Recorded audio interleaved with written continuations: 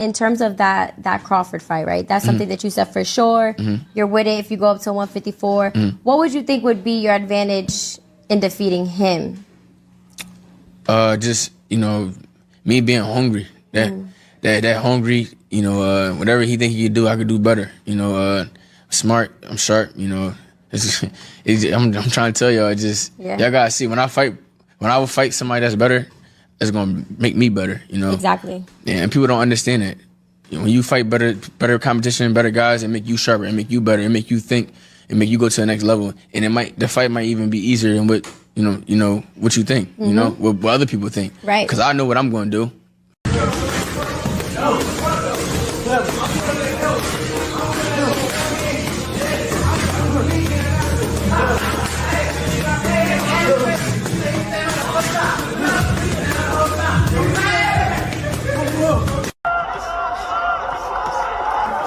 Same space. He can't get it's shot right. There's an uppercut. Stuck of his own. Boots coming on. Here's Stanionis into a bloody mess. This man is the difference in this stage. He's got 9 to punch kids he can't track down when he throws with them, and they're both stationary. Junior 3-time. You talk about Boots. Speed, power, long arm. Stanionis. And celebrating in front of this very fight. I think I expected Sergio. Yeah, but see, that's going to be his part. Boots team felt that, nice seeing be the man to do it. He's grinding it. Stanionis at bay with that long jab. Criticism leveling in his punches. The guy hit with what? Kryptonite, I believe. Yeah, he's shrinking, and now Boots teeing up for the way he detonated that combination now. So clean. Yeah, what's making all this even more impressive is he's knocking out fighters that are not supposed to get knocked out so quick, and people that haven't been knocked out before, like Clayton. So his power is.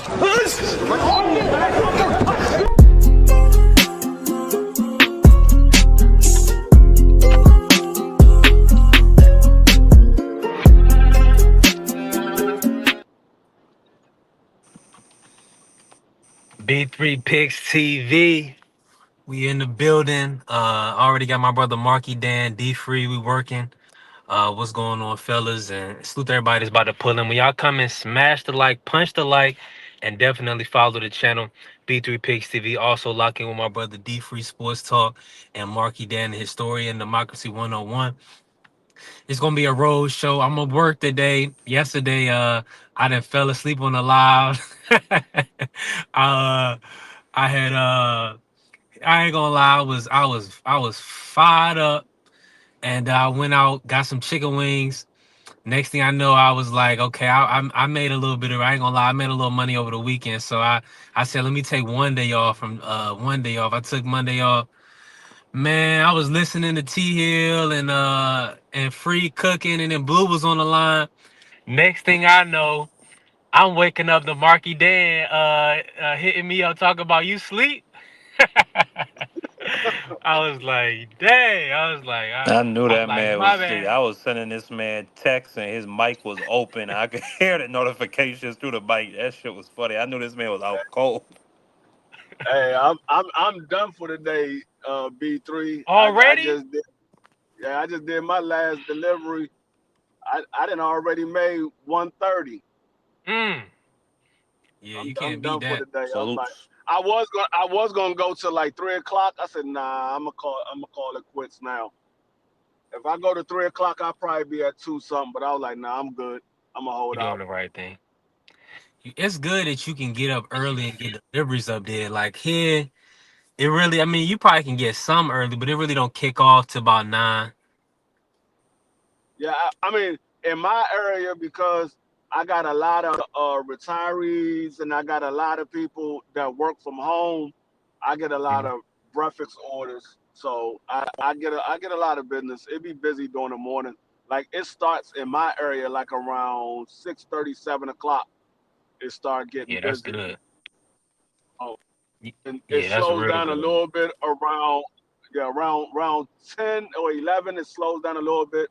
Then it picks back up at like 12:30, and they be busy throughout the rest of the evening. Yeah, that's good news. Yeah, you already know. I'm gonna try to get back up that way. I'm gonna probably be up that way at some point, cause I gotta make that. I gotta get that money up your way. Now, Salute to everybody in the building. T Hill done pulled up on us already. God bless you, T Hill. Appreciate you for pulling up. You already know you Tommy can hit the Hill. link at any time. Mike Rim in the building, always showing love. What's going on, Mike Rim? God bless. Salute.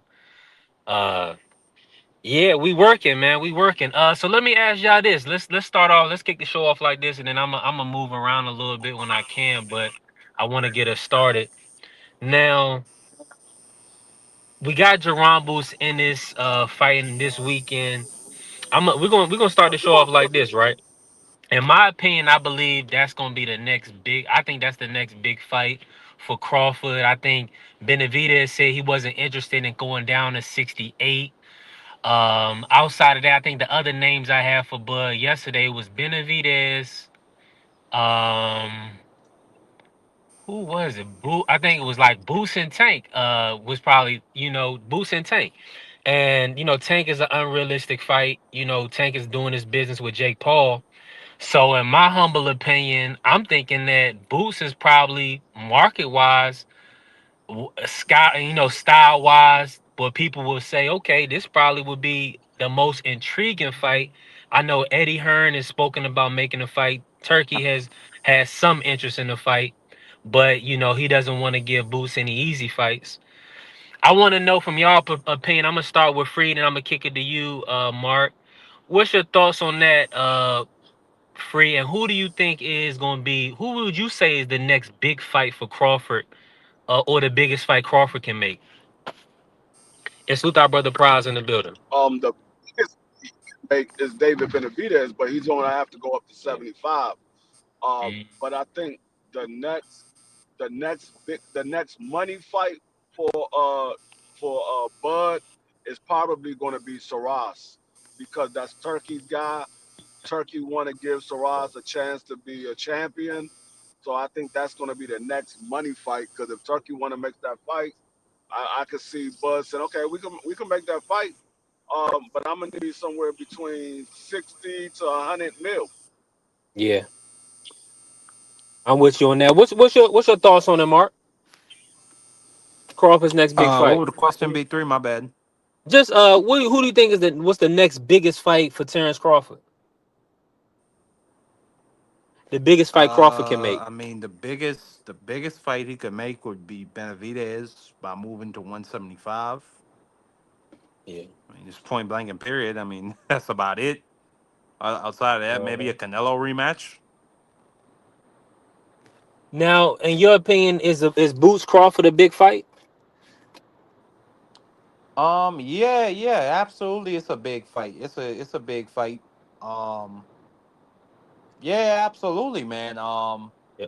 The Crawford fans will be out. The Boots Philly fans will be out. I mean, yeah, I see that being a big fight. It's not as big as a Crawford versus Canelo or Terrence Crawford versus Earl Spence, but it's definitely a big fight that can produce on pay-per-view. 100%. Yeah, I'm with you. And Prize in the chat, my brother Prize, he said he hawked you down. In fantasy. Hey, this I nigga want, Prize, I want, this nigga I Prize, want boy, you he was there. out. He was last night. He was sweating bullets.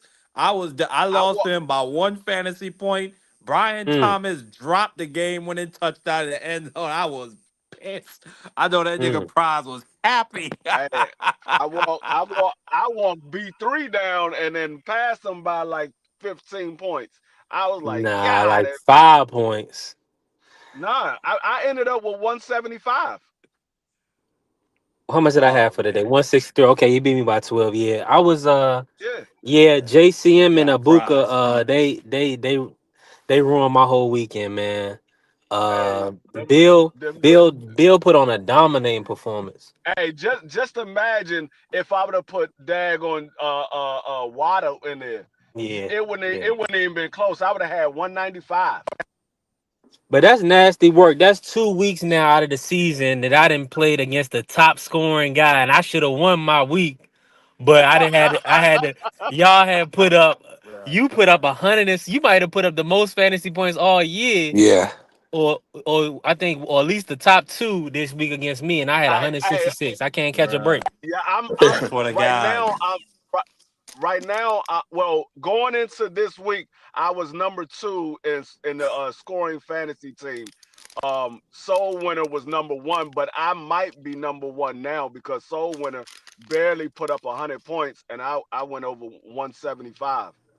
So I might Yeah, be that's number good. You 1 had a great now. week. Bryce, you Yeah, were hope. shitting Yeah. bricks when you saw No, I that ball wasn't. hit Brian Thomas in the hands, it wasn't you. I wasn't worried about it because I know, like, I had ATN, and they gonna run. Either they're gonna run with Hey, Trevor Lawrence or run with ATN. They're not gonna throw in that situation. hey, So hey, No, but Prize, what hey, I'm Prize. saying is I'm I call, thought He I was had you throwing a prize trip, because it Price. was the no, I hey, thought I Prize. had you because it was the game winning drive. They needed to throw the football. They wasn't gonna give it to Etienne. Then when that ball hit Thomas in the hand, I thought it was over with. I thought I had you, Well, but you good I like, battle, well, good damn. y'all battle, already know. good battle, Y'all good already battle. know was game of the week this week is me and Prize, number 1 Yeah. versus number 2. I'm coming for that Nice. number 1 spot. Hey, look, Number Mark Yeah, I was 2 like number versus that. one. number I 2. just No, took I'm over number number two. one. But he was. And I was number Mark, 2.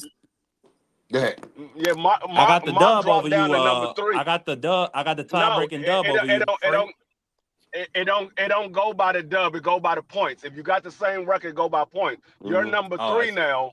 You're number 3 now. I'm number 2. So if I beat Prize, I will become number 1. We will all have 1 loss. Yeah. If Prize lose, I win, and you win, Marky Dan, we will all have 1 loss. But it goes by points. Actually, Prize might drop down to number 3 depending on how Yeah. many points you put up. Yeah. But hey, look, you got to keep it a beam though. I That got Justin B3 next Fields. week. That That's a Justin dub. Fields was a good move, right, Mark? Like, That look at was my that was a team, good bro. move. It was a I good got last second mad. move. My top dudes is down. Lamar, Kittle, and CD Lamb, and I'm still whooping on y'all boys, man.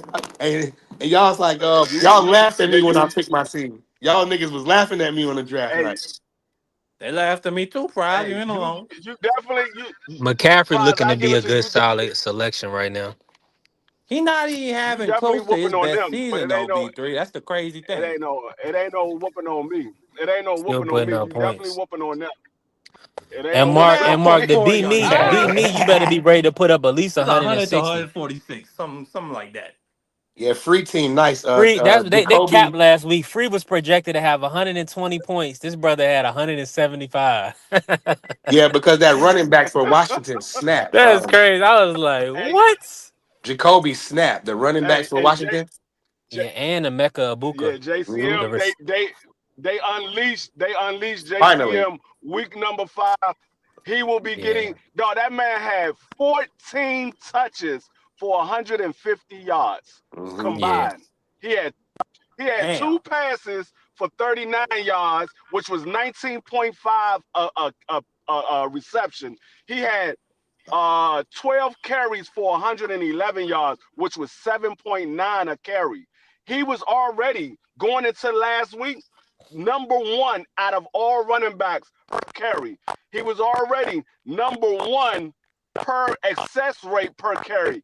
He was number 1 in in tackles broken, and he was number 1 on 3rd down conversion. That man is the best running back in the league right now. If you go carry by carry, he's the best running back in the league right now. Yeah, that was a And he steal right there, D Free, when you scooped number him. 7th round draft pick. Yeah. No, Yeah. I'm not talking about. I'm talking about strictly fantasy Oh, reason. Like that was a crazy hey, steal. I was the only. I mean, me and B3. Well, yeah, me and B3 was the only one that knew about him. But I knew B3 wasn't going to get him. B3 was trying to look at number 1 guys. He said Austin Eckler is Hmm. number 1. I'm trying to get some number 1 guys. I said I'm Yeah. grabbing Jacory because I know he going to end up starting. I know he's going to start. They can't keep a running back like that in 2nd and 3rd string for long. Nah, they can't. They knew that in practice though, Free man. But yeah, this what's McCall Let still me ain't, but he got his ass whooped again. Well, he talked the most spicy during the draft. Hot Rod. Yeah, Hot Rod ain't show to pull up, Hot Rod. We know you in the building, He ain't man. win a game. He knows so much about You ain't won everything. a game. It's Everybody all this and good, bro. everybody that nigga got his ass whooped Hey, week after week. Hot Salute Rod, the our only brother person BVO in in the the league building. right now. He the only person in the league right now without a win. That BVO nigga got a win defeated, last bro. week. BVO just got a win this week, and daggone Thomas he's on a 2 game winning streak for Thomas. Yeah. So Hot Rod is the only person in the league without a win. Garbage. My position ain't dropped, so I'm still in good position. I ain't tripping on that. But let me ask y'all. Let me ask you this, prize. Yeah. Uh, Getting back to boxing, right? We got Boots Ennis fighting this weekend. I'm sure you expecting him put on a dominating performance. But I gotta ask you, man, in your opinion, who is the next big fight for Bud Crawford? They putting out news. In my opinion, I don't think the Benavidez is gonna happen. Tank Davis is not a realistic option. And for the US market, I'm saying Boots Ennis. I think that's the next biggest fight for Terrence. I think that's the most Hmm. intriguing fight stylistically. Somebody that we see can switch hit. He can fight orthodox and southpaw, and he's been showing power. I believe Jerron is 33-0 with 30 knockouts. Yeah. Um, Now I'm not. I know I primed you for the question, but what's the best fight for Crawford in your opinion, or let me say not the best fight, but the biggest fight for Crawford? Um, I don't think there is really no big fight for Terence Crawford right now. Like, Hmm. what's he gonna do? People say, oh well, Janabek. Okay, well Janabek got Laura problems. He got to deal with that. David Benavidez, like you said, that how realistic is that? Not too realistic. Um, there's nobody. I mean, Boots would be cool. If he wants to get paid, but look, how many people going? I mean, we gonna watch it like the U.S., but I don't think that's a good. I don't think that's good for. But it's nothing. If he whoop Jerron in, his people gonna say, well, Jerron ain't never fight nobody. You know what I'm saying? It's gonna be so. It's really nothing for Bud to do, but just ride off in the sunset. Won't he become a trainer or something? I don't know. Go in there, get in Shakur corner or something. I don't know, but I don't see him. It's nothing really for him to do. Now, and salute to our brother Dank I think Fog in the building, as well as Mike Rim. He said Bud versus Law. He said he want to see Bud versus Law. I Yeah, know but that's the them the fight. kind of fights for us though, Mike. Though me, you, Yeah, and hardcore. B3 and Yeah. D3 and Mark. Them that fight. We'll okay. They sign that fight tomorrow. We gonna come up here and be happy as hell.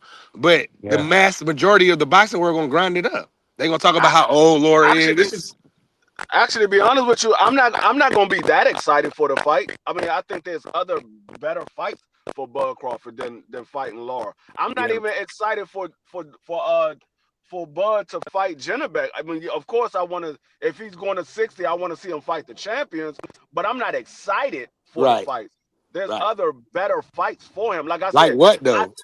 I think I think the biggest money fight outside of David Benavidez, the biggest money fight for Bud Crawford right now is Shiraz. You got two Turkey guys. You got Bud is a Turkey guy and Shiraz is a Turkey guy. Turkey wants Shiraz to Salute get a to the Queens, championship. AK Bay. So Always showing love. Appreciate you, if AK I Bay. was Bud, if I was Bud and I say, okay, you want Shiraz to get this title fight, I need somewhere between 60 to $100 million for this fight. You talking about that light heavyweight? No, Nah, he's at he's like 68. 168. The He one at that Oh, the 68. guy that he's the one knocked that out beat the guy Berlanga. that beat up Berlanga. Berlanga. Got you. Yeah, Yeah, Bud, tear yeah. him up. I think that's the next biggest money fight. I think that's the next biggest money fight. Yeah. But of course, the best fight for Bud right now, the best fight is David Benavidez. But Mm. like I said, he will have to move to 75 because David said he's not moving back down to 68. So he will have to move to 75. But that's the ultimate best fight for Bud that's out there. There's no other fight out there that's bigger or better than David Benavidez. But I mean, I don't know if Bud is going to move there. I think Jerome Boots Ennis is a good fight. I don't think that is a big fight. I don't think it's a big fight. I think it's a good fight, but we haven't even seen Jerron at 54 yet, and we're Yeah. talking about him going to 60 and fighting at 60. We don't even know how he looks at 54. So I don't know how good of a fight that will be until we see him at 54. We'll find out on Saturday, and we'll see how good that fight can possibly be. But I think it's a good fight. I don't think it's a big fight because Jerron is still relatively unknown. He's known to the diehard boxing fans, but he's not that known far as the casuals. You're right. Well, let me say this about that now. But he has With Jerron in it, I'm gonna let you cook on the mark right after me. But let me just say this real quick. He is in and around Terrence's weight size or whatever the case may be. He is the top draw on the East Coast. He's been doing. He did 14,000 tickets. He sold out his hometown. I think he's been around on Showtime now, the Zone. So he has, and they also have a built-in storyline. People say Boots ducked the fight a couple times, so I think there's interest in it. I think this still would be Crawford's biggest U.S. opponent that's realistic because Tank is not realistic and David is probably not realistic, being that David said no to 168 and Bud is not going to 175 at this moment. Go ahead, Mark. Can you hear me? Yeah, we can hear you, bro. Yeah, no. I was just gonna say, while I agree with Free, he's definitely not no box office draw or anywhere near a proven box office draw like a Terence Crawford, who's been on multiple pay per view events. Still, Boots got ways to get his name out there to casual audiences, and the best platform he got in his back pocket is Gillian Wallow. And he also got and if Boots and Crawford were to get it on, Stephen A would come down there and invite him to his podcast.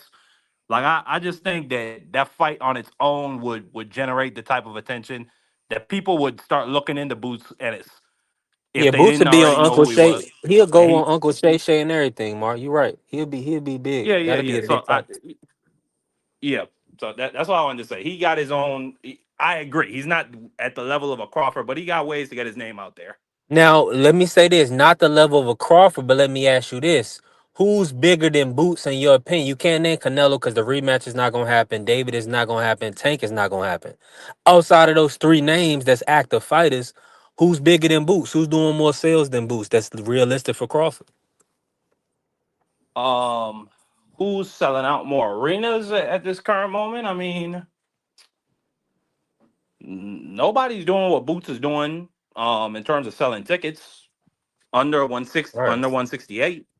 You know what I'm saying? Hamza Shiraz, if he go back home, he could probably put 20,000 in an arena, but he hasn't done that yet. So you know what I'm Right. saying? I can't. Because he's never Yeah, been it's hard. champ. It's hard to really even compare. Yeah, that's what I'm saying. That's why I'm not just pulling this out my ass. I'm looking at it legitimately as Boots is relatively the next big fight. I mean, I like that fight, and really, you don't Crawford don't have to try to fight somebody that's 6'1.5", like a Bivol or like a Benavidez or Morrell. I mean, She rises in the same weight class, so I'm okay with him. He's about 6'4", right? But that's still the same weight class. So if you gonna pay Crawford to fight at his weight class, that's one thing we gotta understand. Okay, you'll give up a little height. You fighting in your weight class. But as far as anybody in and around Buzz size, Boost is the biggest fight, best draw. Salute to our brother Champ Ross in the building. Appreciate you, Champ. Oh, he said, "Sup, fellas? Mark you down. How about them Eagles? Broncos country." Who said that? Champ Ross. Oh, Champ Ross. Man, Champ Ross, you go straight to hell. You better ask these boys what I do to Hey, oh, whoa, Broncos, whoa, colts, whoa, whoa. and That horses. was crazy. Yeah, Let me boy. let me pray Don't my talk brother about my Marky drop. bird.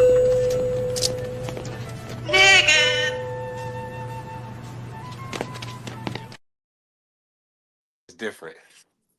Yeah, man. I'm just letting it be known. It's only one game. We beat ourselves. It was a trap we game. I only told going we everybody. only I going to told heaven, my champ. pop and everybody. It's a trap game, and I don't want to be undefeated. That's right. I'm glad that pressure is off of us. What you make of AJ the I wish you would Crybaby have told me Brown before it was. having a I mean, wide open he like stud Terrell and then Owens. slowing down on his route? When he not getting the ball, he to. It's okay. We had this before. We did this. We've been But there then when before. we throw the ball his way, his ass is slowing down, and then he gonna cry after the game.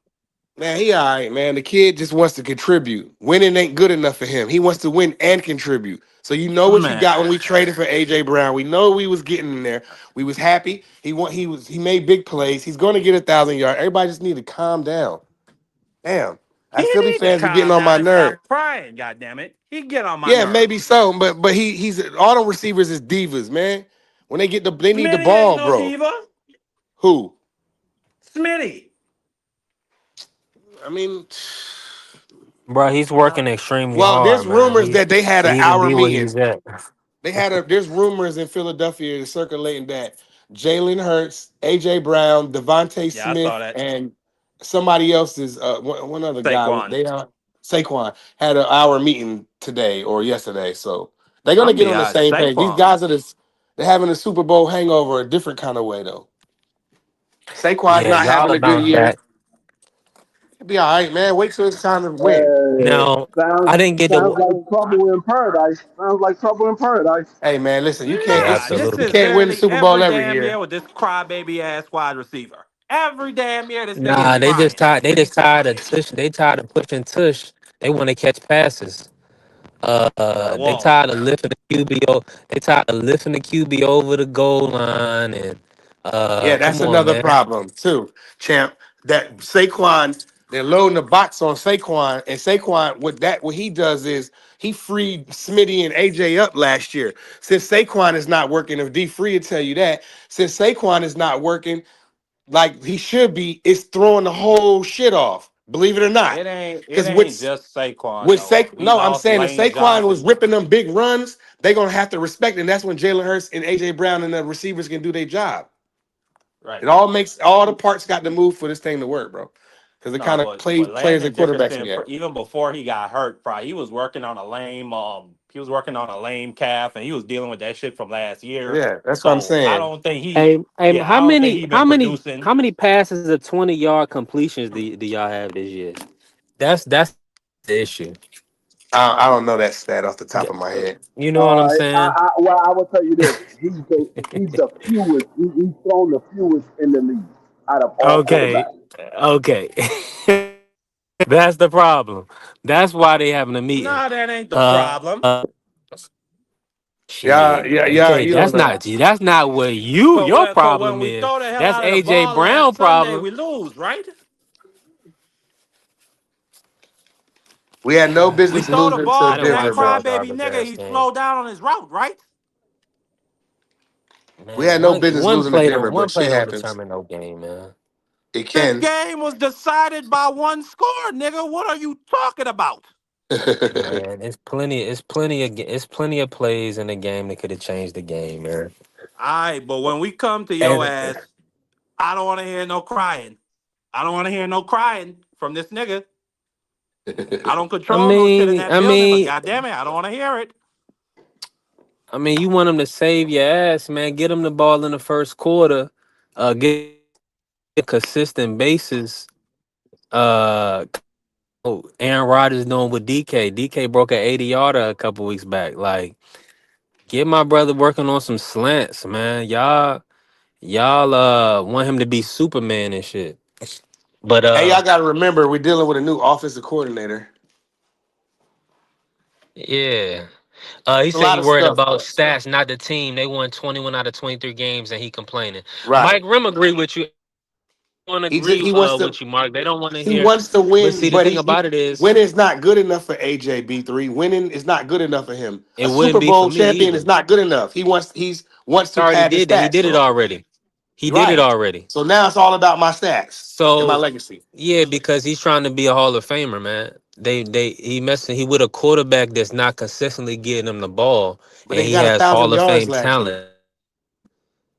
Yeah, They he went to won a two Super thousand Bowls yards this together. year. They He went to won a two Super thousand yards Bowls. this year. Shoot, he want to do it again. Like, what people want to understand is this: AJ Brown don't see him like y'all see him. Y'all see him as a receiver on y'all championship team. He sees himself as a receiver that's chasing Jerry Rice, T.O., Randy Okay. Moss. Well, I tell you what, if any one of them franchises out there thinks that he is that missing part to get them over the Super Bowl, and you needed one number one receiver, and you're just one part away, then go ahead and give us the first round pick for him because you know what you can do. So go ahead, take him. First round pick. All Yeah. right, now you gassing it. To a You got a proven Super disgruntled Bowl champion?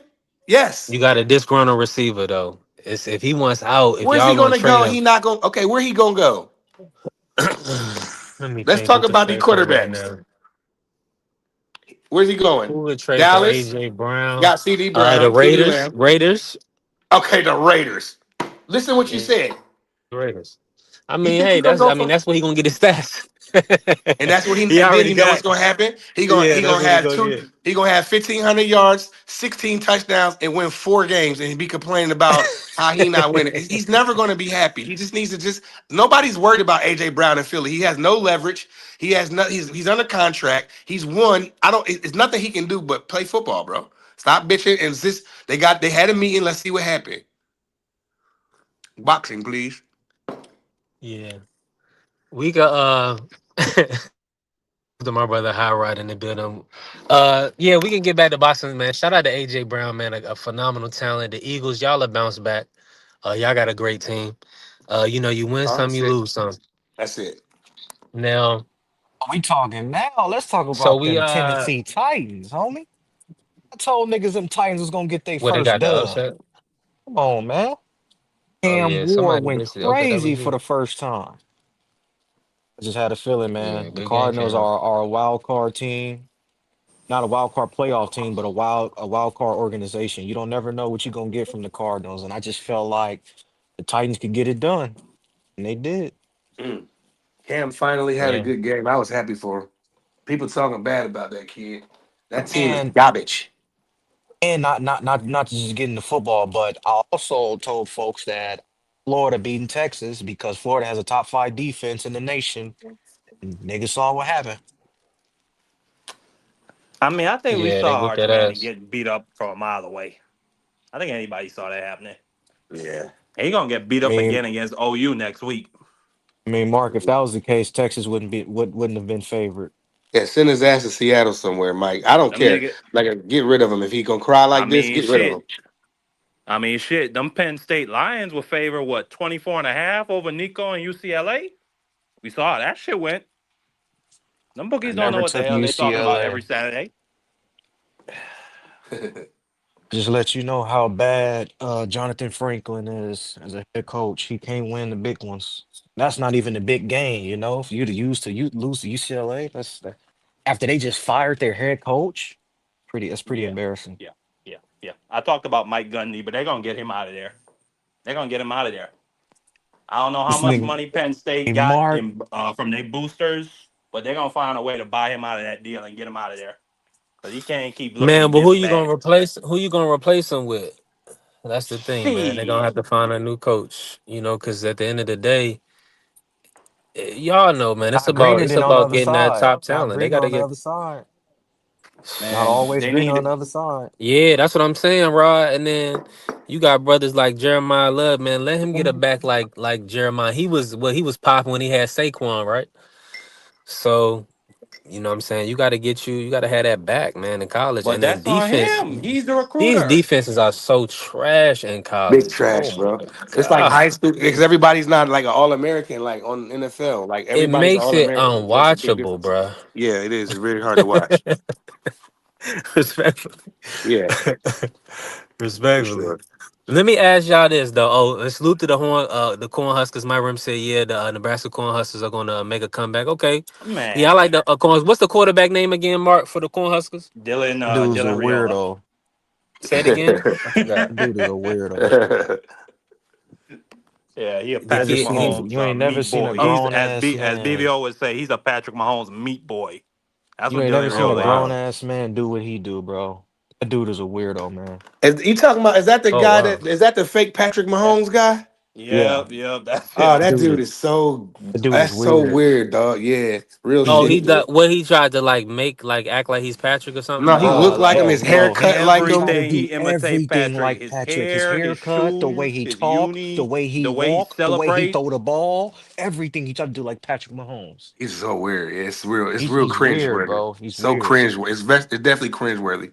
B3, I he's mean, not shit, even Oh he that. get a He's wow. not $9 even million that dollar a good. year B3. deal I out of about to that say he's bitch. not Gets even that drafted first good. round. Only thing he has is a big time arm. That's it. Yeah, but he's a gun though, man. He'd throw that shit. He'd throw 5 interceptions out there, boy. Trash. Yep. He looked like Patrick Mahomes. He does a Now, game rituals. since we on sports, and NFL, can y'all speak about Dillian Gabriel? What y'all saw out of him? Did y'all get a chance to see the Vikings game? I mean, he looked like a little kid out there, in my opinion, but they got to win. Y'all feel like Feeling Your mic careful. out of order. Your mic Your out of mic order. breaking up, B3. I didn't see the whole game, but I saw that the Browns defense sold in the end. So that I kid would say didn't this. turn the ball over at all. I would say this. Gabriel, he played good enough to win.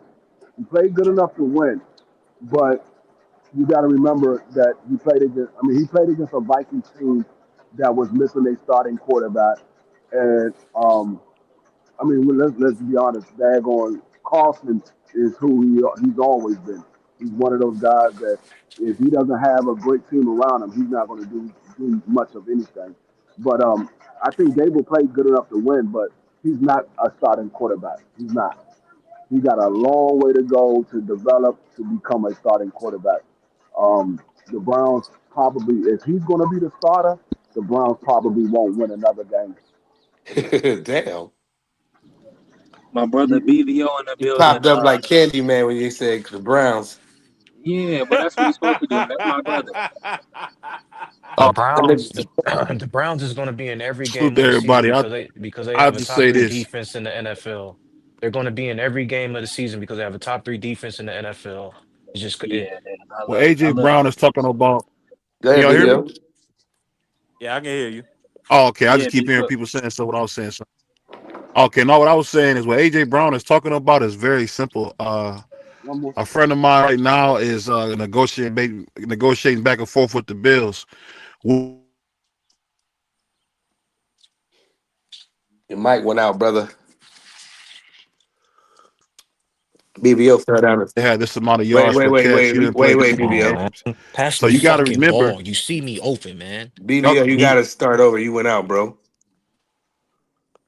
Oh, okay. No, what I was saying is the thing that people don't understand is I got a good friend of mine right now negotiating with the Bills back and forth.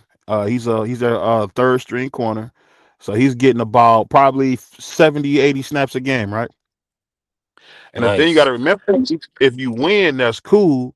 But what they usually do when it comes to talking contract and talking about money, the team goes back to stats. The team, I asked AJ Brown how many catches you had, how many yards you have, how many yards of the catches you have. What is your drop to catch ratio? So what he's saying is totally in bounds, but y'all fall for what the team says of saying, oh, AJ Brown's not a team player. AJ Brown's an ultimate competitor. You don't really see too many receivers become captains. That's for a reason. When someone's a captain, that's the leader of the whole team, not just the offense. AJ Brown is a terrific leader. He just the same reason he left Tennessee. He needs a quarterback that can get him the ball. And I'm telling you guys, Jalen Hurts won a Super Bowl. It might be a situation where they might have to do what they did to Carson Wentz, find them somebody later in the draft or maybe for a year or two from now, because we all know the Eagles got the best organization as far as bringing people in and out. I'm telling you guys, Jalen Hurts is not the answer because he can't throw the ball. He If you won a can't throw the Super ball, Bowl. He won a listen, Super you're missing Bowl. what I'm saying. You're missing what I'm saying.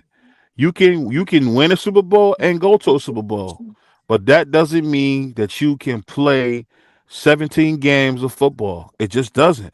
And That if was a you telling fluke me, Super Bowl, man. They tried to Man, outlaw the get the tush push after. man. We beat the shit out of They Kansas tried to City. outlaw. Wasn't They nothing. Wasn't because nothing but this about. is what I'm Wasn't saying. nothing This is Man, what fluke I'm about okay. that. saying. We beat the they shit out of. tired of I don't even You seeing want to have y'all this get. guys, They conversation with tired of y'all. seeing y'all push a 250-pound man over the goal line and beat Y'all make everybody. up man, Nobody stuff, what want to man. what see the Yeah, that. tush y'all put the tired of tush push winning. is simple, Y'all man. tired Those of niggas those offensive scoring linemen. touchdowns. Hold Stop on, it. y'all. Hold on. We can't have a show if everybody talking over each other.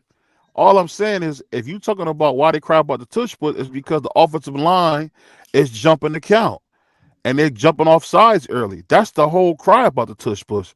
It's not about it being dominant. I'm offensive lineman. I'm jumping that count before you can do it, and there ain't no way you're gonna stop me if I'm jumping the count. That's why people are upset. So all I'm saying is, don't fall for the team's narratives and propaganda. AJ Brown is a great player. He just needs somebody to throw him the ball. You can't tell me you're paying him and Smith, Devontae Smith, not to catch the effing ball. What we That here to part, do? We're yeah. not here just to run. We're here to catch the ball. So I'll leave it on there. I'll land my plane there. I would disagree off of one thing that you said. And everything you said is pretty spot on, but I would disagree with one thing. AJ Brown didn't leave Tennessee. Tennessee traded him because they got the rookie Burke. They got the rookie wide receiver Burke, who was similar in style of AJ. He was 6'2", 230 pounds. He was like a Debo type version of players. So that's the reason why they got rid of AJ. They didn't want to pay AJ all that money, so they traded him to Philly, so they didn't have to pay him all that money, and they got the rookie. But that, I mean, everything else you said was pretty spot on. He had I agree with Flag. 1,400 yards last year. Free. How's he not getting the ball? It's crazy. Last year, What he got son. right now? He got Okay. 300 yards this year. All right. We're having a slow season. How many rushing yards Saquon got? We're not on the same page. Even though we 4-1, 5-1. You know what? You know what your team? You know why the Eagles are so good? And I'm gonna tell you the truth. From somebody who played football, it's because they got built-in schemes. And to be honest with you, offensive line and defensive line, they're top 3 in every one. They got a hell of an offensive line, probably the best left tackle in football. They probably got the best defensive nose in football. I think the dude that spit on Dak is better than Chris Jones to me. And what he do as far as being disruptive. So that's why you guys are winning. You guys are winning in the trenches. People don't understand. That's why you guys are winning. Your offensive skill players haven't done anything. It's that you guys are dominant in the trenches. There's not a team in the league that can usually stop you guys. The Broncos can do it because what do the Broncos do? The Broncos are taught to really disrupt the line of scrimmage. And what you got a guy like Surtain out there on defense, I ain't even got to worry about him. So all I can do is have my ears pinned back and I'm on your ass. And that's why you guys lost.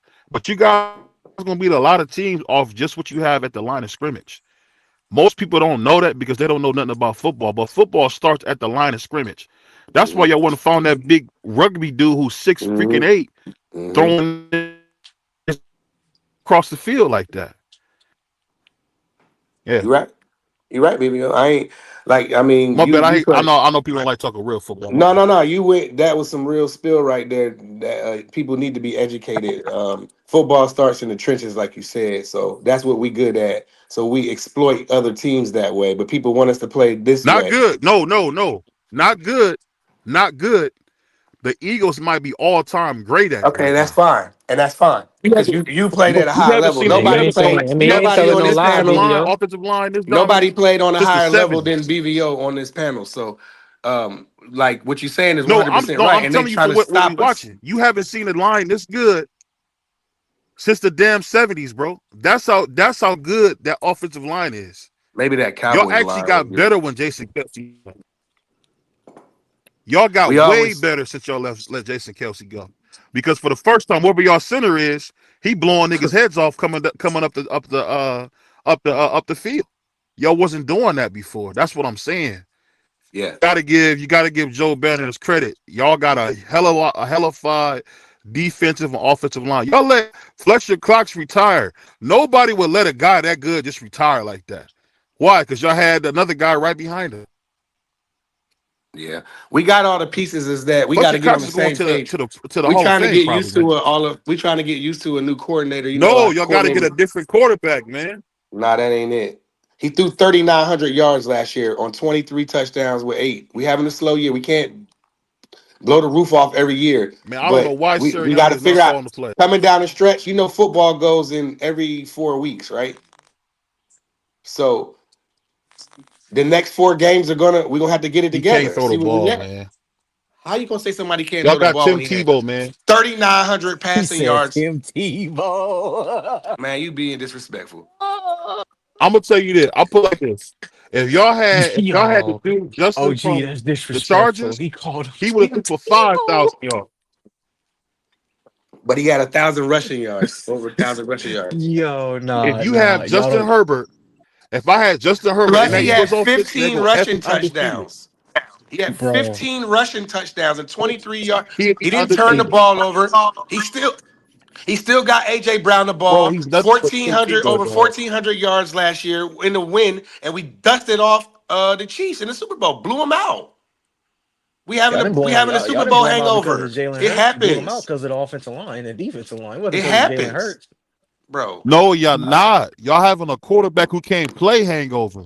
Man, He whatever. can't Exactly. play.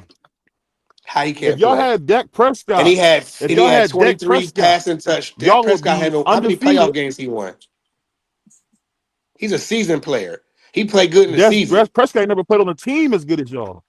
Man, Bro, that And dude got you that. don't see it because you're an Eagles y'all a fan. running team. Y'all a running team in a Wait, passing Y'all are the league, man. best team. I'm gonna just be honest. wait. Talent wise, you guys are the best in the NFL. There's nobody more balanced than you guys. Y'all keep losing because you Keep keep losing. We that. lost Y'all one keep losing to game, sorry ass Yeah.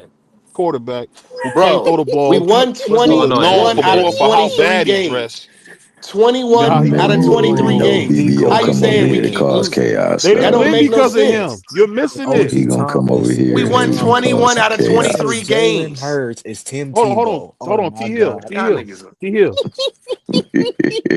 You called him Tim T Tebow, Hill, bro. T That Hill. was That's funny. nasty You know, work. like I know, and I played football, dog. This ain't no novice talking, nigga. This is a dude who spent 27 years of his life playing this game. This Talk about it. game is a Man, lot. that This shit took whole his thing of hips. You better football. listen to that, brother. I would You disagree. a wild I would dude, man. disagree with you once again, BBO. You said you can't win with Jalen Hurts. Jalen Hurts has done nothing but win in his entire Right. career. He's done nothing but win. I will That's say a hell of a team he around him, might not Free. he might not be he might not. I mean, even when he was in Alabama, he was all he did was win. He might not be I was the another hell of greatest. a team by him. Man, can he finish? What I'm saying is he might not be the best thrower, but he knows how to manage the game and win. He knows how to manage the game and win. He Yeah. might not be the best I'll put. thrower, but he Let me ask definitely you a can manage the question, Free. game Let and me ask win. you a question, Free. You telling me if y'all had Jaden Daniels behind all them motherfuckers for the Eagles, he wouldn't throw for 5,000 yards? I just said he might not be the best thrower, but he knows how to manage the game and win. You Then don't. why are they Sometimes paying him 200 you plus don't million have to dollars? be the best. You don't have to be the best passer out there. You don't have to be the best passer. As He's long as a you can dual manage threat the quarterback game and win and not lose the game, that's what you need. Like and if not it turn the comes down, ball over. if it comes down where Jalen Hurts has to win the game, he's probably a 50% type of winner. If it comes down to where every game Jalen Hurts got to win, he probably win 50% of those games. He's not a guy that's going to be well above 50%. And last second, he got to win the game. He's probably not going to be much higher than 50%. But if he got from the start to finish, they starting from zero.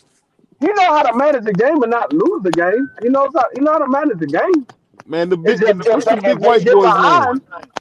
behind, it's like 50% of those he'll come back and win. The other 50 he's going to lose. What's the big goofy white boy that played for Buffalo? Josh Allen runs Yeah. better than him, throws better than him. What's the Yes, guy? The guy Lamar But Jackson he don't win throws better better than than him. him, I don't know None if of he runs them better runs win than better better him. than than him. him. You got to He throw probably that ball, definitely man. You got to be able to stretch that. he definitely pitches it well, better than. I he mean, didn't, he didn't have to throw I the agree ball to with win the Super Bowl last year. He didn't have to Huh? throw the ball to win the Super Bowl last year. Yeah, they had He that had tush push. They had 3,900 that tush passing yards push. free and No, 15 and I'm 23 just saying. I'm just touchdowns, saying 1,000 based off yards and of 15 rushing How many touchdowns. He was I'm dual touchdowns just he saying. threat. had? I'm just going based off of what BBO said. He's saying you got to throw the ball. Well, he didn't have to throw the ball last year. They won the Super Bowl. And I'm telling you that he That's a did fact. Free, throw the Let that me ball ain't hold on, last hold saying on, year. hold nothing. on, I hold on. just That Let me said get they won't T got ever the Hill happen best in. again, overall team OG in the Free. league. That won't Go happen ahead, T again. Hill. That style will not win again. Watch, it won't win again. Yeah, it's a running team, I Rod. think that they That have was a an better anomaly, bro. they That shit will have never better happen like again. Oh my Go okay, ahead, go T ahead, goodness. my Hill. bad. What you saying, T Hill? Nah, I was gonna let Hot Rod out. No, I no, didn't know I go was ahead, OG. talking Go. over him. I was done. Go ahead. Go ahead. I'm sorry. Yeah, my bad, Hot Rod. I was just saying, they got a better film to prepare for him now, and the things he do. They're gonna have to get a little bit more ingenuitive with the way that they disguise some of the things that they're gonna try to game plan against him. Because I agree, he's not an elite passer, and that can cripple them if they don't use that as an advantage. Because people are trying to scheme against to make him pass more so and pass from certain looks. I think that he is a winner. And what D3 said, I mean, I can't overstate how between the ears you have to be different than most folks. And I think that that's where he excels in this game because he sees the game slow and more slower than other folks do. I think that's what allowed him to be successful at Alabama, and to a certain degree of what he's gotten accomplished in the NFL. But I mean, I think that at some point in time, he's going to have to start opening up and letting that ball fly, and you can't miss people. Now, I don't know what happened with him and Brown. I don't know if Brown slowed up because he didn't expect the ball to come, or he just overshot him. But he's going to have to make those type of throws because people are going to force them because they know the weapon that Saquon Barkley is. So they're going to try to scheme to make him throw, and he's going to have to throw. The defense, likewise, they can't be just letting the team go up and down. I mean, Denver was pretty much having their way in that game on offense, and that's what the defense was stopping last year. So the defense got to hold themselves accountable too. But they did well enough to win the game. They just didn't win the game. And, you got to credit Denver too. But in order for them to be able to defend this Super Bowl, I believe he's going to have to be able to open up on offense and let that ball fly, son. And with confidence. If Saquon get off, that helps too, T. Hill. When Saquon is running the ball good. I'm gonna tell you what else I think it is. Y'all got to remember that when the Eagles went to the Super Bowl the first time and they lost, they fought hard to make it back to the Super Bowl. They did it. They went out and got Saquon, and Saquon was the missing piece that they needed to get over that hump to make it to the Super Bowl and win the Super Bowl. They fought every game. They started the season last year at 2-2. They started the season at 2-2 last year. And then they went on a crazy run. And they made it to the Super Bowl. Now that they won the Super Bowl, I think the team overall is more relaxed. They're not fighting as hard because they already achieved that ultimate goal as winning the Super Bowl. That's why they said when you make it to the Super Bowl, you win a Super Bowl, it's harder to make it back. It's harder to win another one because you get relaxed. You already achieved that goal. You get relaxed. So I think overall as a team, I think the team is even more relaxed. That's why I said I don't know if they're going to win the division again. I don't know if they're going to make it back to the Super Bowl again because when you make it there and not only did you make it there, you finally achieved that goal that you wanted to do. You don't fight as hard the next season. You don't push for that extra yard. You don't extend the pocket extra second for that receiver to get open, or you don't dive for that pass where you just let that ball fall in front of you instead of you diving for it. You just let it fall in front of you. When you was fighting for that, you was diving for everything. You was trying much harder. So I think as a team, they all calmed down a little bit. They all got a little more relaxed. Hey, and can I add this one last thing too? Because Price said something that was very instrumental. Saquon was the real reason why was rolling last year, man. He was unstoppable, and he hasn't been the force that he was last year. But like you said, they did start 2-2. They started rolling, so it's the thing. Also, Saquon, my man did throw for 3,900 yards, and one thing that he has the respect of the team. The team, they can rally behind him, and you gotta, as a quarterback, you gotta have the respect of the team. So I think they'll be okay with that, but I do believe he's gonna have to be more of a threat as a passer. I think Hot Rod is right there. You gotta be a threat. You just can't let them pack everything in and try to focus on Saquon Barkley because he's a weapon that he should be the ace in the hole. And I'm never going to discount anything that you say, BBO, because you did make it to the league, dog. So my knowledge will never supersede the knowledge that you probably have on there too. But the one thing I do know about you is that every now and again you like to just throw some salt on some things when it's already well seasoned. So Man, listen, y'all speak y'all opinion. When y'all on my opinion, man, speak y'all opinion. Y'all ain't gotta let BVO. He tried to come in, make people pick a pool. He's swinging his dick around just because he played a little football. Don't nobody give. Everybody, y'all speak y'all opinion on the panel, man. hey, B3, I feel you on that, dog, but it ain't easy to make it Hold to the league, dog. on, man. Hey, hold on. We talking about a dude that played on a cross country team in B3. So of course you wouldn't respect football, man. I get it. I mean, I get it, man. But I'm gonna be honest with you. I don't know a lot. I don't know everything in football. But I'm gonna tell you one thing I do know about football. When I was young, and I'm talking about from like 7 to 25, 23, 24 when I stopped. It was very important to know that playbook. And I'm gonna be honest with you, everything that you see on the playbook, it's almost like if somebody played basketball and they play 2K and they only play with the plays. When you know the plays, you never forget them. There's not many variations of them. Everything is just pretty much the same as it was when I played. It's just called something different, maybe, but it's still the same thing. Just like you don't never see cover two no more because you don't got niggas like Randy Moss out there. It's everything comes and goes, man, with football, but it's all the same. At the end of the day, I think what Thomas Hill is saying is true. You don't pay those guys at receiver that kind of money for them not to be catching the ball. That defeats the whole purpose. If that's And the case, what was the point of trade one paying of them them? guys. Trade one of them guys. And, and get some help on at cornerback where y'all really need it then, because y'all getting murdered at quarterback. I mean, it's just what it is, man. I don't know everything. You can just see what you see on the field. That them lines, they're gonna probably be in the Super Bowl again. I'll be honest with you. They probably in the Super Bowl again. OG. What did I say before the season? Who did I say? Now the Rams looking terrible, but didn't I say the Lions are gonna be right there? I think I said that. Niggas think because they lost their offensive defensive coordinator that they gonna be ass. But little do people forget that they had like 10 players on the injury reserve list last year, including their best player who didn't play at the second half of the season. Yeah, I got the Lions going to the ship, man. Rams not looking too good right now. I ain't even gonna lie. I think it's gonna be the Eagles and Lions in the NFC Championship game. I really do. I I say the really like Eagles I that. would and have to. I would Eagles have and to agree. Commanders I rematch. would I think have it's to gonna be the agree Eagles to and a the certain Lions. extent. I think I have to agree. I think the Cowboys are better than the Commanders this year. I don't. Nah, You Cowboys think the defense is Cowboys are dead better than last. who? bro. The Commanders and the Cowboys are ass. I ain't even gonna lie. Them teams are not gonna make it. Hey, y'all looking at 2 weeks of us not having Jaden Daniels. You saw what happened when Jaden Daniels came back.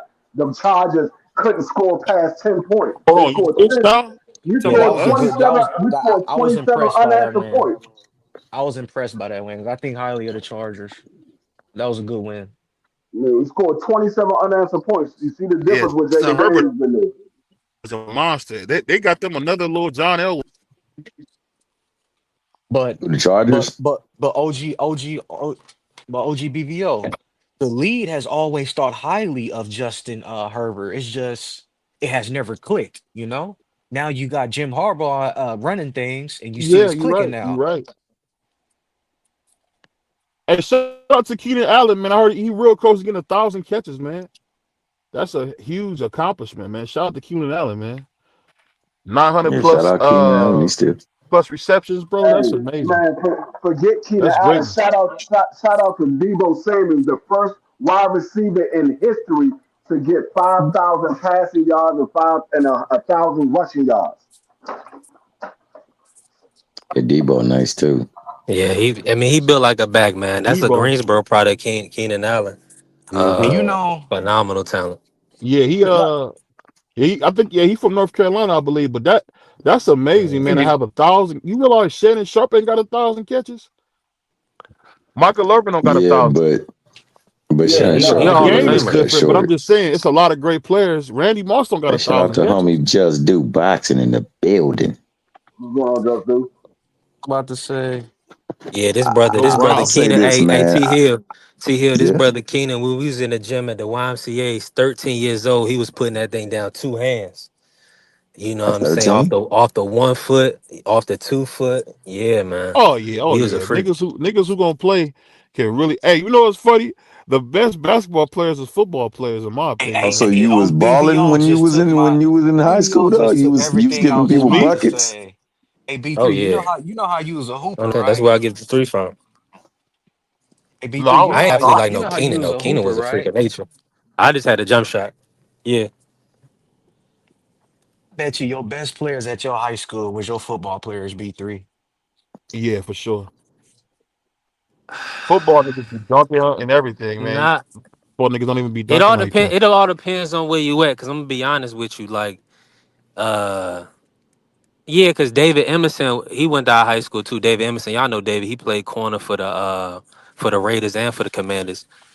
So yeah, you right. The football players, because they the best, because the physical fitness aspect. Basketball players, only reason why I was able to be as decent as I was is because I used to do weight training. Basketball players not doing a lot of that when we was growing up. Now they are. Now the kids know, but the football players is so much more physically gifted, because they doing the extra conditioning work, and that's Hey, you that's Well, what know the what? young guys got to they do. really just in better shape. I don't think they're more gifted. They just in better shape. Yeah, the You conditioning. you Yeah, yeah, 100%.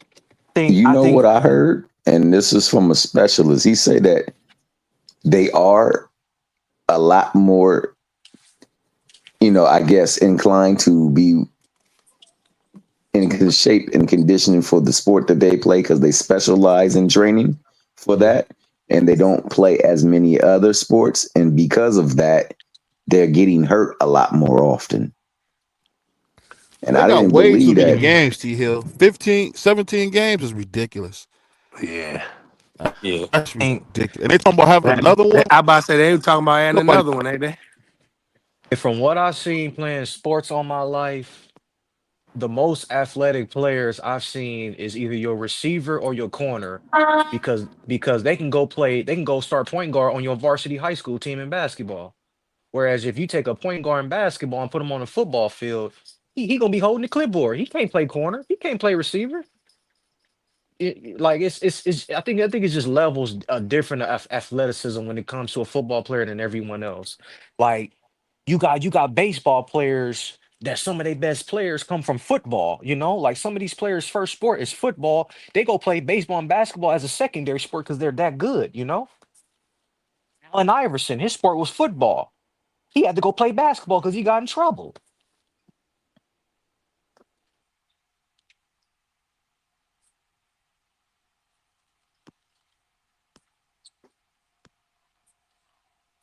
Did everybody just go quiet, or did I just fall I Nah, off? it thought was just right. Everybody got quiet. Hey, Everybody got listen, I thought quiet. my service was out. that was crazy. Yo, Salute to everybody in I'll the say building. this: Make sure you smash I the think like. that Keep working with us. I think I that thought somebody football was gonna players say are something. elite I ain't want to cut nobody off. athletes, but I also believe basketball players are elite athletes as well too. Now I don't know if they can get out there on that field and play corner because it ain't too many people that can get on the Hell field and play no. corner. Hell You no. know what I'm saying? That's a tough position to play. Hey, That bruh. is a very tough position to play. Hey, Like hey, Yeah, Maybe literally, OG, some I give him a safety, chance. but I corner? give him a yeah, chance to Nah. play kicker, yeah. OG. Some I of give them. him a chance to Now, play kicker. what I will say is some of them have the body style to be able to play football, but for them just to get out there and play, nah, it's skills involved. Now, the only, I mean, even the offense and defense a lot is skill involved. It's not as much as playing wide receiver or corner or quarterback or running back, but it's still a lot of skill involved and the line. So that's why I say it's a difference. Like you using every muscle when you playing football. Like basketball is more so hand and eye coordination for the most part. More so hand and eye coordination. But no, I hear people say that all the time. Oh, if LeBron could have played tight end. The No, he hell he couldn't. If he could have couldn't. played tight end, No, he if couldn't. he could have played tight end, he would have played He tight would end. have He did ain't it. never played Thank football. you. Thank you, OG. Thank you. Motherfuckers be just be saying shit. If that was the case, he would have did it. Yeah, he Yeah, never played LeBron football. played He the played sport basketball. he's playing the sport he's supposed to be playing. I don't Like think he's been I coordinated enough for a don't football Everybody think I player. say don't. that because guys is big and they can jump. Bruh. That ain't no, because what happens is the bigger you are, you know what I'm saying, once they flip you, once you get hit low, too low, and they take your leg out, football is a very dangerous game. Dudes be making business decisions playing basketball. Hey, I ain't Because gonna lie. your life, That nigga when we LeBron. was coming up playing football, right, your life was at risk. You literally, dudes will break your neck. Yeah, It wasn't hey, no game. I seen a lot of I people played get. in that era too, baby. Shit, I was coached by old I seen school a lot of people before it get started paralyzed changing. playing football. When I say a lot of people, I seen about 5 or 6 guys different times throughout my career playing football get paralyzed from playing football. It ain't no joke. I mean, LeBron James, that man cried too much now just by getting fouled. What you think he gonna do? Somebody come across the middle and light his ass up? We're like, come on, Rob, you ain't see that? We're like, man, this is football. What are you talking about? No, Yeah. I know some of these guys they don't have the mentality to play football. They got the body style and the body style, but they He don't gonna have the mentality to play football. Play tight end, meaning he gonna block some of them 100% best. free. Who you think he gonna block some of them best linebackers? Man, they gonna throw his ass out the way. Forget the linebackers. How about the defensive ends? Yeah, and the DEs and the linebackers, you gotta block them niggas.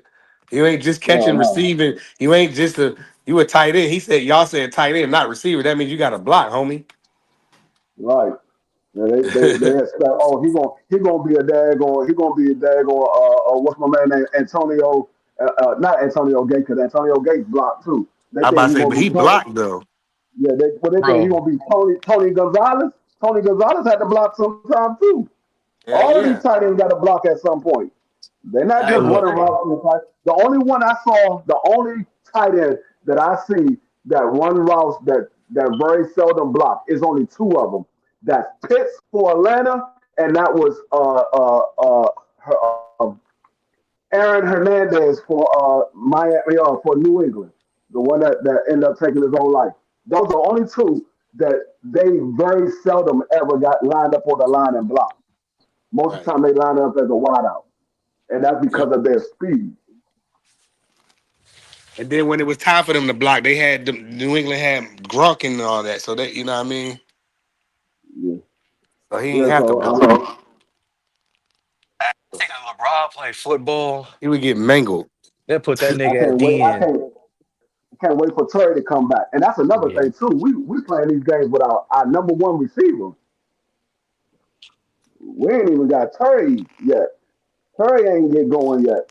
All these games has been without Terry getting going.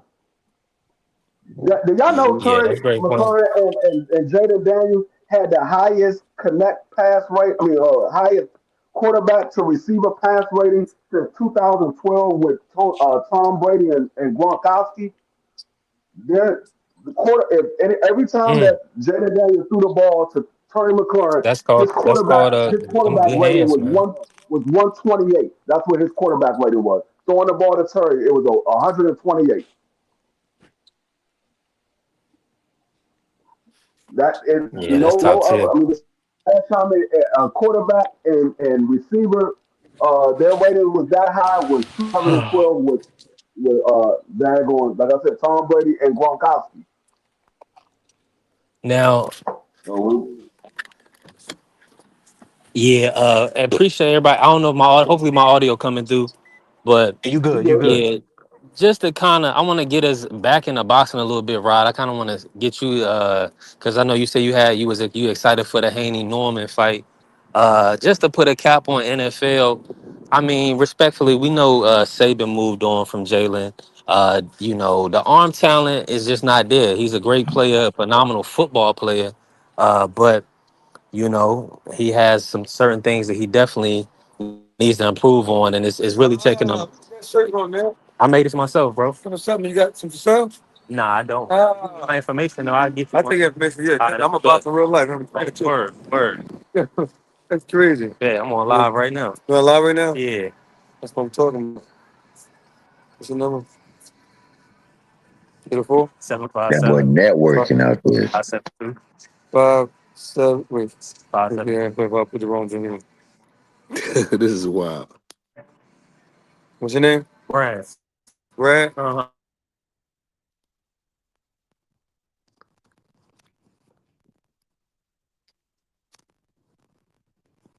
Oh, and it just made me miss an open three, slightly rough. And shout out to Joseph Bailey.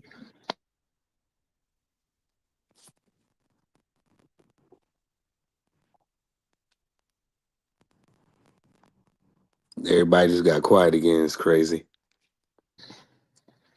Back to boxing, please. we thought B3 was going to continue talking, but he went to go have a whole Yeah. conversation. That man was BB3 having went a out whole. there, was about to transition, and then he Yeah. transitioned into some network. You know what I'm Right. saying? I ain't mad at But B3. nah, but he B3. was about to talk about the Brian Norman and Devin. What's that fight that I forgot when they fight again? November November 4th. November. 20, November November 20. what? 22nd. 26th. Oh, 26. Yeah, that's Okay. on the David Benavidez Anthony Yard card. Hey, Okay. I can't wait, boy. Can't I, wait. Yeah, I that's a think good what's fight. interesting about that is the fact that, they have been quiet in the Haney camp. And that's normally not their MO. Their MO, they usually out there Well, Bill didn't braggadocious. fucked up, OG Thomas. Bill didn't fucked up. He didn't bid on too much he could chew. You He think going, so? he go, man, Haney going to bed. Haney going to bed. It's I Oh, gonna think that's be why they've been quiet, Rod, because you they been watching recognize some the tape threat. or something?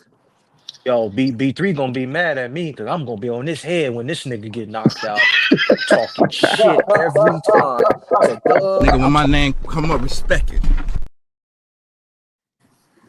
Hey, Yeah. hey, Hey, like listen. I like I It like I look said it from the look it very look one way beginning. from the outside, Rod. Hey, like I said from the very beginning, it's a 50-50 fight. Either one of these dudes can win.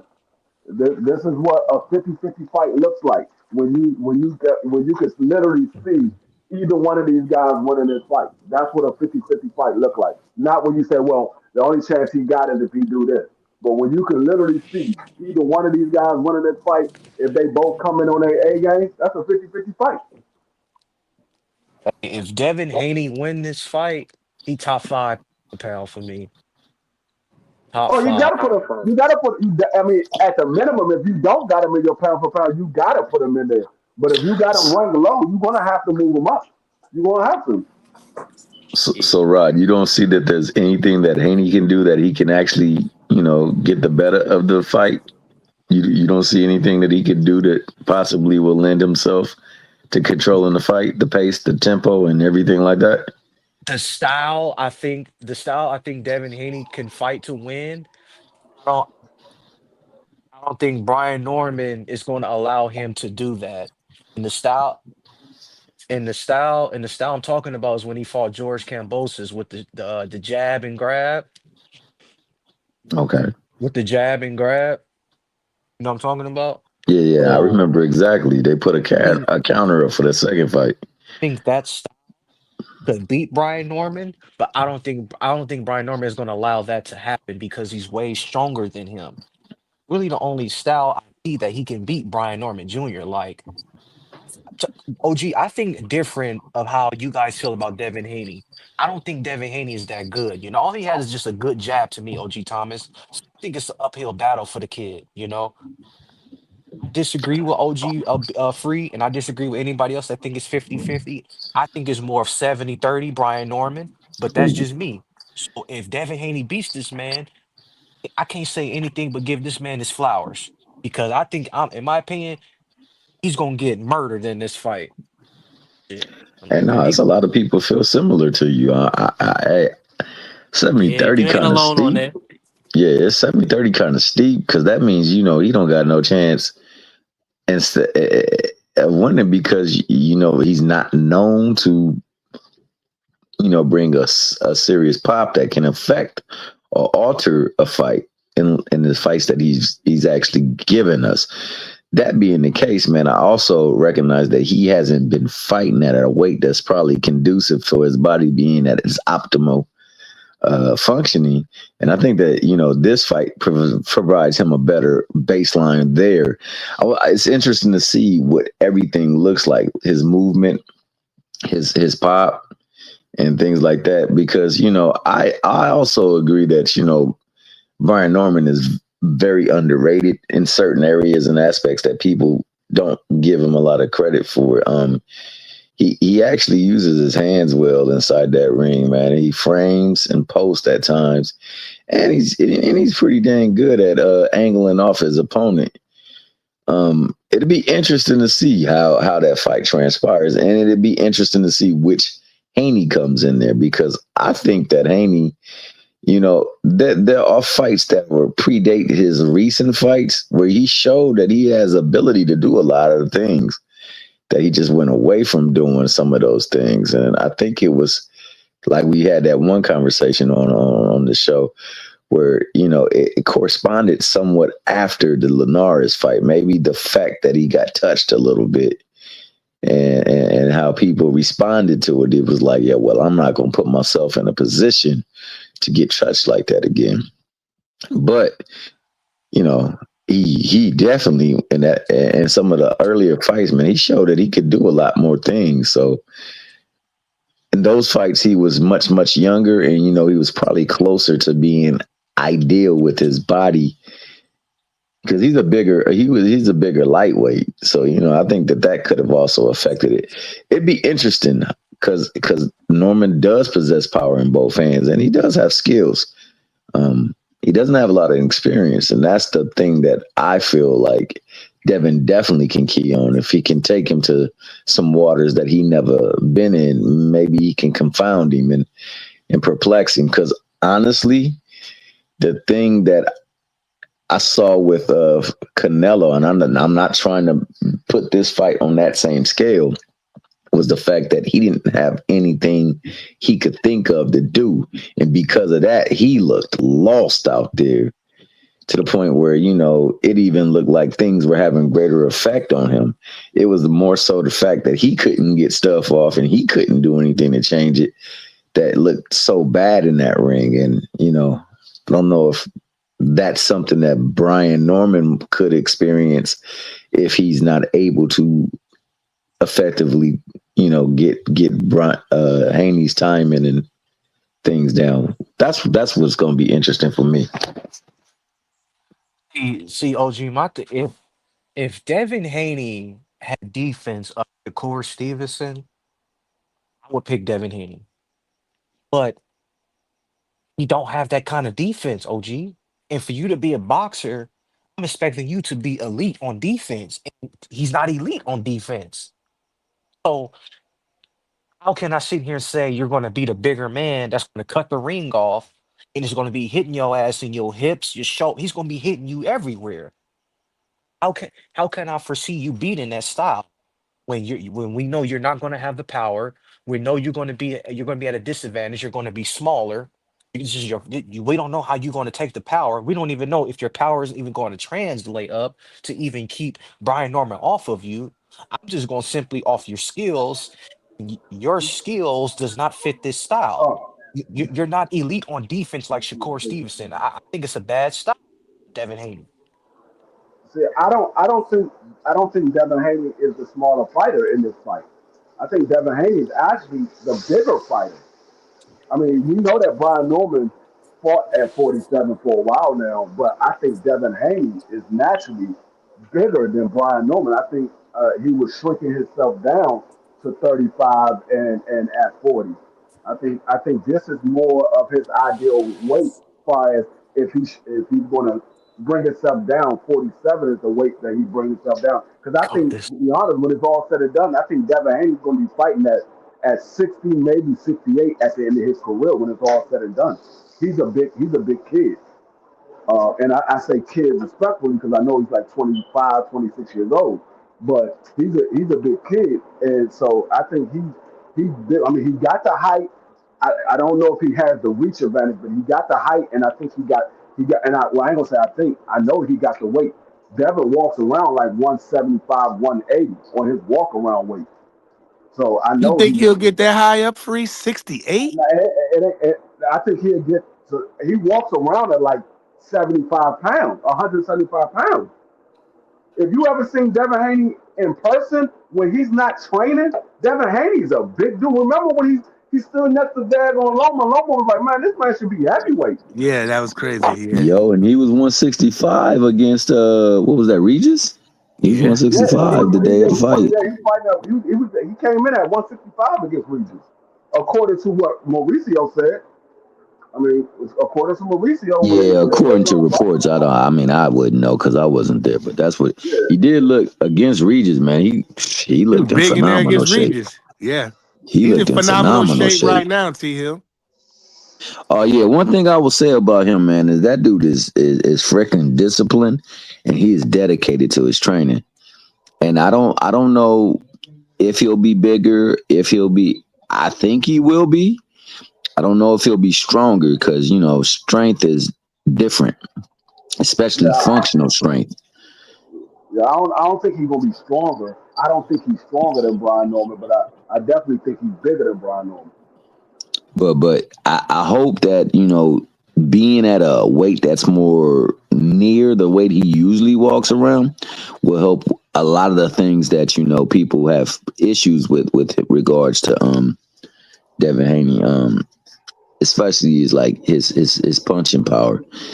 People say punch resistance, but I'm not too worried about that because hell, he took some hellacious shots by Ryan. He was able to get up. Um, I think he can't be exposed like he was against Ryan. Can't be chin up and out there like that because Ryan Norman, he'll be in some shape too. Ryan wasn't in no shape in that fight. He fought in spurts. You going against somebody that's trying to make a name for himself and is hungry as all get up and is skilled. That could be burdensome if some of the deficiencies on defense rear its ugly head. So I think that more so than anything, them being quiet is a sign of respect for the fight and for the opponent, and the fact that there's some things that they got to work on. And I think having Nate Jones, an honest dude, Remember when there was the infamous Dog Wars sparring thing that was going on? Nate Jones said, "I won money off that because he was in our camp. But if it was a real fight, he said I would take Tank hands down." He's a truthful dude, bro, and you need somebody that's gonna give you the truth when you're surrounded by yes men and people who ain't really got your true interest in heart. So I think that might help because when he was younger, he had Floyd Mayweather Sr. in his life, and he was getting some good advisement, and he was listening to it. I think he needs some sound advisement again, man, especially when things ain't roses and bubbles. You gotta have somebody to be like, hey, look, you need to do this because you go out there like that and you be exposed in the least, and he hits you. He been known to take people memories. so, Yeah. so if you want to remember some ish, we gonna need you to hold that phone like it's the last conversation you gonna ever have with the person you love the most, and we gonna need you to keep that head off the line and stop dipping to the right. I think he'd be more disciplined than in that Ryan fight. Like you said, he had his chin up. He was doing shit that he don't normally do. You feel me? So this time around, I don't think he's gonna be like that. I think he's gonna be even more. And somebody called me. I think I'll he's gonna bet be. because I think he's gonna be more focused and disciplined on this one around. You know what I mean? But yeah, I it's a think so too. I 50-50. think Like I heard Hot Rod said 70-30. Like I yeah, disagree with that because of Devin Haney's defense. That's my only thing. But all the other things, like Brian Norman, like his jab is not better than Devin Haney's. I don't think his ring generalship is better than Devin Haney's. But Brian can crack, man, and that's what everybody's. I can't see Brian outboxing Devin Haney for 12 rounds, and that's my thing. But I can see him clipping them. You know what I mean? Because we have seen Devin go down, so we got to take that in consideration. But there's a lot of question marks surrounding this fight. Like I keep saying over and over, there's a mad question mark surrounding the fight. I don't know who's Can he gonna win this keep him joint. down? Can he keep him down? That's the thing. Yeah, and the motherfucker get back up. You know what I mean? Yeah. You got to smoke him. You know what I'm saying? So if Hmm. you don't smoke him, like I can't see B Norman, much as I rock with him and his pop, I can't see them outboxing Devin for 12 rounds. It's like jab, like a one of them fights. Somebody might be like, "Oh, this shit boring." You know what I mean? But you don't even know what you're really looking at. You know what I Yeah, mean? I think what T Hill said about Brian Norman, I think that's what a lot of people have on Brian Norman because they haven't watched a lot of Brian Norman. I think Brian Norman is very underrated. Um, Brian Norman, he got good footwork. He got good footwork. He has good yeah. boxing ability. Do I believe his footwork is better than Devin? It all depends on what you look at. If you're looking at a looser fighter, no, his footwork is not better than Devin. If you're looking at placing your foot in the right position to land the right shot, they might be par. They might be on par with each other. Um, I think Devin is a better boxer, but I think Brian Norman is an underrated boxer. I think a lot of people just look at the power and don't pay attention to him setting up the shot. I think they just look at the power and they think he just go in there and swing big shots. No, Brian Norman don't just go in there and do a pit bull cruise. He set his shots up, and when the big shot is there, he takes it. So I think it, man, like I said, I believe it's a 50-50 fight. Hot Rod got it 70-30. You giving Devin less credit than people gave Rody versus Ryan. And I think I think they had it Ryan 60-40. So I mean I don't see it 70-30. I like I said, I see it 50-50. But if you got a 70-30, hey, if Devin come out of here, you definitely gotta give him his props. Yeah, no, Yeah, I'm gonna respect be the the Rod first for one. it. I'm gonna be the first one on here. I might become a Devin Haney fan. Nah, but respect the Rod though, man. I mean, he stayed by what he said, man. You know, honestly, he called the hell out of that damn Canelo Crawford fight. He definitely called that ish. Him and my man with the mathematics. Forgot my man, Mr. Mathematics. He Now came with the equation. the mathematics was 100% wrong because he said it was going to end. It was going to end in a knockout. That nigga was Yeah, wrong. well, like I told him, I told him, bro, like if you really believe this ninja gonna knock him out, then you got to check your form. I think I said you got to check your equation. 'Cause that shit ain't adding up. We probably won't hear from mathematics because he bet everything on it and he ain't got no phone no more. Yeah, That's we ain't crazy. heard. Where's UK British boxer, man? UK British boxer, pull up on us. Pull up, He you ain't out coming there, on here. pull up, man. Yeah, they We fucking appreciate with your us. I just mathematics, Absolutely. told, dog. I He just ain't told coming you on here. he bet everything on the knockout. He be back before the Haney Norman. We gonna have a big That show. man, Oh that yeah, yeah, man yeah, bet yeah, yeah. everything. He bet everything on the knockout. He ain't got no phone or no laptop anymore. He bet everything on the knockout. He broke. Hey, hey, y'all don't think? Hey, let me ask y'all something. Some real. Do y'all think Devin Haney heart can get him hurt badly in this fight? I think he's gonna be more smarter in this fight because of Brian Norman.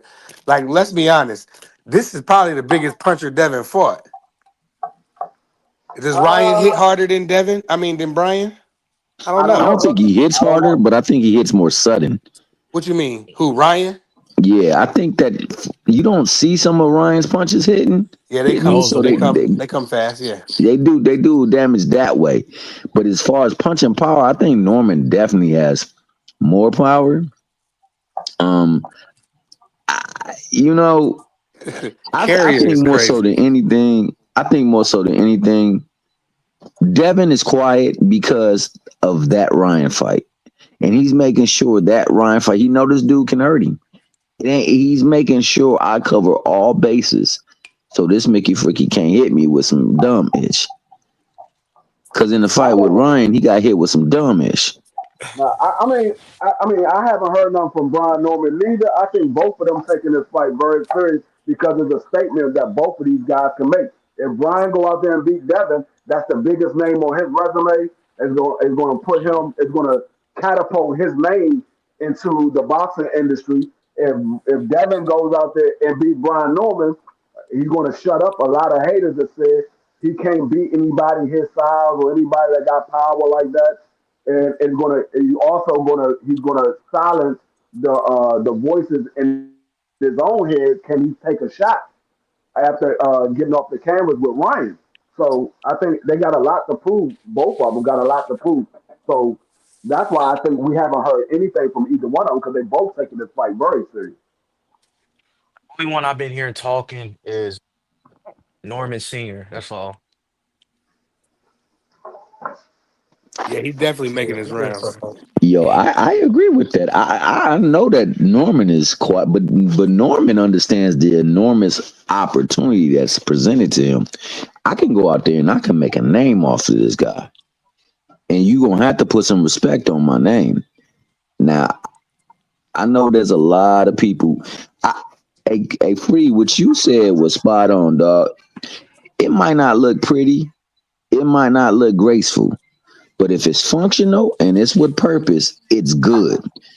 And his footwork, he look a little stiff and rigid, but it's with purpose. He makes the right steps to set up the right shots. You gotta get that young buck some credit for that. He got some good feet. He got some good wherewithal, man. And I think he's a lot better boxer than like you said, most give him credit for it. And unfortunately, it might come at the expense of a performance that he needs to put on to beat Devin. He might go in there and actually do it. Now, outboxing Devin gonna be a stretch. I don't know if he can do that. If Devin in the right frame of mind. But it's got to be Devin in the right frame of mind because it doesn't seem like Devin has been in the right frame. And I say that because, he's a very confident speaker. After that Ryan fight, that boy started stuttering and doing all kinds of stuff like that. And, he don't normally talk that way. He's usually fluid with what he says and the words he puts together. And he's very sharp with saying things. He's been seasoned. He's been coached. He's been primed. After that Ryan fight, it was some things that just looks like, there's a little less confidence there. And I need that Devin that is fully confident in himself to go in that ring. I think we get a great fight. I think we get a really great fight if I think that's we the gonna see case. that confident Dev you looking for. I think we gonna see him. Yeah, we ain't really got no choice. But How we I mean, doing? I've been seeing Yeah, they've been doing a lot of conditioning work, so it's gonna be a fire fight. Go ahead, free. good. I was gonna say now, going back to Hot Rod's question. I don't think Devin will fight off emotion. I think with the Ryan fight, he was fighting off emotion. He got tired of all of the games that Ryan was playing and all of the talking that he was doing, and I think he fought off emotion. They set in their mind frame that they was gonna go out there and knock Ryan out, and that's what he went out there to do. I think it was more so emotion and pride than it was his heart. His heart kept getting him back up, but I think it was the pride and the emotion that he kept going back in trying to knock Ryan out. Because when he stayed on the outside and boxed Ryan, he was winning easy. It was when he kept trying to go for a big shot and try to hurt Ryan or knock Ryan down. That's when he kept getting caught.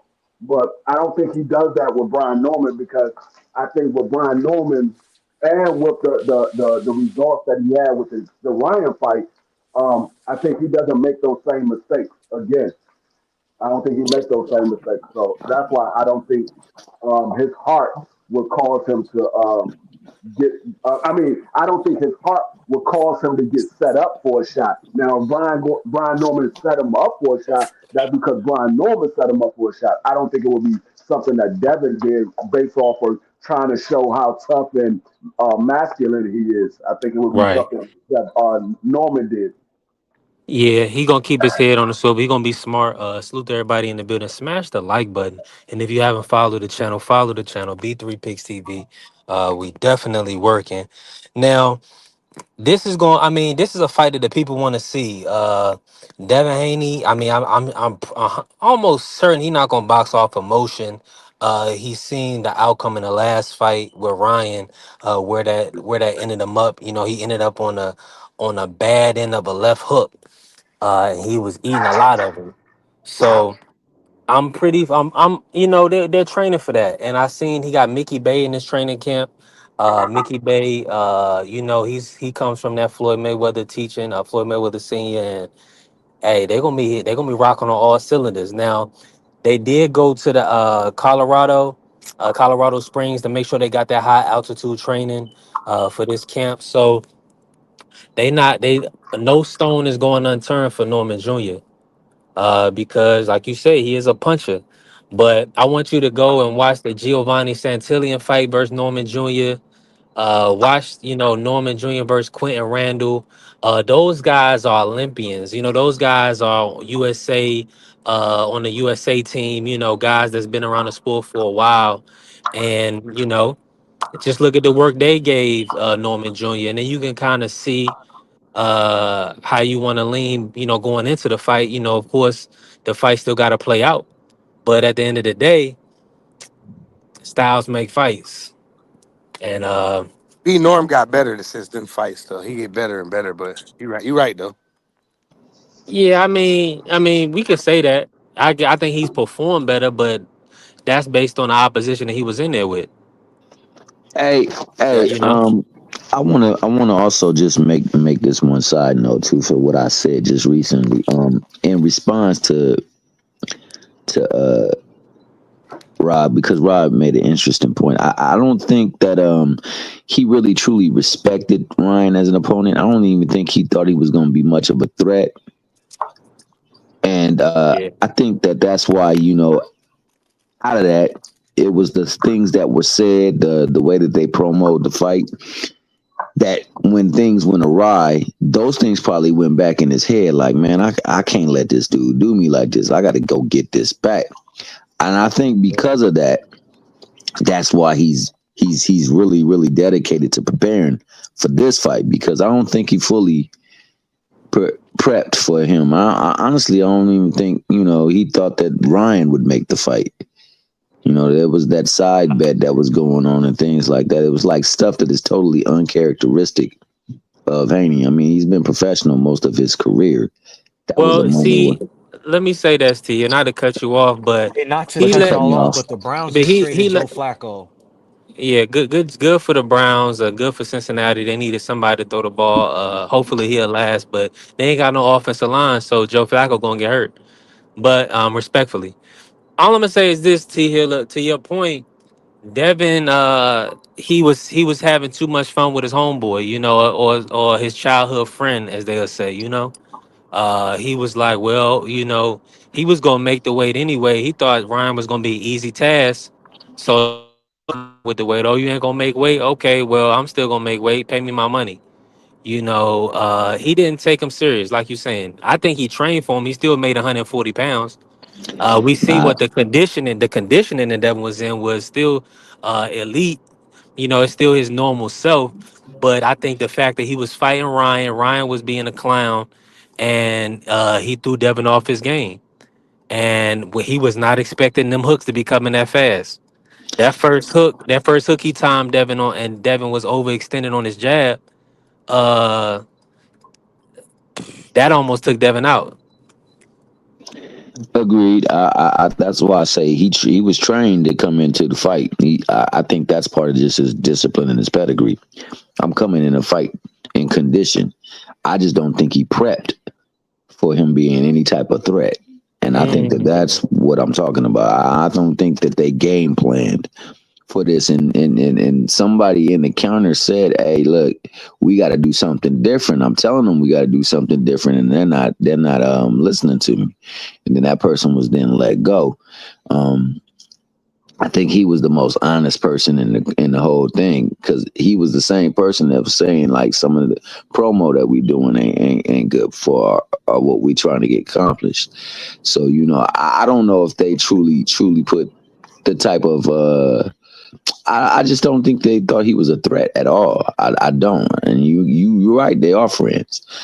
I think that that's why he's radio silent. It's old dark 30 where he at right now, and he's putting in the work, because he's gonna come in making sure that we left no stone unturned. So now the only way you're gonna get me is not because I discounted you, not because I didn't fully respect you or prepare for you. It's just because you was better than me that night, and I don't believe you better than me.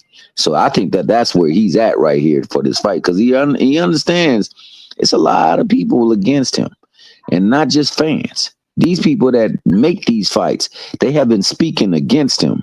They have been speaking to the fact that, you know what, he does nothing but lose them money. So he knows he ain't got very many avenues to go unless I whoop on this boy. Now whoop on this boy, I gotta get another avenue open, because y'all sure did think he was gonna get me. Like I said, we got people over here, not just Rod. It's a lot of people believe he about to get sparked the fudge out. They feel Oh, like he's Ryan. getting Ryan lined said up. that too. Ryan said that. No, Rod. Oh, I don't pay Rod. Oh. attention to what Ryan say, because Ryan say a lot of things and he don't be prepared to go in fights. You know what Mm. I'm saying? He don't be prepared. He wasn't really prepared for that fight. He just was fortunate enough to time the jab. If he couldn't time that jab, he would have lost that fight badly. Yeah. But So Devin so Devin made some mistakes in the second half of the fight, which is why he kept Devin getting definitely it. did. He definitely Yeah. did, and he capitalized on some of the mistakes. But he didn't look great by no stretch of the imagination. He just looked great in spurts. He making sure that my man don't look great at all. Damn a spurt. And that's why I think he's quiet. That's why I think his daddy probably finally said, "Hey, nigga, I don't need you out there saying nothing. You said enough when you was talking about their mama and his grandma. So we don't need no more talk. Just get up in here, let's grind." And I think that he's taking this for what it really is, dog. A time for him to vindicate himself and have these people eating their words. Because he recognized the talent that is in front of him, man. And that's a talented dude. He's getting better. He is getting better. And whatever fights we can point to, he ain't that same fighter. And granted, like Carrier said, them ain't world beating opponents that he fought. I mean, Jin Sasaki was like a video game. He was jumping into punches. And he jumped into something that left him with a couple of months of memory loss. But that ain't Brian Norman. He ain't jumping in no punches. He throwing punches that make you lose your memory. Devin know, and I think Devin respect it. And I think that's why Devin is doing what he got to do to make sure that he ain't coming out there being no more memes, no more fodder, or no more talk. And, he ain't going to leave nothing to chance. He ain't going to leave nothing to happenstance. You get me, it's just because you deserved it. Yeah, I'm with you. I think this is gonna be a fantastic fight, man. I can't wait for it. Like you said, November can't get fast enough. We got Boots Ennis this weekend, and I gotta ask you, T Hill. Let me ask you this from the perspective of Bud Crawford, right? I mean, of course, Remo asked me for three names yesterday. The three biggest fights I could put out there for him was Benavidez, Boots, and Tank. Now we know Benavidez said he's not going to fight 168. Tank is unrealistic, at this moment in time. And so obviously Boots is the next best fight for Crawford, in my opinion. Before my audio go out, what's your thoughts on that? And do you see a better or a bigger fight for Crawford other than Boots at this point? Benavidez can definitely be a bigger fight. It's got the dynamics in place. It's got somebody who a lot of people think are pretty damn next to not being able to be beat. He has high punch output. He's a big dude. He's a big son of a cuss, and he's Mexican. The dynamic of demographic. So that's a huge fight, possibly for Boots. I don't know how many people. You know how you slay the dragon, but all you get is credits, and then the game starts over again. I don't know if that's what's going on with him, Yeah, 100%. or if he slayed the dragon and they give you the special ending scene where now you have been coronated and you are truly now him. I don't know if this is my man Q taking down Bishop and the dude saying you got the juice now, or if it's just, hey, good fight, man. You did your thing, but you still Crawford, and people ain't rocking with you. So I don't know if there's a big fight other than Canelo. I know Canelo is a big fight for anybody. Anybody getting that ring with Canelo is a big fight. Now I know if they ever have that fight again, he's commanding more money because I beat you. So I definitely deserve more money. And I know that you said what you said. He gonna want a certain type of money because Canelo was commanding this money and I beat him. So I should naturally take his spot, but it doesn't work that way. So for me, the biggest fight that I could think of outside of that would be Benavidez. I know it's been said Shiraz, but like I said, I don't know if he commands that type of viewership, and neither does Shiraz. So would they really spend so much money to give him a fight with Shiraz where they can't make that back unless they do a super card and they got to put super talent around them? So the best thing, like, because we had Blue come on the show, and Blue, shout out to him, man. To Blue, Bud walks on water. That nigga can feed many people with a couple of loaves of bread and a couple of fish. That nigga can raise people from the dead. He's that good. And he can wash out Benavidez. He can wash out 160. So for me, if he got 3 fights left, and that's why I propped it to him, how many fights he think he have left? He possibly can fight Adames. Get that strap up off of him if he wins. They already got Laura versus Benevec for the other 3 straps. He can get them in one fell swoop with 2 fights. And then if Benavidez does fight Bivol and the winner wins, get them, he could get that fight. And if he could win those fights, those 3 fights, he would become 5-time undisputed. And you would have to put some respect on his name. The only thing about the Siraj fight, both of those guys are Turkey fighters. So Turkey can get him the money, whether it's a big fight or not. Turkey can pay them the money. With the Canelo, he's not going to get more money than Canelo because Canelo automatically gets $100 million. So he ain't going to get more than Canelo. I don't see Turkey paying Bud more than $100 million. Now he might give him as much as Canelo, but I don't see him paying more than $100 million for the fight. Oh, absolutely. Absolutely. I know he could pay them the money. I just think they don't recoup the money. As far as Canelo, I know they recoup the money. And on top of that, I don't expect him to get more than Canelo. I don't think he gets more than Canelo. I think he gets more of. I don't think Turkey has recouped any money since he's been in the sport of boxing. He's been losing money hand over fist since he's been in the sport of boxing. According to the reports of all this money that he's giving out is what. And another thing that I want to say too. There's a lot of $100 million people in the world now because Turkey's out here giving out $100 million like you giving out a dollar bill. Everybody get a fight with Turkey getting $100 million. You got Canelo getting $100 million, Usyk got $100 million, Tyson got $100 million. Who was the other guy that got $100 million? AJ got $100 million. Everybody getting $100 million. So I'm like, there's a lot of $100 million got close fighters to it, Free. Yeah, I mean, everybody getting $100 million messing with Turkey. I'm like, shit, Turkey, put a fight on for million prize, $100 million each. Million prize, $100 million right now. Yeah, I'll take it. What's the weight class? We don't care. It don't matter. You come in how you weigh, and I come in how I am. Put the fight on, man. It ain't even got to be $100 million each. It could be $100 million combined. As long as we get the money. No, facts. No, that's facts. Who has gotten 100 million though? Say it again. I forgot who he said. Tyson Fury. It was Usyk. It was Tyson. Usyk got 100 million. Yeah, 130, like 132. He's like 135. The last fight with Tyson Fury, he got 135. Oh, with Tyson Fury? Okay, bad. Yeah. But Tyson no, he Fury also got over 100 million million with Triple D. Yeah. Tyson Fury got 100 million in the first fight. Then you got Canelo get $100 million. I'm like, no, he's just giving out $100 million. Like it's candy.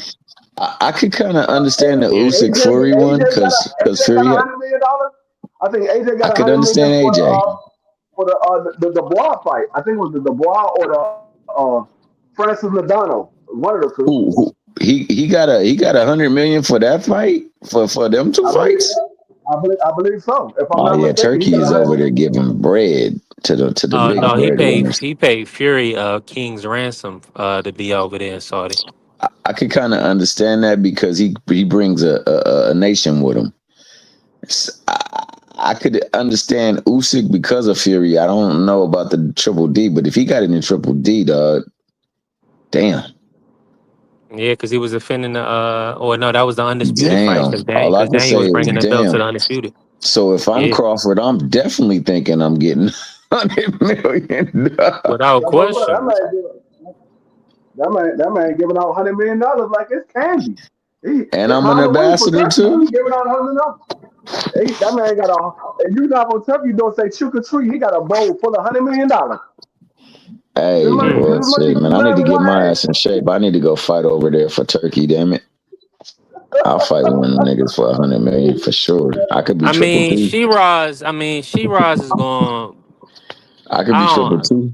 That's an easy fight for Bud, man. I prefer the Boots fight. I don't think it's an easy fight for Bud, but I think he wins. I think Shiraz a little bit. I don't think it's an easy fight, but I think Bud wins because Shiraz, he got a long reach and he knows how to use his boxing ability. Like everybody look at the Carlos Adonis fight and say, "Oh, he got beat up in the Carlos Adonis fight," but people forget that he hurt his hand. I think it was in the 4th round. He hurt his hand. Yeah, and up to that point, he was winning the fight. Yeah, up until that point, he was winning the fight. Yeah, so I think a lot of people forget about that. They forget that he hurt his hand. They just look at that Carlos Rodon got robbed in that fight. They're like, oh, he's beating him up. Got a call. But they were saying Faraz ain't that good. He got beat. Yeah, Dang. Shiraz not an So easy I fight at think it's a all, but hard fight. he yeah, but that's he I didn't. think it's a And tough a fight lot for of people Bud, but I think say Bud will win. somebody didn't deserve a fight. I mean, people that comes out of people's mouths a lot. And Who if didn't deserve anybody it? and Shiraz ain't earned a damn thing No, I ain't. to be fighting No, for no I'm not. undisputed. Yeah, So Shiraz I'm is a not I would giving it kinfolk up. though. He the kinsman. You know, he the one. man. Hey, that nigga, a B3, bro. You saw it live in living color. He was losing the fight. The dude said, "You're down 2 rounds," and then he proceeded to lose the next 3 rounds and got a draw. So if you're down 2 rounds, you lose the next three. That should put you at But least somewhere around that's 4. boxing scoring in general. The Manila envelopes are already passed out. We already know how favoritism goes in the sport. It's not just Turkey. That's everybody. The only thing I'm saying is Crawford giving him the fight, right? We talking about from Terence Crawford perspective. Uh, who is this guy? That's Turkey's going He more not against important. even Crawford. he not even a That's former Turkey's more. lineal, not a former champ, not a near nothing. Nah, the thing is, So That's Turkey's guy. That's Turkey's guy. Hey, Rod still up in here? Yeah, he's still here. That's Turkey's guy. See, Bud Crawford is Turkey's guy as well. But how long is Bud gonna be around? So Ross is young. He's young. He's not an old guy. I think Ross is like between 25 and 28. He's not an old guy, so he's still young. So that's Turkey's guy, and he might be trying to build Shiraz to take him over to TKO. Mm. I don't Hey, know. well, if that's the case, then more power to him. Hey, Rod, if you still here, man, I would love to I got a hear fight your for take. Shiraz, Diego Pacheco. Two young guys, two prospects, pretty much. Neither one of them ever been champ. They'll get to prove, you know what I'm I think. saying, who's one of the next at 168. I mean, I mean, I got Shiraz. at least I was about to say Pacheco put hands on my Soko. my early prediction: Shiraz beat Pacheco. My early I prediction. think he stops Pacheco, bro. Honestly, I do. That's my early prediction. Now that my prediction could change as we get closer to the fight and we see these guys training and I feel a little different. But right now, my early prediction, I think Shiraz beat B Pacheco. B3, what did you think about Pacheco's last fight? Did you think he allowed old boy to stay around too long? Pacheco not really a puncher in my opinion. He's a boxer, you know, that can punch, but he's not a heavy puncher at 168. I think Shiraz has showed more power. That's kind of why people would, tend to lean his way. But I'm not really high on Pacheco after the Steven Nelson fight. I thought Steven Nelson and I forgot my other guy name with the dreads, but I mean, Pacheco has had a lot of close fights, man, where people then kind of touched him up. So Shiraz probably will beat Pacheco. The only thing is that Shiraz ain't earned no Crawford fight. Being one of Turkey boys, I mean, that's all well and good, but I mean, that don't mean you can compete with Bud. I'd rather see Bud in there with a switch hitter, a former lineal champion. You know what I'm saying? Versus Shiraz, just because he from the UK. I would love to see the Bud Boots fight too. Man. I was interested in it when it was at 47, so I'd definitely be interested wherever it is. But I don't know if Bud. I mean, Boots himself has, if we using that standard, has earned the right to fight with Bud. Other than the fact that they have history. Yo, what I miss? Yo. How, I was asking. We was just talking about your boy, Boot. I mean, Bud. What do you think his next fight would be, and what is his next biggest fight? I think it's either 160 or he's going to retire. The biggest fight, There isn't no fight big as Canelo, but because of the history, still want my Charlo fight. Still want Charlo bitch ass. Bitch ass nigga I was forgot talking about all that Charlie. shit. He was talking all that shit, man. I still want the Charlo fight, man.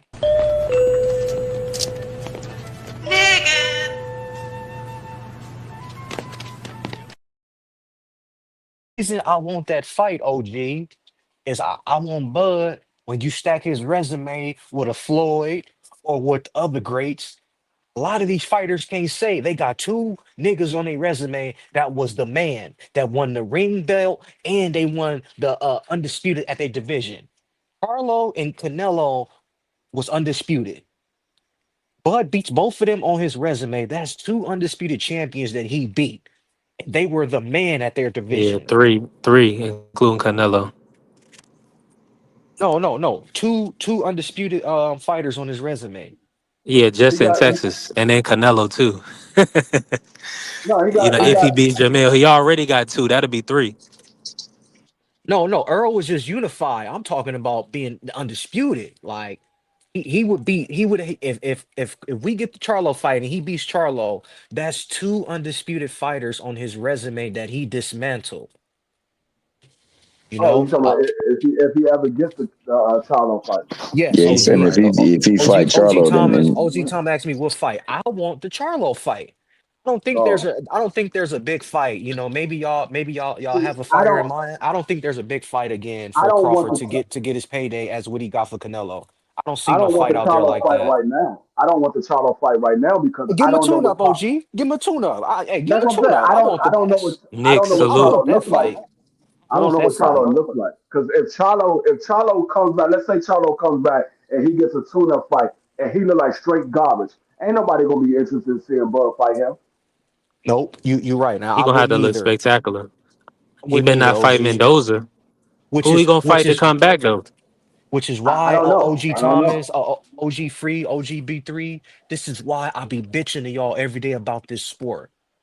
We were supposed to get Charlo and Crawford when Crawford beat that nigga Spence for undisputed. We were supposed to get the fight then. Now we at the point where Charlo need a tune up. He don't look good. We don't want to see the fight. We that's what I'm talking about. Getting a disservice, man. We getting a disservice, man. We're supposed to get that fight soon as he beats Spence. We're supposed to get that next. Soon as he beat him, we're supposed Well, to get that next, man. he had the rematch clause, and then Bud said he didn't want to fight Charlo. I'm not fucking with Bud, Bud on that tip yeah, right he turned there, around and man. said Go he beat didn't that want to nigga fight ass, Charlo. man. He was talking all that shit. Go beat that nigga ass, man. Yeah. Yeah. I would have loved to see that fight because at that time, yeah, he got beat by Canelo, but he didn't get beat up. He got beat by Canelo. He got outpointed by Canelo. That's what happened. He got outpointed. He didn't get beat up. So I would and have be loved to see and that fight because of the with Bud.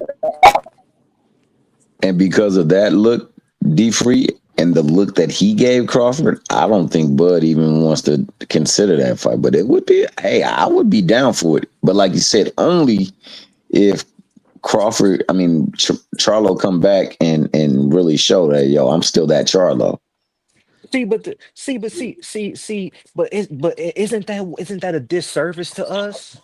It is, but Like we you gotta see want him that. in the tune up. Like we should have got this when We he should beat have. Earl, You man. absolutely right. I agree with you. It should have been the next fight that he made Yeah, because but the he way got the that, Canelo fight. So But yeah, that's I how mean, that go. a year but it later, wasn't, Nah. it I wasn't. thought Jamil thought fought Canelo the same year that EJ fought Bud. Yeah, You see what I'm saying? they fought right after Then each he other. took I his mean, 2 years they fought off. right after each other. They fought right The after each other. conspiracy theory. I have a conspiracy theory. You know, maybe I'm just thinking too much, but I think PBC sabotaged Crawford to not getting that Charlo fight. Because why it took so long for them to activate that rematch clause, bro? Why it took them so long? But see, the thing is that That's that bullshit, man.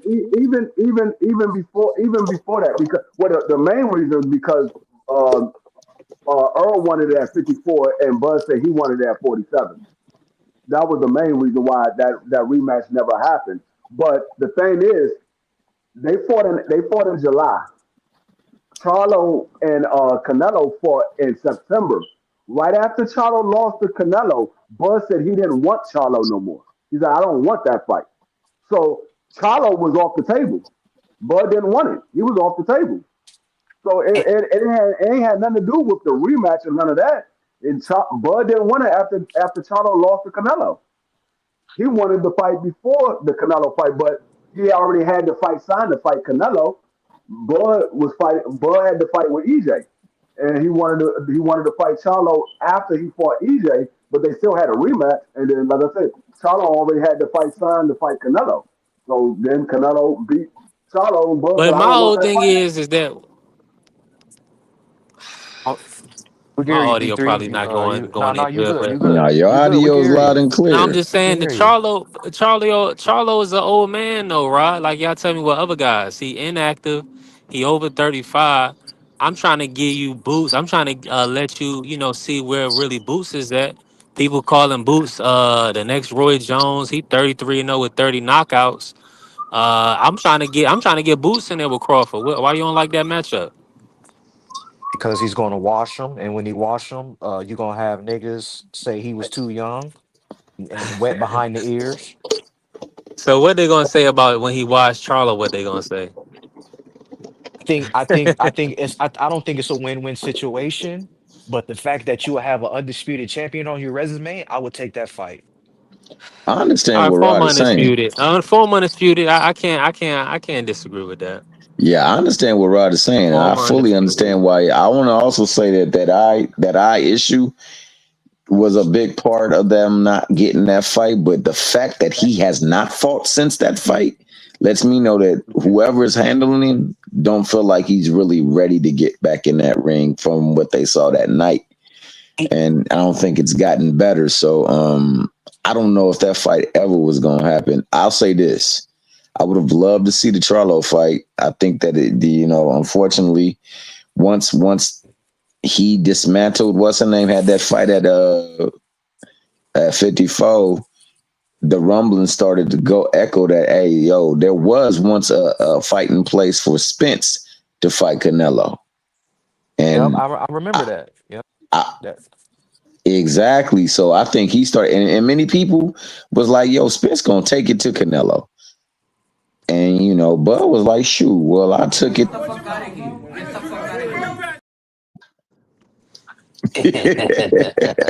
Hey, he won payday, and he went up there and he said, you know what, we gonna take this fight, and that fight trumps everything. Because I'm gonna be honest with you though, Rod, is as much as I don't like jumping up two classes to fight him, if we felt like Spence was gonna be able to do it, why would we not feel that Bud could be able to do it?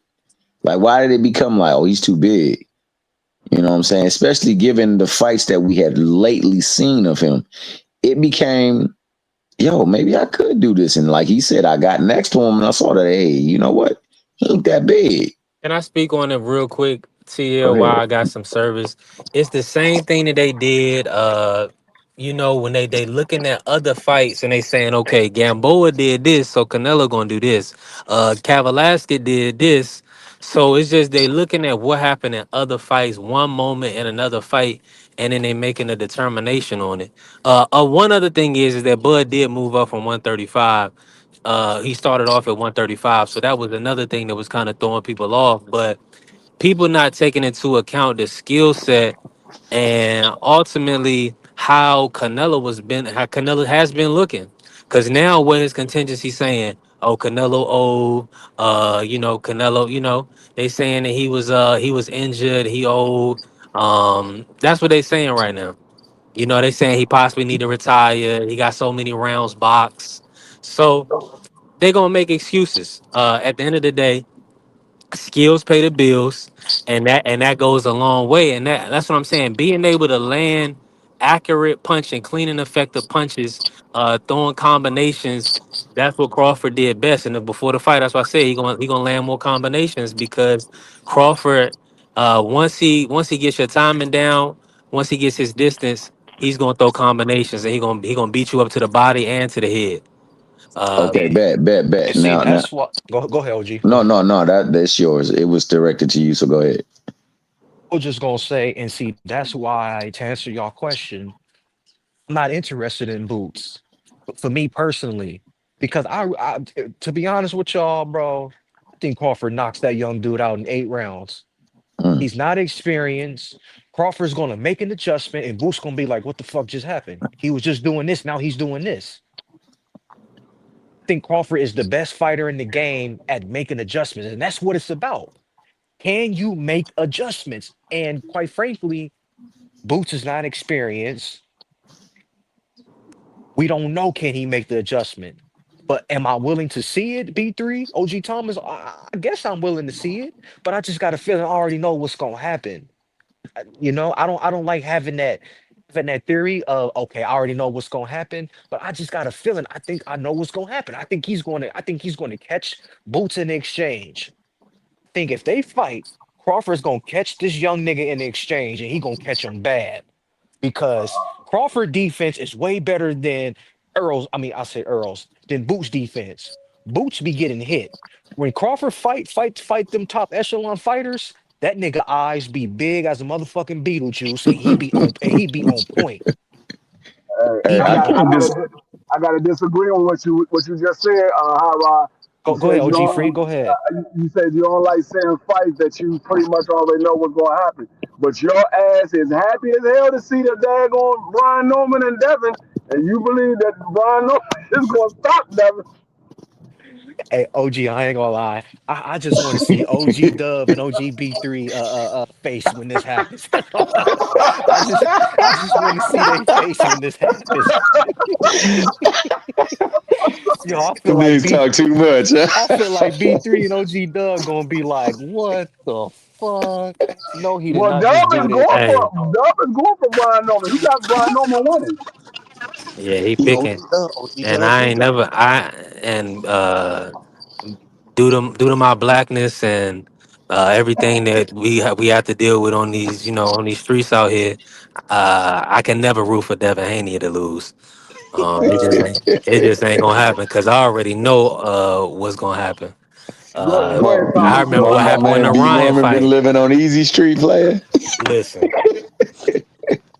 and I love B Norman. I want to see them do well. The father son duo. I mean, it's a win-win in a literal sense. But the I'm gonna be honest, Rod. I wouldn't hold my breath. I wouldn't hold my And breath on it. I'm gonna be honest too, bro. Like, I think that one thing that Ross said is Ken show his ugly head is that Crawford does seem to be able to make adjustments in the ring, and that's crucial, Mhm. man. Being able to make an adjustment, and I only say that because of the Kukadashian fight, the very first one to be exact. I thought that Boots could have easily got him out of there. All he had to do was adjust to what he was doing instead of following him around, angling to where you want him to go, and then bring his ass right back, corral him, and he didn't do that. But I do believe that styles do make fight, and it might be an interesting style that makes that fight so much difficult. Because like the Canelo fight wasn't as difficult for Bud and it was a tough fight. He just started making adjustments in that fight, but it wasn't as difficult as the Madrigal fight. Now, some people say that the Madrigal fight, if you look at it easily, it was an easy fight. Hell, Carrier down there, he said that the Mickey Fricky had lumps on his face because of a headbutt. That nigga must have headbutted his ass all night long because he had multiple lumps on his face. The nigga had eyes, both was black. And I know that nigga head ain't big enough and round enough to hit both eyes at the same time. So that nigga was out there with them raccoon eyes. That being said, Bud is a fantastic fighter. And, I cannot take anything away from Bud. I think Yeah, what's gonna happen when Boots let his hands go with Bud? That's that's what we want to see. But That's I understand where yeah. Rod coming from, dog, because he gets so much hate.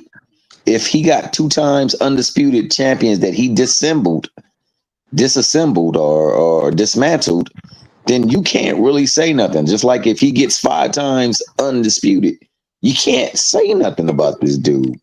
And I think that if he were to look any other way, say if he looked like the nigga on to the right of him or our his left on the screen, but our right, he wouldn't be getting harshly the consideration that he is receiving. Because, like I said, man, I seen somebody who not look like the somebodies that I relate to on a regular basis get contracted to fight a fight and then pull away and retire. And the nigga that he was contracted to fight was the reason why that took place.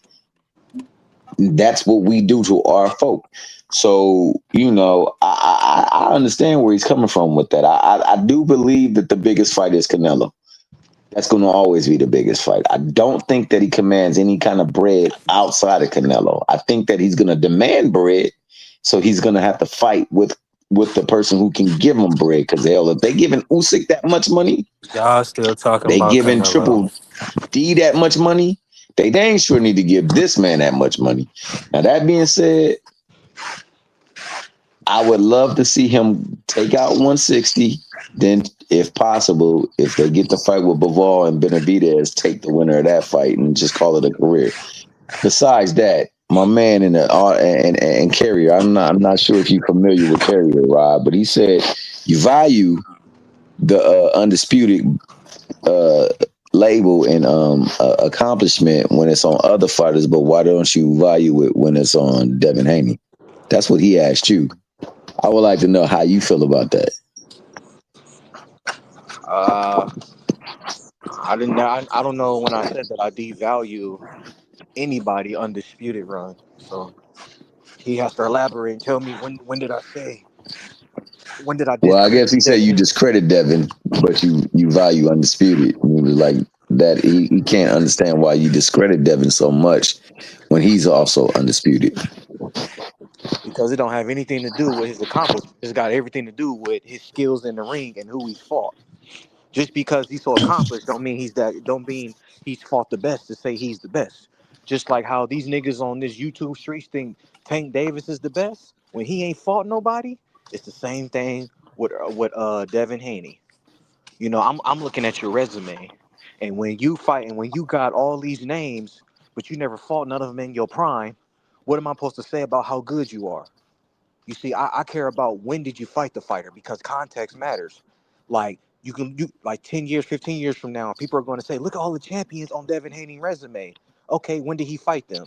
He fought them when they was old and out of their prime. So how can I give you real credit for that when you didn't even fight them when they were on the back nine of their career or even still in their prime? Like Loma was not the same fighter from when Linares fought him. But I still got to give him some credit somewhat. But that's not the same Lomachenko as when Gary Russell fought him or when Linares fought him. It's not the same fighter. And the first time you fought somebody in their prime, we ain't even got to talk about it. We saw what happened with our own two eyes. The first time you fought somebody same size, same height, same weight, we saw what happened. You know what I'm saying? I have never seen Shakur look like this. And all you fellas say Devin Haney is an elite boxer. Okay, so why Shakur don't look like this? Why have I never seen Shakur get cracked with a straight left in one fight all night, or a left hook all night, or straight right? I don't see Shakur getting hit with the same punch multiple times in the same fight, but I've seen that in Devin Haney. That's my problem. When you niggas be saying he's this and he's that, but when I'm seeing in the ring, it's not equivalent to what you guys saying he is. Now with Shakur, he's everything of what you niggas think because I don't see Shakur get touched. And the first time where somebody made that man fight, y'all saw what that man did in the pocket. Y'all saw what he did. Now, can Devin Haney do the same? I'm not gonna say yes. I'm not gonna say no. He got to show me, cause I ain't never seen Devin Haney fight in the pocket how Shakur. I ain't seen nobody fight in the pocket like that in a cool minute. Zapata was on his ass all night, and Shakur was just in the pocket with him. In the pocket with him. Subtle movement. But B3, let's get back to this Boots fight, cause I think it's a bad style matchup. You talking about Boots throwing his hands? I don't think that's the smart idea when you fight Crawford. The more you throw your hands when you fight Crawford, the more you are accessible to getting countered and getting hit with some shit that you don't see coming. You know,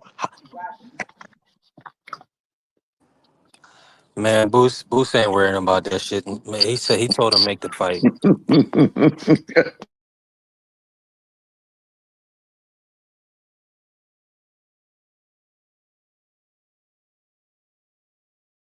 I see you got Tune. them blue skies been in the backdrop.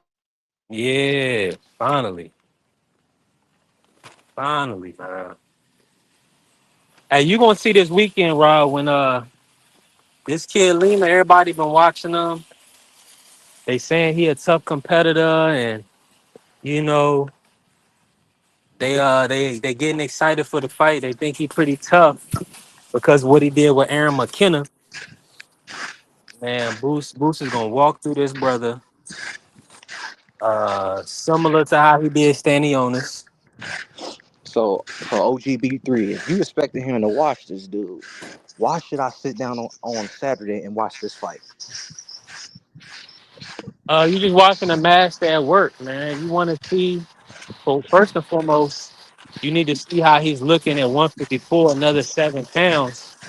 And what I'm telling you, a lot of times with these top guys, Rod, they be emaciated at the weight. They struggling to make the weight, so that affects their performance. So look and see how he looks with an additional 7 pounds, right? See if his shots is affecting Lima the same way they was affecting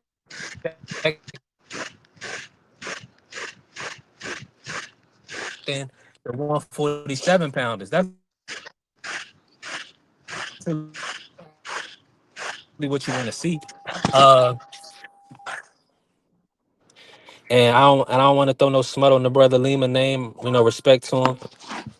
Tough competitor, but yeah, Boost gonna be too much for him.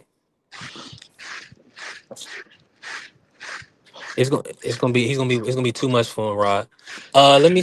Let me get into the chat. Salute to Nick in the chat. He working with us. He said he agreed the Charlo fight would be the fight for Crawford to finish off his boxing career.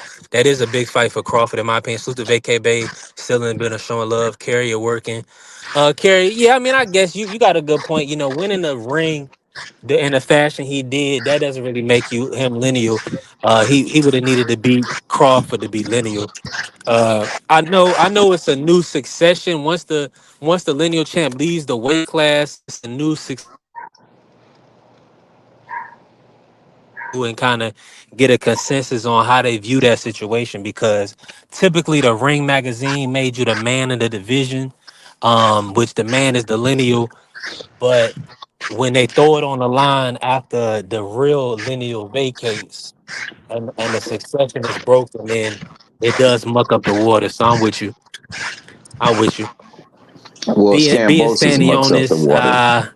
at the time, I guess he was number two in the division, so that kind of is why people was okay with the lineal being on the line. Let me ask you this, Rod: do you feel like at 147, Norman Jr. is the top guy based on what you were saying with Barrios and Pacquiao and Rolly being in the division? Do you think Barrios is the top dog right? I mean, Norman Jr. is the top fighter right now. Nope. I'm not gonna be delusional. It's the same way in every other division. You ain't fought the other champions. I'm not gonna sit here and say you the best. You ain't fought them. Mm, Hey, I can respect that. yeah, And that yeah, goes that's real. to any other division. Like, Mm, how you gonna sit here and say you're number one, but then you got a champion right here that's undefeated, hungry, waiting. You don't want to give him a unification shot. That's like at 140. All them belts, y'all don't want to fight each other. For whatever reason, y'all don't want to fight each other. It's just weird, man. It's just weird. But you'll sit here and tell us that you're the best. See, I see through it, OG. I ain't saying you the best. Nigga. You ain't fought nobody. yeah, you gotta prove yourself. You definitely gotta prove yourself to be the best. Now, what's your take on Canelo Alvarez? I mean, Well, he said something. He said something lately. he's supposed to be taking some time off of the ring. Well, yeah, he's gonna be out of the ring until next year, until 2026. Oh yeah, he got Um, surgery. do you, yeah, do you want to see him back against in a Bud rematch straight away, or do you feel like there's somebody else that you want to see him fight? Uh, to be honest, no, just retire. Are those your dogs eating? No, that's now you What can is hear that that. sound? Yeah. You can, I'm gonna mute myself. I was sweeping the floor, sweeping the turf or whatever. Nah, you talking right now. Don't mute Oh, you yourself. outside the crib. Oh, okay, I got you. Oh, Yeah, I was. I I thought they was I moving the ball around. for Go ahead. me, Canelo can retire. You Yeah. know, I don't see no other fight. You know, I'm not trying to see Crawford Canelo again. You know, I actually think, if they fight again, Crawford may probably stop him. If he don't stop him, I think Crawford may drop him for sure. Ooh. I'm not trying to see that. You know, I'd rather have Canelo just retire. You know, go play golf. Well, so you trying to protect Canelo then? I mean, what young gun you want to see him fight? I think he beats all the young guns. The young guns. I think they should make the fight they was gonna make with Shiraz. I Let them make mean, it. Canelo would be stealing because I think he beats the shit out of Shiraz. Yeah. But I mean, they want it stylistically. That's what people want to see. They want to see him against the 6'4" giant, the Muslim sensation. So I They want guess I to. guess I guess folks didn't watch the Colin Smith fight, huh? I guess they didn't watch that one when Yeah. he broke that dude bicep. Yeah, he put serious hands on. And Colin Smith, I'm y'all may disagree, but I think Colin Smith better than Shiraz. Hopefully, my audio didn't go out yet. But salute to my brother Pierdo Sir in the building. Man, Puro, jump on, Puro, where you at, man? Jump on, Puro. What you want to see Yeah, Canelo pull do, up. Puro? I want to see Canelo retire, Puro. I ain't gonna lie. Ain't nothing for him to do, Puro. Who we gonna fight? I'm sitting there asking B3, who you want to see him fight? He talking about Get it back in Shiraz. him. Get it back in blood. He gonna beat Shiraz to death. No, no, no. My first fight was get it back in blood. Fight Bud. Uh, Man, it was a and if he don't, wash. hey, he had an elbow injury.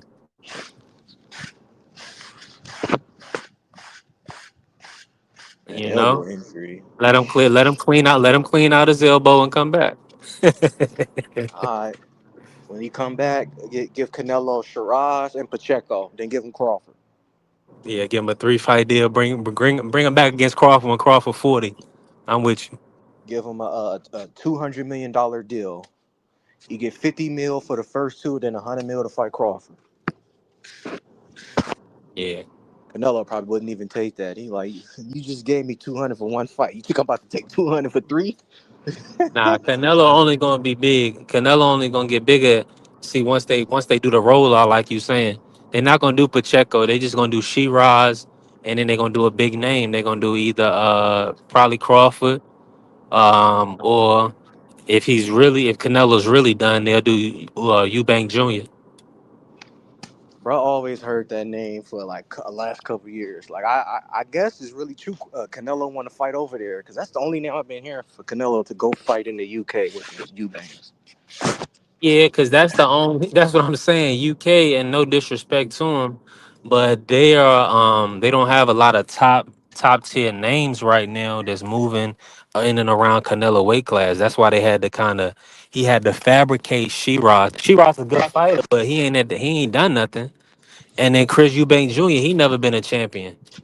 So that's why Canelo hasn't really been able to get over there. He fought Liam Smith, and he fought Billy Joe Saunders, but that was in the U.S. That was in Yeah, Texas. Billy came here. Yeah. So them guys, they haven't even legitimately proven themselves to even fight Canelo, let alone bring him to the UK. So they gotta tighten up, man. Shiraz gotta beat somebody ass soon, man. He gotta. Of course Berlanga, but the U.S. public know Berlanga. His Respect. ass. Yeah, respectfully, he's just over decent. I take Shiraz and Pacheco or Shiraz and Billy or Shiraz and Lester. Like Hey, them Canelo and four, Billy will be a hell them of a four fight. got to I mix like it up, that. man. Them four got to mix it up. 100%. So to my What brother up? Terrence and Peter in the building. What's happening? Peter, I'm on Yo, the road with it. Y'all You cut chop it off up. B3. You cut off B3. What up, Rod? What up, Chop. Tommy? Pure Roll was good. Chill it, bro. Chill it. Hey, Piero, what you want to see Canelo do next, man? You want to see him retire? You want to see him do? Well, I mean, unfortunately, he can't retire because he has Right. a contractual responsibility to finish out his contract with Turkey. We got some questions for Yeah, B3 keep you. cutting off, or is it just me? Yeah, B3 cutting out. I don't understand what he's saying. B3 on the road. That's that connection. That connection. He ain't banging by no towers. So how Anyways, many like more? I How was many saying, more Rob, fights Canelo got? Canelo got 2. he's got 2 more left. So, So who the opponents? well, they haven't been named yet. Everything was contingent upon. Well, I mean, it don't matter who the opponent was. It was going to be what the outcome of this fight. You know, so at the end of the day, like I didn't watch the press conference. What did he say he wanted to do after the fight? If y'all watched it. All I heard was he's taking time off to get surgery on his elbow. Yeah, but that barely came out. I'm talking about like in the like because I saw like his like a little bit of his comments, and I watched the whole thing. I saw like he tried everything, blah blah blah, like and stuff like that. But did he say what he wanted to do? No. Oh, okay. So that's the thing. Like with Canelo, like literally, like he don't. That's one of the things I like about Canelo. He don't talk. He's not like these goofballs, you know, these youngsters that just like literally talk. Like literally, like so I don't even buy the elbow surgery because like literally I haven't heard Eddie or Canelo say anything. You get what I'm saying? And they're usually the one that releases that type of information. So yeah, until Canelo or Eddie speaks, I don't know, but say he wants to take the rematch. Well, yeah, I mean, as a Canelo fan, and then like if I was Canelo, yeah, I would want that rematch. You know, like, you know, especially when like you know, like he was favored, and you know, it was his division. I mean, like I don't know Canelo personally, but like me personally, I would assume, and then the way he talked about it in the past, that he would love to at one point rematch Floyd Mayweather if he could, but he retired. So like if I'm Canelo, like literally I couldn't retire without at least giving it a shot. Even if I lose, if I get knocked out, like I can't. I already like you know I got better or whatever after the Mayweather fight, but I never got a chance to like see like if I could do better. You know, he has that chance in this particular fight. So like me personally, and I think Canelo like he would want to take that, but without knowing what he wants to do, I don't know. But say he doesn't want to do that. He still has 2 fights left. I did hear like in the past he wants to like do like a fight in Japan and the fight in the UK. So at the end of the day, as long as it's not like some like crappy fight, I wouldn't matter. I wouldn't care. Well, there's always been a Benavidez. He can go out with a bang on his last thing. Yeah, Get me that personally, fight. fuck the Benavidez fight. But if Canelo wants to fight him, go ahead. You need $500 million for that. Nah, I mean like literally, if they would pay him $1 billion. If I'm Canelo, I'm like, nah, I'm good.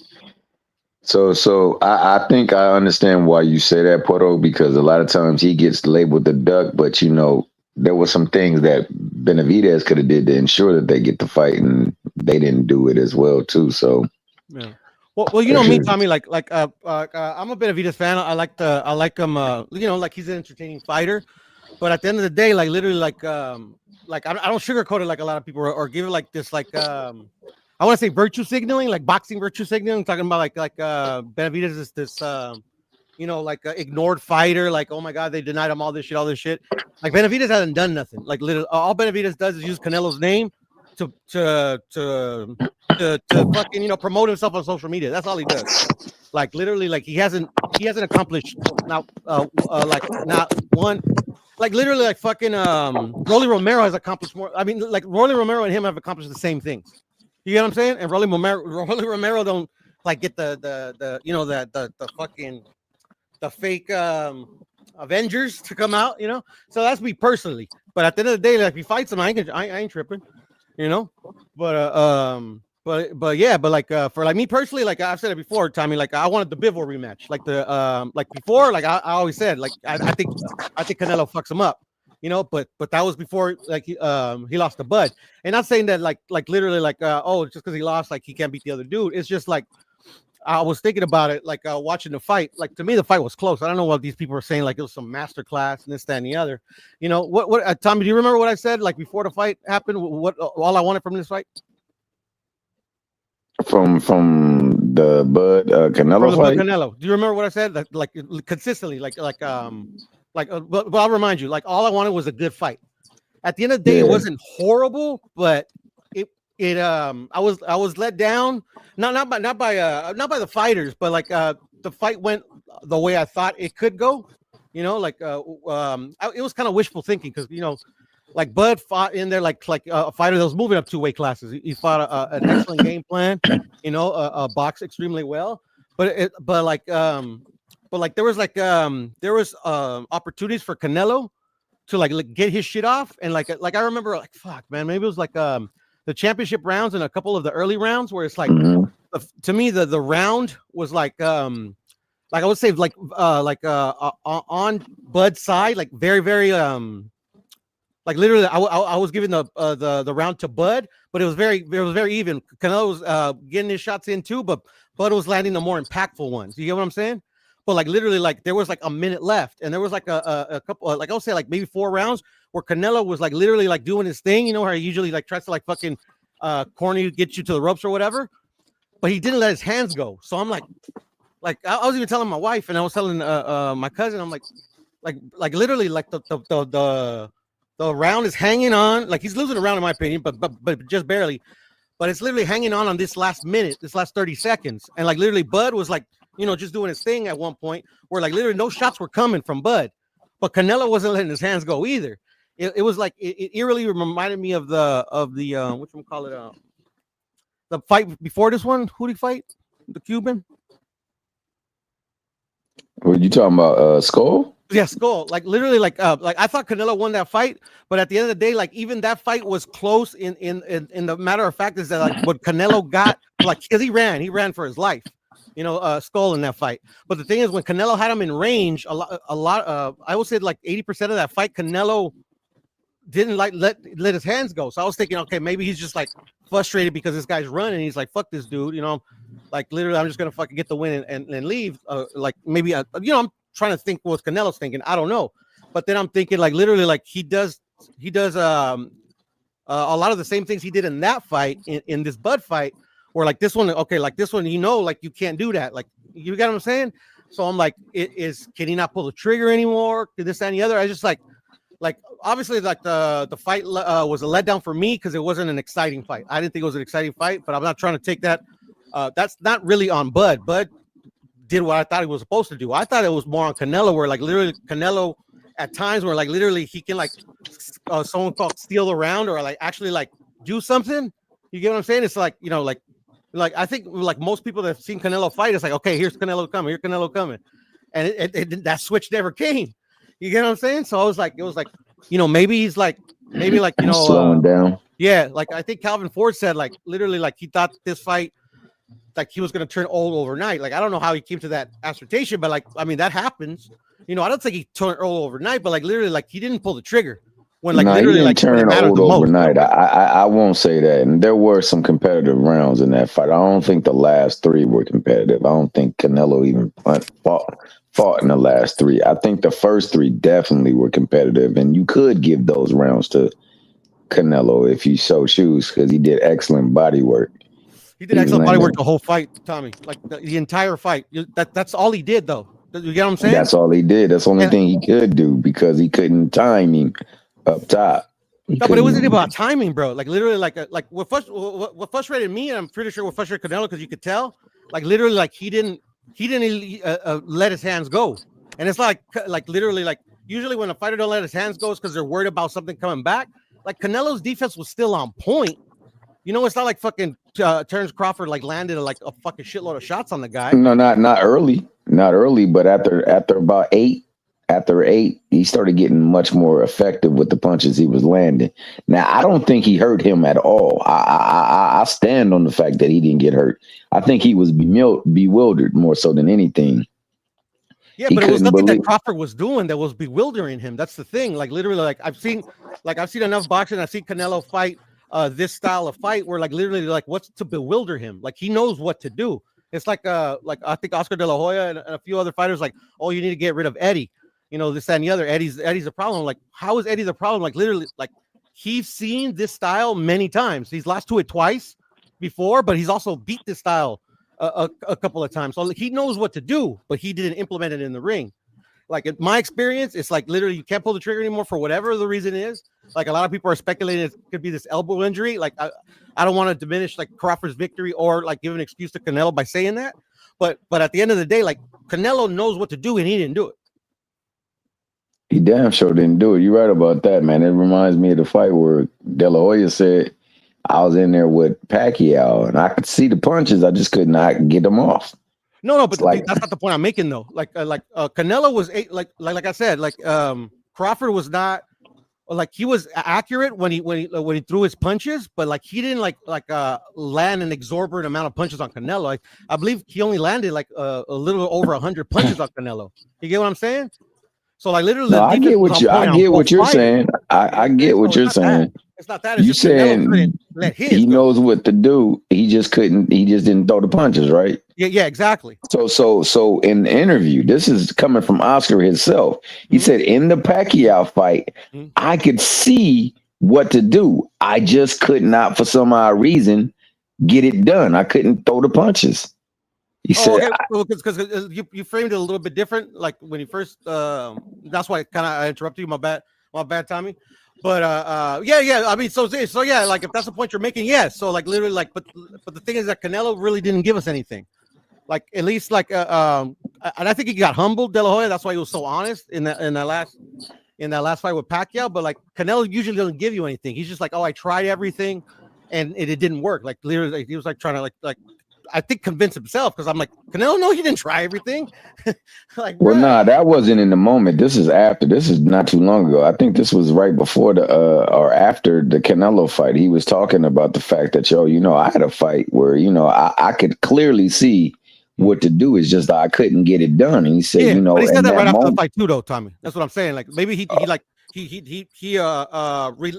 retold that story, but I remember the press conference after the Pacquiao fight. He said the same thing.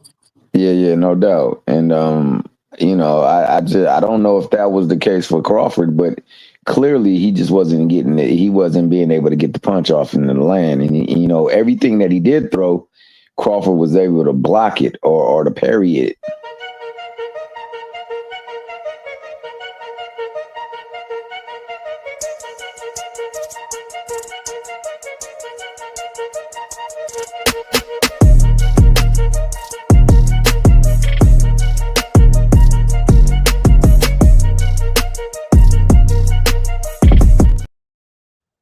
I know, and like literally, like Terence Crawford, like defense was on point. Like I totally 100% agree with you. Like, other than the body, like the punches that like she tried to throw to the head, like were blocked, adeptly by Crawford. I'm not saying that. I'm talking about like when literally he had him in range and he didn't throw. Where you brought up that De La Hoya example, like, yeah, no, that makes sense. But at the end of the day, like that's De La Hoya. Like Canelo hadn't said anything, but that I tried everything. And I'm like, I'm sorry, like literally, like, yeah, I know Canelo said what he said, but I've been watching boxing too long. No, you didn't try everything. Like literally, if you let your hands go more, and especially in those crucial rounds where like literally like it was a swing round or it was like a very close round, but it was leaning towards Crawford, like literally like your like what was the word I'm looking for? Your lack of not doing anything in those crucial last 30 seconds when the round was close, like literally cost you those rounds. And at the end of the day, if you see the scorecards where like literally we could debate if like you agree with them or not, at the end of the day, if he attempts like to like literally get his offense off and actually be successful on two of those rounds, the fight's a draw. You get what I'm saying? Or no, I totally get what you said. I understand exactly what you're saying. Yeah. I do. I like I said, and honestly, man, if he would have been more active in those later rounds, they would have given him the fight. I'm sorry, they would have given it to him. No, but the thing is, it's not about being active though. Like you have to, like literally, like the reason, like because the fight was still close, because like Bud, like I said, Bud, like I think his best round was the 9th. Where like they like attempted to go or toe to toe, or both of them were like throwing their shit, but Bud like got his best offensive work, like in terms of combinations and stuff like that. But other than that, like there wasn't like like literally like you get what I'm saying? I don't know if I'm explaining myself right. Yeah. I'm not sure, Piero, because I seen Bud put hands and feet on Canelo multiple rounds. No, he did. Especially, He got hands on him, but like hands and feet, like literally, like you're trying to say, like he was like piecing him up, which not and not one. He did not one round in that fight did Crawford ever piece him up.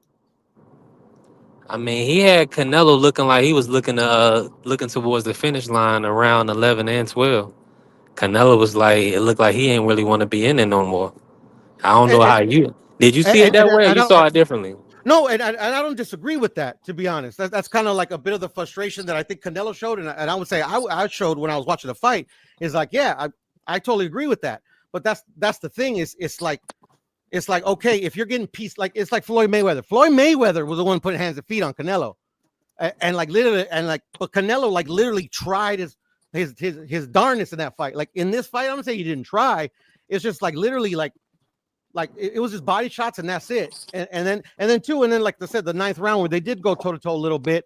Like Crawford was getting the better of those exchanges. Like he hit him with some really good shots in that fight.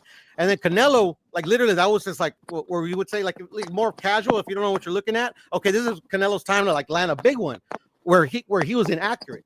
So at the end of the day, I'm not trying to take away from Crawford's a win. Like I believe he fought the way I thought he was going to fight, and it was an excellent game plan. But at the end of the day, it's like if you're Canelo, I'm just saying from a Canelo perspective, not even a fan perspective, like I would like if I'm Canelo, I would be like, why when I'm there and I know this fight, like literally the fight was close. Obviously, let's look at the scorecards in these key rounds where like literally I could win these rounds. Why didn't I let my hands go? Especially when this guy, like, yeah, like he was countering effectively, but it wasn't like in combination, like one shot, two shot. You know what I'm saying? I'm with you 100%. Let me run this for you. We already know. We knew Crawford is a great fighter, and I did what I supposed to do, right? I tried for every way, and I trained really hard, and he deserved all the credit. No, I try my best tonight, and I just cannot figure out the style. And see, that's exactly the clip that I saw, B3, and like literally, like, and I'm gonna take Canelo's word for it. Like to me personally, and I'm not speaking for anybody else. He's never been a liar. Like literally, when he's giving his opinion on wins or losses, you know what I'm saying? He's usually pretty honest. And if you take him at face value, if you believe what he said, like literally, it's like literally, like, okay, like literally, you say that you did everything you could, and maybe you did, but that's the problem. In the past, like literally, like everything you could was a lot better than you did that night. So like literally, like I would be like yeah, like literally, like for lack of a better word, turning old overnight is just like literally, like for whatever reason, like literally, like I've never been a boxer, so I couldn't tell you like why a boxer when they get to a certain age, even if they're like on the cut, like they're consistently like they still look elite. Where like one night it's just like where like literally time and time again they like do it over and over again, but that night they can't. And then the next fight, like Terence Crawford, he's that dude, you know. But like say he fights somebody like a significantly less talented than Canelo, and Canelo loses by the same means, then you could start being like, okay, like literally Canelo can't do what he used to. But like one fight, I couldn't tell you, but like it's been two fights, so I don't know. So at the end of the day, bro, like the next fight would be telling. Hey, shout out to my man Puddle. Hey, you got Angie Baby over there shouting you out, man. Go on and hey, Angie. How you doing? Yeah, man. I mean, let me ask you this, Piero. What up? What do you want to see next from Canelo when he comes back in 2026? Give us some names or lay out a plan for his last two fights with Turkey. Well, that's the thing. I need to know what he wants to do. If like literally, like if he thinks himself, like what I just said, like we're like, okay, I don't got it anymore, and like literally, like because he has two fights. Like he can retire right now, but he has two fights that he has to fulfill with Turkey. If he says it, okay, yeah, like literally, like I was thinking about rematching Bud, but I was analyzing the fight, and I was talking with Eddie, and I was like, yeah, I don't think like literally, like you get what I'm saying? If he decides against it and he says, okay, I'm just gonna fight this fight because I was wanting to fight in Japan and England, and then I'm gonna retire, then cool, okay, like literally, like he's saying, without saying is like, yeah, I just noticed that I don't got it no more. I'm gonna have these 2 fights and I'm out. But say he comes back and say, okay, like, yeah, I had just had surgery, because like I was telling Rod and Thomas, I don't buy that he had a surgery, because like literally Eddie and Canelo are usually the ones that release this information. Like all this other information is secondhand. So maybe he's not even having a surgery.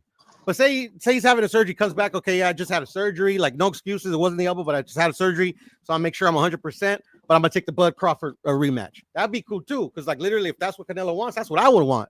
Because like literally, so they could be like, all right, even if I get knocked out, I gotta know, like if I still got it or not. Like, and you know what I'm saying? Like, so in that aspect. So at the end of the day, it's like it's literally whatever he wants to do, but it's really up to him. I would have to know like what he's thinking in his head.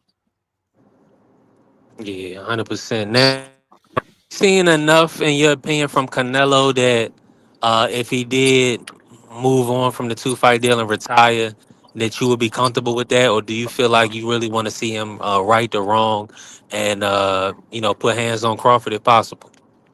Well, at the end of the day, I mean, like literally, like Canelo did that like a long time ago. So did Bud. Like literally, Bud and Canelo could both retire right now. Like they could have retired literally without fighting each other. These guys' legacies were already cemented. You get what I'm saying?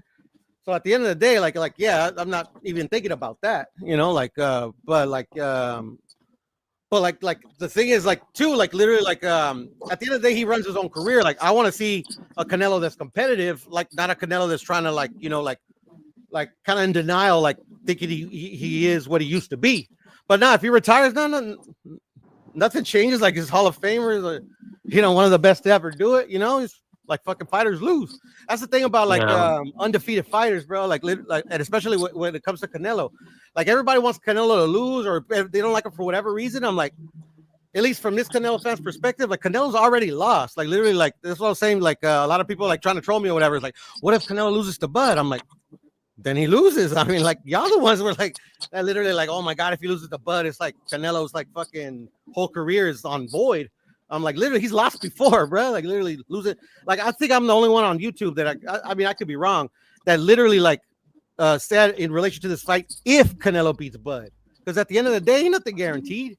Like literally, a lot of people, and cool, conventional wisdom, yeah, moving up 2 weight classes, yeah, more than likely Bud was gonna lose. But to me, it's like literally like none of these fights are predetermined. Like literally, like I know Bud could lose just as much as I know Canelo could lose, and look what happened, he lost. That's why I was like, if. That's like, oh, what do you want from Canelo after the Bud fight? Like me, I want Bivol if he beats Bud. I always like added that if. Like it's never a guarantee, no matter what fighter you are.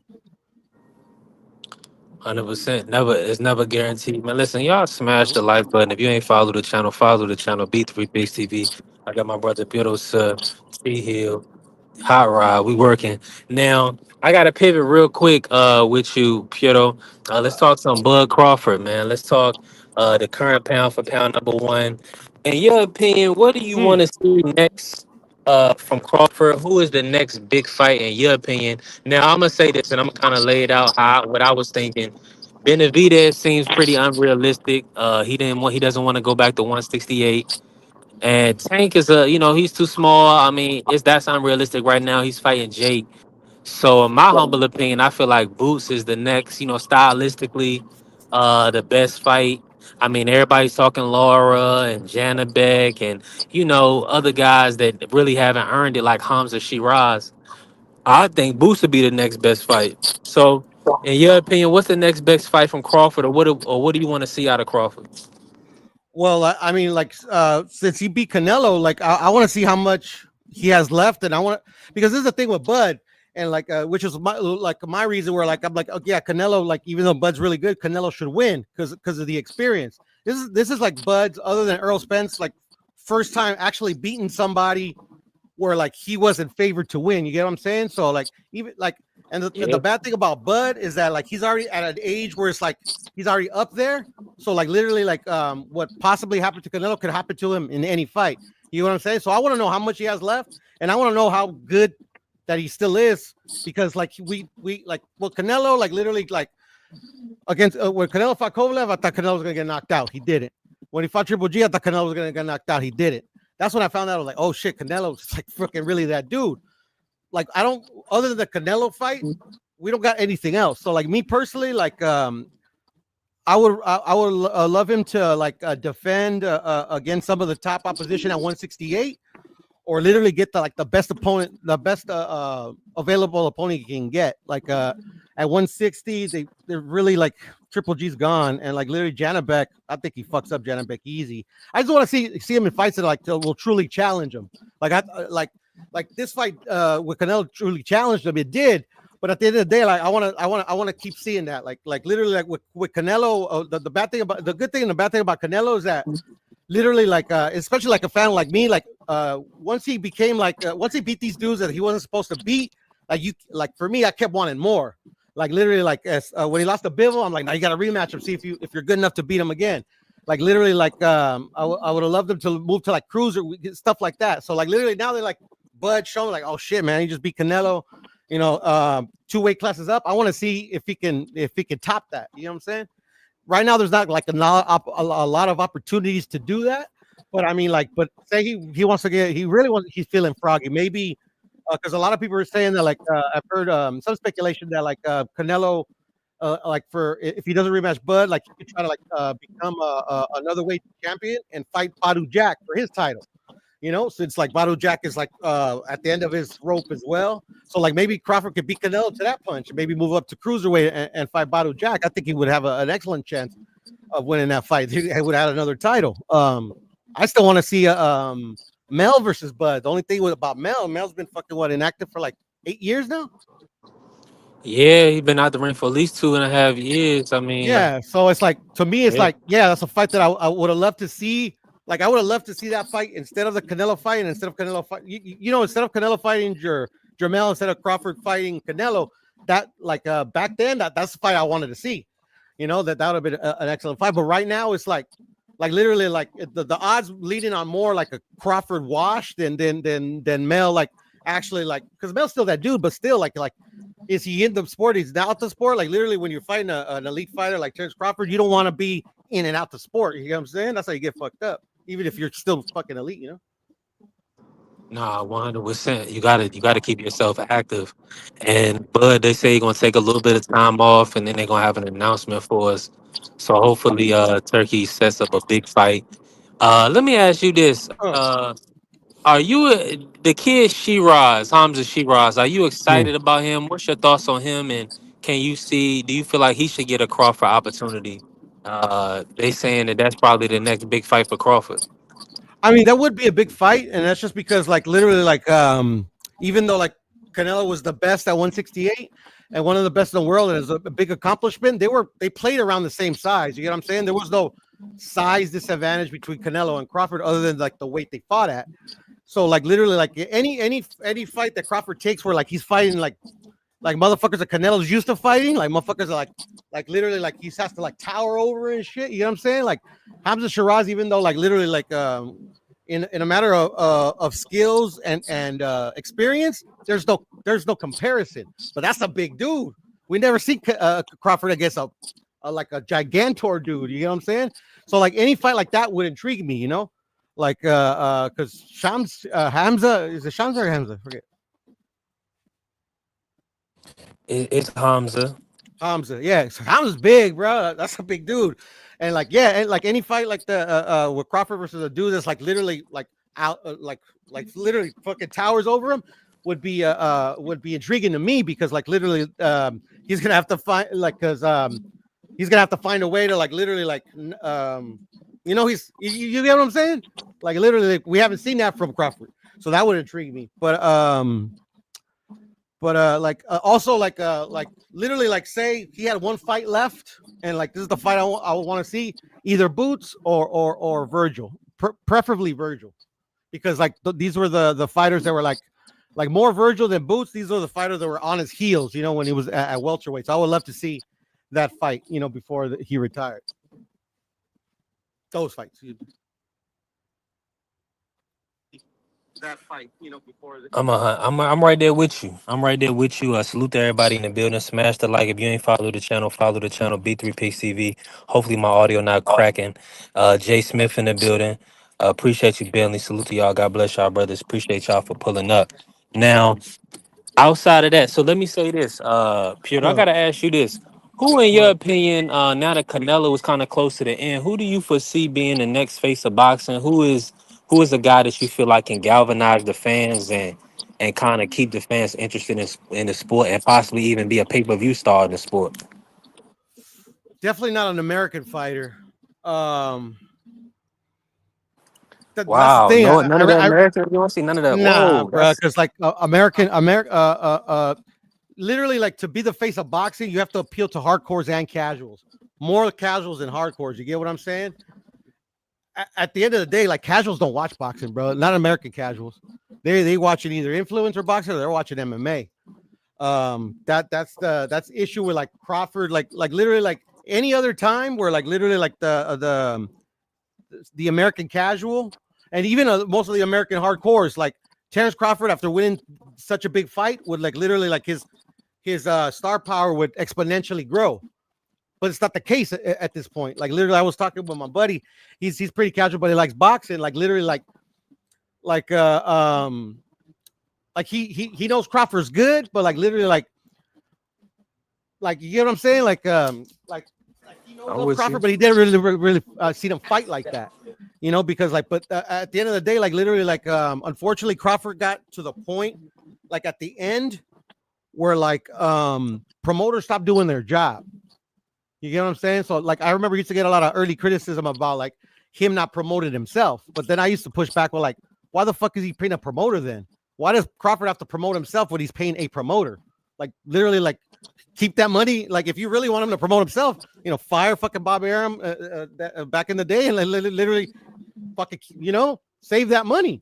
But that's the problem with promoters these days. Not all of them, because I would say Eddie Hearn still does a pretty good job of promoting his fighters, but definitely like Bob Arum, PBC, Golden Boy, they're promoters in name only, bro. Yeah, I'm with you. I'm with you 100% on that. Now, with the whole Zuffa boxing and the TKO Holdings group, Right. they kind of making a play to, I guess they making a play to make their own belt. You know what I'm saying, and not have to deal with the sanctioning bodies. Do you feel like that's gonna be good for boxing and as a whole, or do you feel like that's it's gonna do you feel like it's gonna be sustainable in the sport of boxing? Um, well, that's the thing about like the conversation pertaining to like Zuffa and Dana White getting into boxing.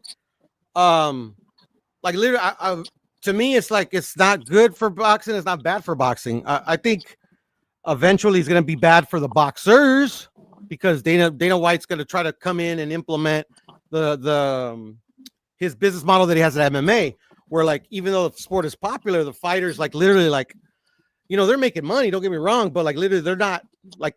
There's a reason like a lot of the biggest stars over there come over to boxing, and they don't come over to boxing to challenge themselves. They come over to boxing and make that bag. You get what I'm saying? That they can't make in MMA because of the way that like I said, the business model is structured over there. And I think that's what Dana White's trying to bring over here. But at the end of the day, it's like he's nothing different than what we already got. Like he's a businessman. He's always going to look out for his interests. You get what I'm saying? So at the end of the day, nothing's going to change for the better or for worse until the boxers start implementing these changes, because like the promoters, doesn't matter if it's a new one or an old one, they coming in here to make money off of the product. You know, that's it. They're about the money. They're not about legacy. They don't get in the ring. The fighters are the ones that like literally like are about that, are supposed to be about that. You get what I'm saying? So like literally to me, Zuffa, Dana White coming into boxing is just like Turkey coming into boxing. Turkey hasn't done anything that any other promoter in or any other financial backer has done in the history of the sport. Turkey ain't doing nothing new. That's why a lot of people are like they either like criticize him a lot or they give him a lot of praise, like he's saving boxing. I'm like, how is he saving boxing? Like literally, like none of the fights that were made that were made were not impossible to be made if Turkey didn't exist. You know what I'm saying? Like a lot of people saying, "Oh, we never would have got this fight. We never got that fight." I mean, like, nah. Like he came in with money, And like literally, like it was easier to make because like literally, like the fighter was like, "Oh shit, you're gonna pay me this? Okay, cool." But like just one example, the case of Bivol and Better Beef, like they're saying, "Oh yeah, if Turkey didn't exist, like that fight would have never got made." I'm like, that's not true. They offered Dimitri Bivol that the undisputed unification versus Arthur Better Beef. Top Rank did. Bivol turned it down because it wasn't enough money. So all Turkey did was bring in the money that Bivol wanted to make, and right away he fucking signed on the dotted line. You know what I'm saying? So at the end of the day, he hasn't done anything new, bro. Turkey, in my opinion.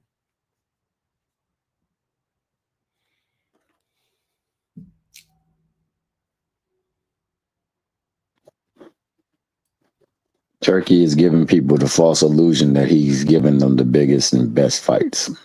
Yeah, right. I mean, he's giving us cards. I mean, I'm about to cut you off.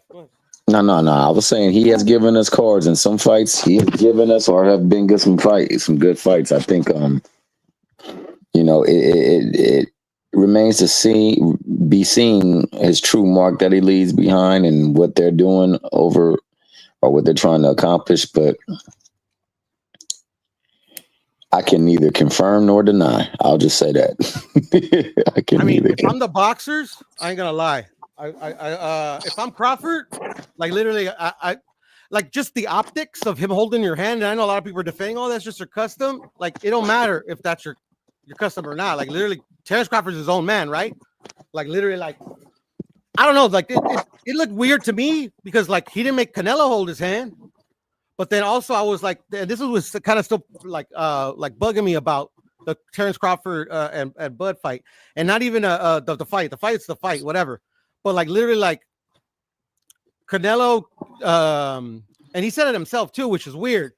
And if it's true, it's like that's on Canelo too, because like literally, like you for a big bag, you like literally like made all these concessions that you haven't made your entire career, which is perplexing to me.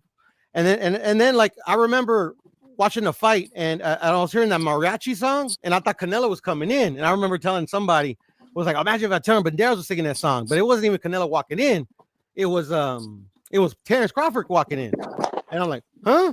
That was kind of weird, but no, it's cool. Like literally, I remember going to the whatchamacallit, to the Madrimov fight live, and I remember starting to notice that like, oh shit, like literally Terence Crawford's got a lot of like Mexican fans. You know what I'm saying? Like I remember talking to a dude, like, oh yeah, I'm here for Terence Crawford. Like, yeah, I like him a lot. He's like, oh, that's cool. You know, so like, okay, maybe he did it for them. 100%. But then like, but what about your other fans? Like Mexican fans aren't a monolith or like the only fans in the sport. Like, what about this? You know, your other fans. You know, I know that's like a little small critique, but I just thought that was a little, you know. That was just whatever. I was just like it was interesting to me. And then Canelo like not coming in with his usual like dude, like, you know, like he's coming with a couple of Mexican artists, you know, like and stuff, like literally like custom made songs that he walks in with. Like he came in with just some random like mariachi band. And then what really got me, and this is just me personally, the national anthem wasn't played. Like Canelo's entire career has been about like, you know, when he wins, like he'd be like Viva Mexico cabrones, like he's up like literally like you know, I represent Mexico, all that shit. And like literally in the biggest fight that we've seen since he's had his fight with like Triple G, like literally like, and then I remember reading an article saying that they didn't let him play the national anthem in the fight. Like they specifically said, no, you can't play the national anthem. So I'm like, damn, like literally if I'm Canelo, so like being this big, you know, like I represent Mexico, you know, like literally trying to big up Mexico, like literally like shit, he got into a beef with like Lionel Messi because Lionel Messi was stepping on the Mexican, you know what I'm saying? But in this particular fight, like the if it's true, they say no, you can't play the anthem, like, and you were okay with that. So I mean, I'm still, that's still kind of fucking me up in the head, to be honest. Yeah. Hey. I'm with you, Piero. I'm still in the building with you. I'm still right there too. Yeah. You know, Porto cooking. I'm letting him cook. Let him cook. I just thought it was odd. And he has that contract with like where like everybody in Mexico gets to fight for free. And like he even commented on that on the press conference saying that like, yeah, like literally it's in my contract that like literally all the Mexican broadcasting rights, you know, go through me. but then this fight was strictly on Netflix, and then he didn't make a big deal about that. Where like in the past, like literally, like you can't just, most fighters like a lot of the times like they get bullied by the promoters or by the money because like they feel like they're gonna get like fucking lawyer to death or whatever, blackball or stuff like that. Well, Canelo has showed, like especially like against Oscar, where like literally like he took him to court and won. You know what I'm saying? Like literally, like I remember when that happened, I'm like, oh shit, because I thought because like literally like there's been a narrative around Canelo for the longest, like his detractors that like literally like I bet you were praying that like De La Hoya like blacklisted him, but now like literally like the guy's smart, right? But in this particular fight, like literally all that cachet you built up, like about being like a stern negotiator and like literally being about your business, like you literally like that gets past you, like that's what's fucking me up, and that has nothing to do with nothing. You get what I'm saying? That has to do with Canelo. That's Canelo's business. It has nothing to do with me. But it's just like weird. It's just like that the whole what happened at the fight. You know what I'm saying? Like literally, it's just like, damn, bro. Like I'm thinking, like, bro, like did these both dudes sell out? Like literally, like I'm not talking about the fight, but did these guys like literally do stuff that they wouldn't normally do just for money? Like to me, that's not the feeling I got from them. But like there was a lot of weird shit that happened that day, bro. It's just like it's crazy. It's still fucking me up. I was just like, it's still fucking me up right now thinking about it. I was like, damn, what's going on? So let me ask you this, Piero. Boots Ennis. What are you expecting to see from Boots this weekend? And where would you like to see him go with his career? Do you want to see him call out Bud Crawford, or do you want to see him fight some of the guys at 154? Well, he just moved up to 154. He's having his first fight. I've never seen Lima fight, so I'm assuming this is just to see how he is in the fight. I've seen Lima's record. He has really nobody of note there. So unless this guy's like literally been flying under the radar, which I mean, I watch a lot of boxing. I think I would have heard of the dude, or at least seen him fight once or twice. Where like that'll be like, okay, this guy like Boots can't like be. I mean, and then Boots can be like lackadaisical with any fighter. Like especially the fighter that nobody knows. I'm pretty sure Boots Ennis don't know who the fuck this is. But at the end of the day, I expect Boots, to like, like fucking, unless like literally like, okay, like one, because sometimes like literally like moving up a weight, a lot of people think it's like easy because we see like some of the best fighters ever do it like it's nothing. But like literally moving up in weight, like is significant. You get what I'm saying? So at the end of the day, I expect them to show out. Yeah. But for Boots, like literally, they say that the fight's already signed. Virgil, because everybody's been waiting for that fight since since welterweight. You get what I'm saying? But then Virgil got sick, he moved up, whatever. But Boots, like literally, like he's like a lot of these fighters, bro. It's like a lot of hype and not a lot of like substance. But like to me, like at least he's shown he's moving towards the right direction, because even though he was an email champion before, the best way, like and then sometimes it's unavoidable. Like in this case, like the Errol and Bud shit, like unfortunately made it to the fact where they couldn't fight him if they wanted to. They were trying to make that fight. You get what I'm saying? So like literally they had to take step aside, or maybe they were forced to take step aside sometimes. So literally, like he took the title that he got, the email title. He got that title because just like Canelo's got an email title before, Crawford's got an email titles. Email titles are nothing new. You know what I'm saying? But usually to like literally legitimize your reign in a division when you do have like a vacant title, or a Reggie as they call it, is that you unify with the other guys that have the other Reggies. You get what I'm saying? So I am glad that he unified with Stanionis before he moved up, because that lends more credibility to his title reign at welterweight. Whereas like if you want to fight Stanionis, you just want to fight somebody like just some other dude. Like literally, like people have more ammunition in that gun. It's like you never fought the champ, like literally you never fought Earl when he was a champ. You never fought Bud, but at least like, and that wasn't his fault in my opinion. Like literally, like that's why I was glad when he said like, nah, he was late to the party. Yeah, no, he wasn't late to the party. It's just like literally like Earl had all the titles. Bud had the other one. Bud wanted to fight Earl. PBC only wants to fight PBC fighters. So like literally like, unfortunately the business gets in the way, you know. But at the end of the day, but it's not Boots Ennis' fault. Yeah, that's a great point. Yeah, You get what I'm saying? definitely But not like, his fault. but I'm just glad for me where it's where people are gonna say like Boots ain't shit. I was like, well, at least he unified with another belt that you know, which got emailed as well, and he unified that division. So at least like, you know, like it's just like it's a more it's just like is it more substance to his title, you know, instead of just And Oh, the way he beat Stanionis too. I yeah, mean, right. Like I thought I gave Stanionis a great chance because Stanionis like had shown like to be a really good fighter. But yeah, Boots like literally made it look so easy, man. well, that was a fight that he got up for, man. I think that more so than anything speaks to the fact that you know how your mindset is going into the ring matters. He wanted that fight, so that's a fight he was going to definitely show and prove. I think that all of these belts at that division, you can't fault the fighters for it because the person who had the belts didn't want to defend them. No, Won them and that's dropped not them. true though. That's not true. You think Crawford wanted to defend against those people? No, but Crawford was a titleist ever since he won against Jeff Horn. Like literally, like the thing about Boots and Virgil and a lot of these youngsters at welterweight is that like literally like where I do agree they were late to the party. They're like literally when Terence Crawford was defending his welterweight championship and when Errol was defending his welterweight championship, Boots was either still like a rookie or wasn't ready for that type of challenge. You get what I'm saying?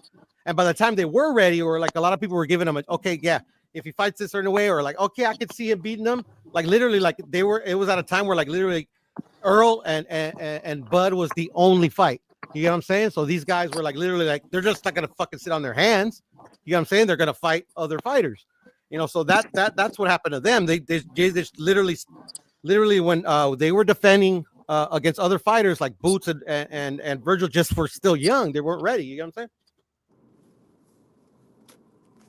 You talking about I'm with when you 1,000%. you When talking Boots about? was fighting Delorme and it was Yeah. certain. Yeah, Yeah, yeah. I know that. I'm talking about when because you said they were emailed. All Yeah. those titles pretty much were emailed because he didn't Yeah. defend them. He left the division and he left behind the responsibility of defending them. So they all had to unfortunately fight for or get awarded or assigned the belts Yeah. because they couldn't fight him. Yeah, no, yeah, because they were trying to unify. You get what I'm saying? But Yeah, like yeah, when they were actually defending against contenders, like literally like Boots and Virgil weren't contenders yet. You get what I'm saying? yeah. I got what you're saying. I know exactly what you're saying. Just saying, yeah, all of them probably gonna be emailed because of how you know the holder, the belt holder, how he conducted after he won the fight, after he won the belts. You know, unfortunately, when Spence had him and when he had him prior to the unification, I mean, prior to them all coming together as one belt, one titleist, you know, yeah, they couldn't get the fights, unfortunately. Well, because I'll they say weren't this ready. though, They weren't ready. Peter, They weren't ready. yeah, Poto, I speak about this all the time, but our brother Bentley wants you to speak about yeah. it. About does the Mexicans support David Benavidez? What's your perspective on it? Just speak to it overall. And do you feel like David Benavidez is that going to limit David Benavidez from being a superstar in the sport? Well, Bentley, I mean, this Mexican supports Mexican fighters, so like I do support David Benavidez. Me personally, I can just speak for myself. You know, but the thing is like say like the Mexican fan in general is not a fighter that you can con.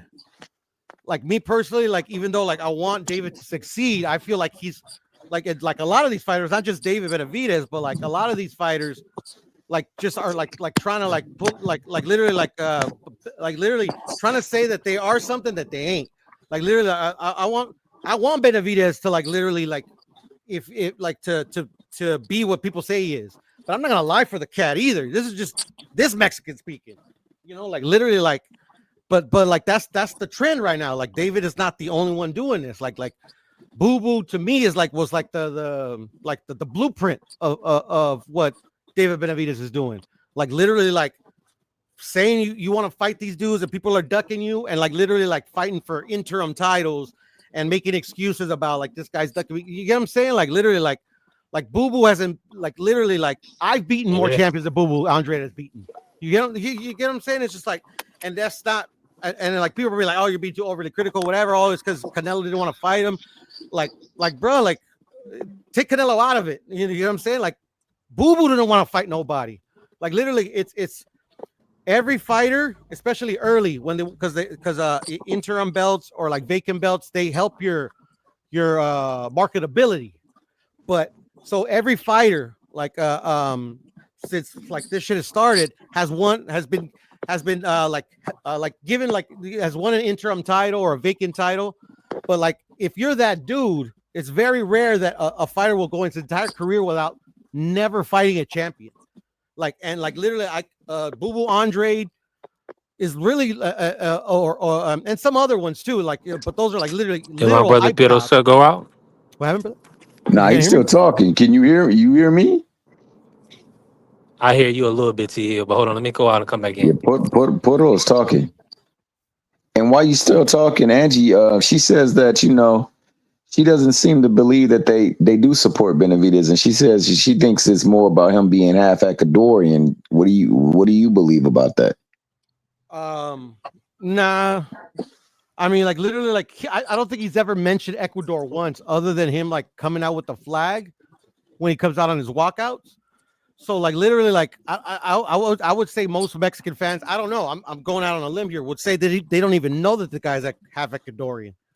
You get what I'm saying? Like literally, he's built himself on Mexican. You get what I'm saying? Like literally, like if Ecuador was that big of a like a part of his identity, like or his like professional identity, Mike Tyson would have like thought of at least one Ecuadorian name because he would have been like, you get what I'm saying? I'm with you 100%. The I Mexican, get you. Mexican is synonymous with boxing, and Mexico is in general. But the Mexican fighter has a lot of history built up in the sport, so that's what I don't think Mike Tyson knew David background 100%, but I know for sure that when he said Mexican monster, that was gonna stick, whether it was Honduran, whether he was Colombian.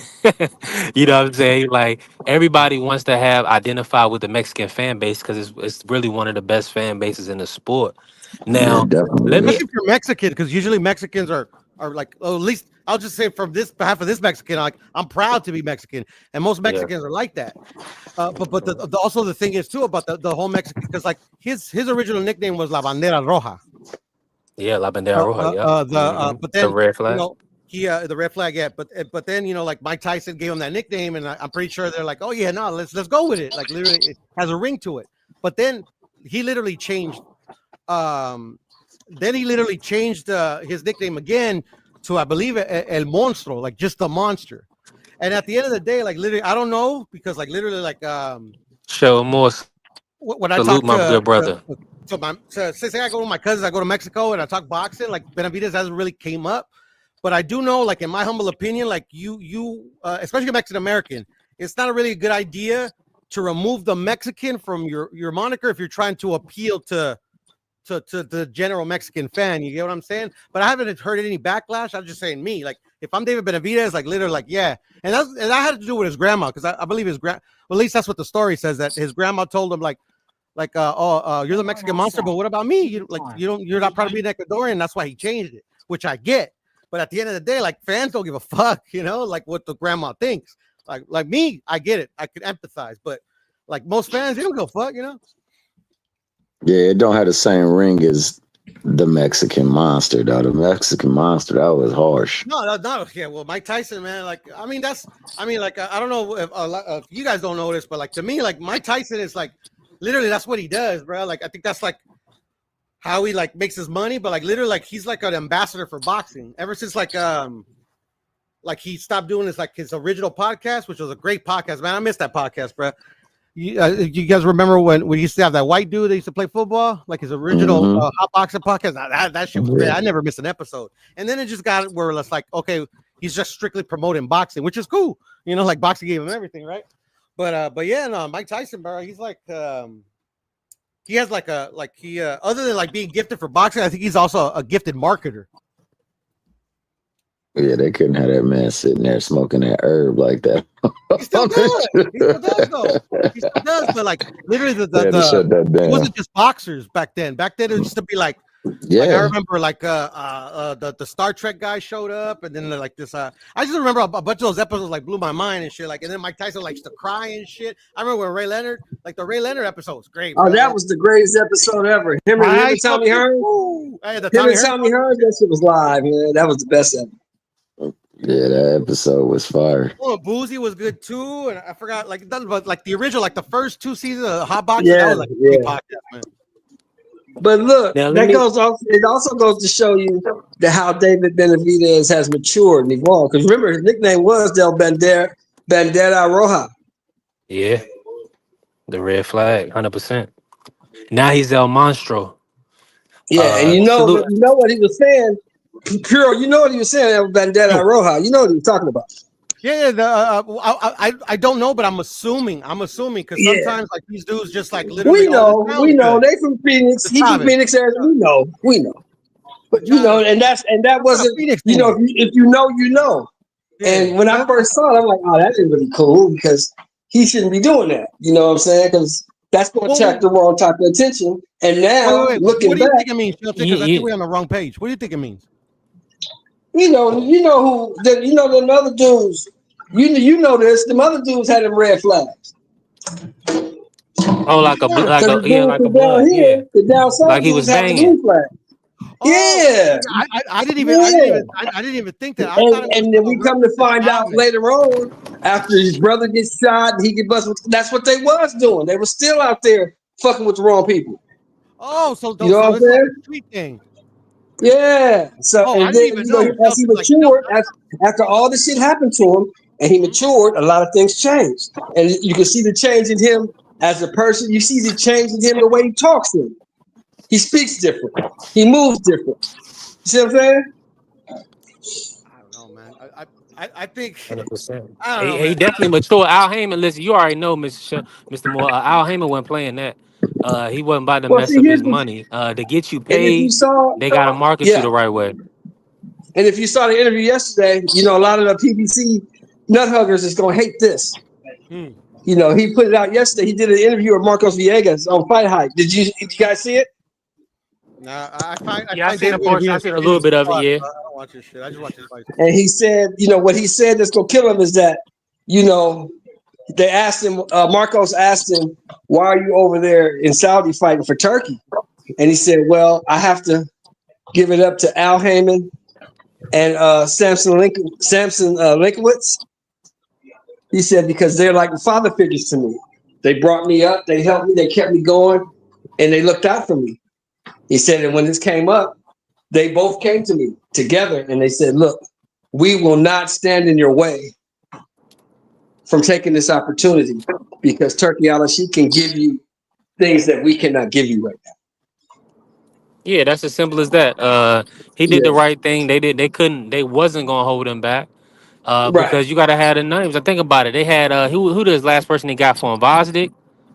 Yeah. So come on, man. That's this brother Turkey got all the fighters available to him because he working with Frank, he working with Eddie, and he working with Oscar. But you gonna wait till later on today or tomorrow, you're gonna hear these PBC nut huggers come out talking about, oh, he's lying. He was just saying that. He didn't really mean that. Al can do everything. Al, Superman. Al can do it all. No, he can't. I'm not a PBC nut hugger, but I find that disingenuous what he said though. But like I said, how is it disingenuous? If because Turkey they got blocked the him in money the past, they and blocked him in Turkey the got the past. fighters, They blocked him in the past. Turkey has the money and Turkey has the fighters. Heyman don't have the fighters. He may even have the money. He don't have the fighters. I can't give you what he can give you right now. So I'm not gonna stand in your way. Yeah, but they've stood in his way in the past, is what I'm saying. But in the past, though, they had dates. They had dates, Pure, in the past. You know, they don't even got no dates right now. No, I mean, like literally, like he had a fight with Zurdo Ramirez for a unification, and Al Heyman stood in the way. Like if he's like really about these guys are father figures. Do you think? Why did you stop him from unification? Wait a minute. Do you think Al's in the way? Or you think Oscar's in the way? No, it was Al Heyman and Samson Likovich. This is documented. Like literally, he had to give back the signing bonus. Oh wow. Yeah, let's document it. Like literally, like this was like because I believe Zerto became a champion, and then like 3 months later he beats Graville. Like literally, like he wanted to like I remember when like literally David. Oh, this is back in 7. You talking about back in 16-17 when Zerto was the WBO 68-pound champion. Yeah, and so was Benavidez. Oh yeah. I remember that. Yeah.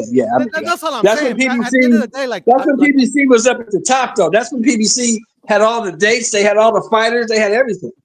I remember that. Yeah, I remember that. Yeah. But at the end of the day, like, bruh, like literally, like, if they truly, if I don't know, like I said, I find all these youngsters super cringe, like all of them. Tank, Ryan, David, all these guys, like literally just talk shit to talk shit. I've just never been like really about that shit talking. I'd rather you talk the shit in the press conference when you have a fucking fight sign. You get what I'm saying? Instead of like fucking this guy's ducking me, this guy's ducking me.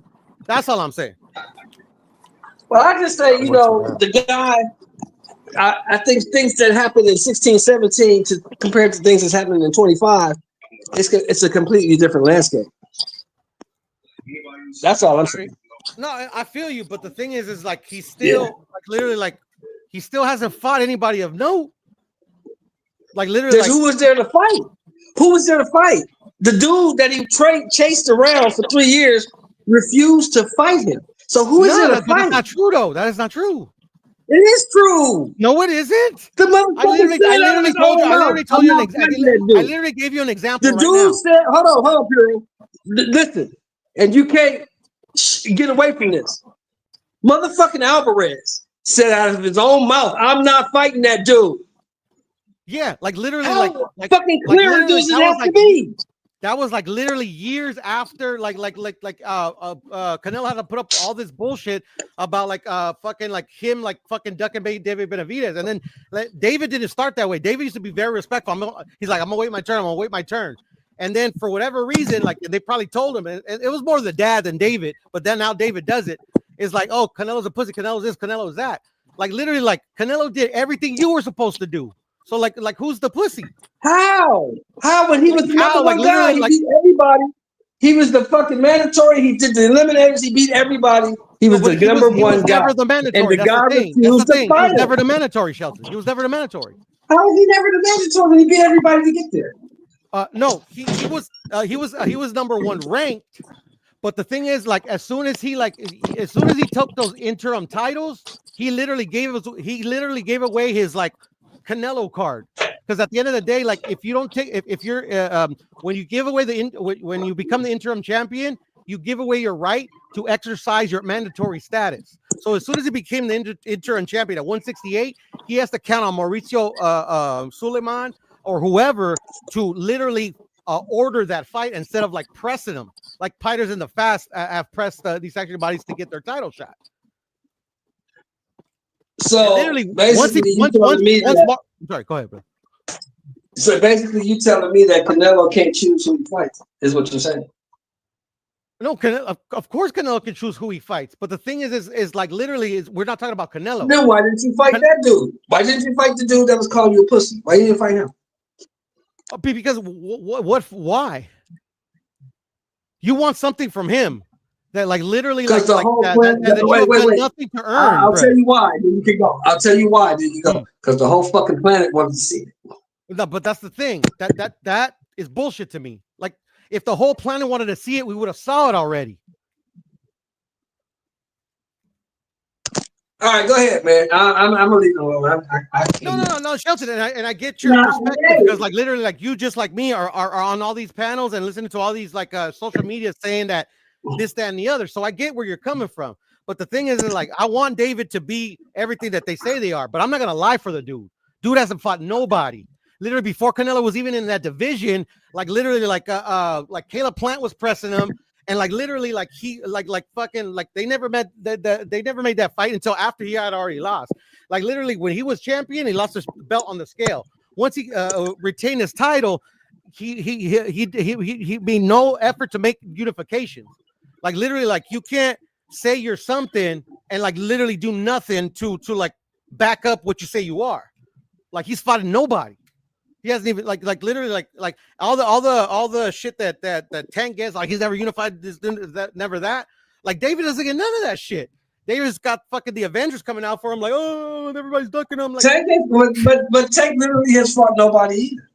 Who's No, Tank for? like Tank has actually beaten an actual champion for his title. Like fucking Who? David hasn't done that. He doesn't even sniff that. Yes. Pedraza? Yes. Yes. That was 10 years ago, bro. It doesn't matter. That David was has 10 never years done ago. it in his career. David has never done it in his career. Okay.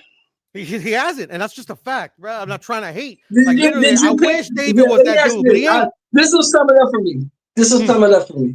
Did you pick David Morrell? No. No, I hope. I mean, people that was picking David Morrell, they was doing that eye test stuff. I That thought was a he was bad gonna move against the like monster. literally gonna do better than he did. But like, what do you expect from a guy that's 11-0? Yeah, fighting the They monster. said he was the truth, remember? No, and I still think he's supremely skilled. But at the end of the day, No, bro, like I do not. I do not.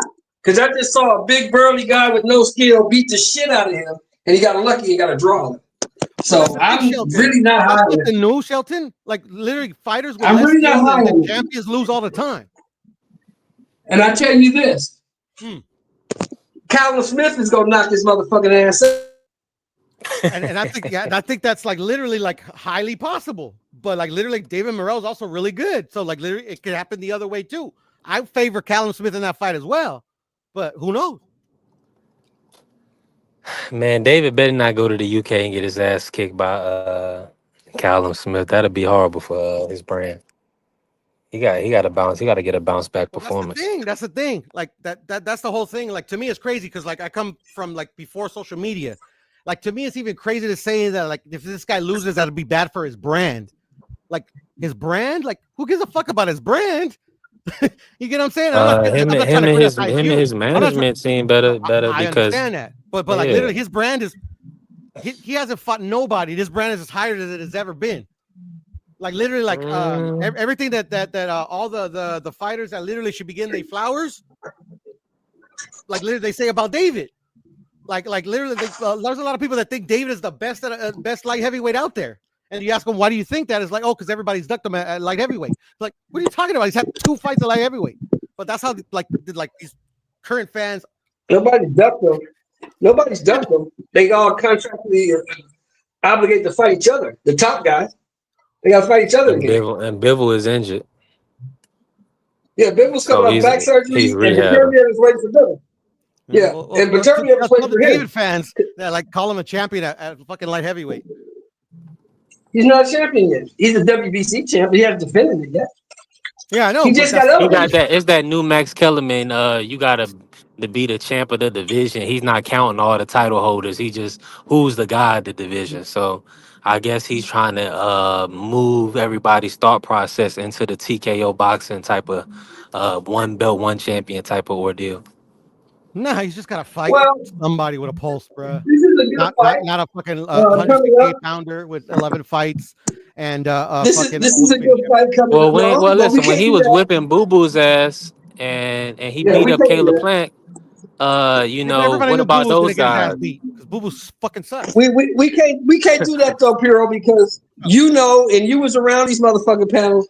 Every motherfucking name mama said David Morrell was gonna fuck him up. Am I lying? A lot of the David, my boy H is the only one I really said that I heard say that. To be honest, I heard a million other motherfuckers say that. I don't know about fuck him up, but I remember my brother D Free said he had Morrell.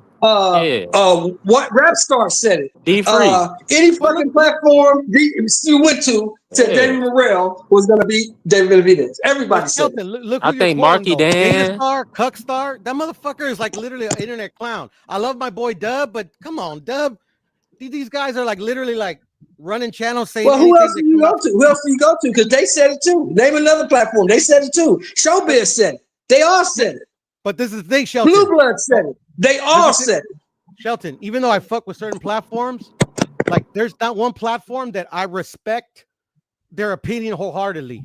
I respect people that I talk to on these panels. Like Shelton, I respect your opinion because like literally you've shown that you actually know what you're talking about.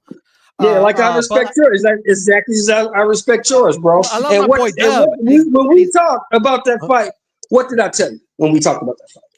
Yeah, no, but that's the thing, though, Shelton. Like literally, like I'm not I don't like literally like nobody comes here to talk boxing, bro. Like literally, Shelton, like we still talk boxing because we met when like this shit was like brand new, where like literally we didn't know what this was.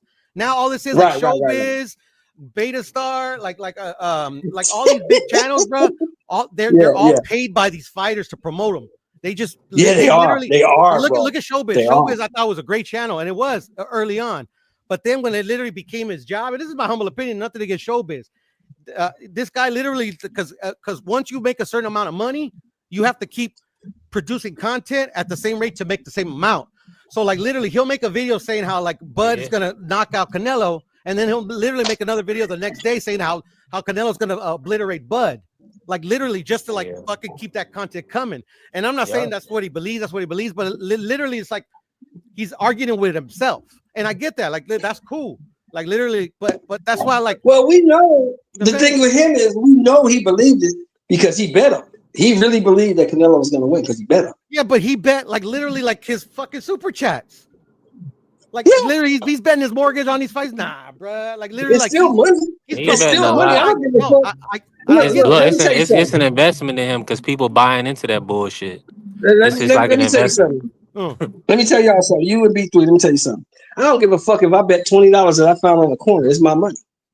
Yeah, but these guys, if I lose, I'm gonna be upset. Yeah, but when you got a business, you also got advertising dollars.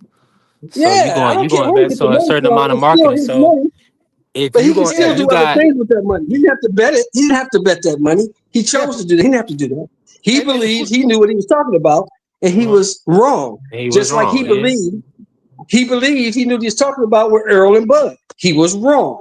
You know what I'm saying? He believed that shit. That's why he put his money on it, and he lost. But that's the thing. Like, how do we know he even put his money on it, bro? There's a lot of motherfuckers out here that say a lot of shit, and we don't know. Like, literally, like, bruh. Well, you remember he showed on both of them. He showed the ticket that he lost. He showed the ticket on his channel that he lost. He lost $30K on fucking Canelo. He lost $30K on Crawford and Bud. He lost $30,000. Did he show his bank statement where the he showed the ticket where he put the money on?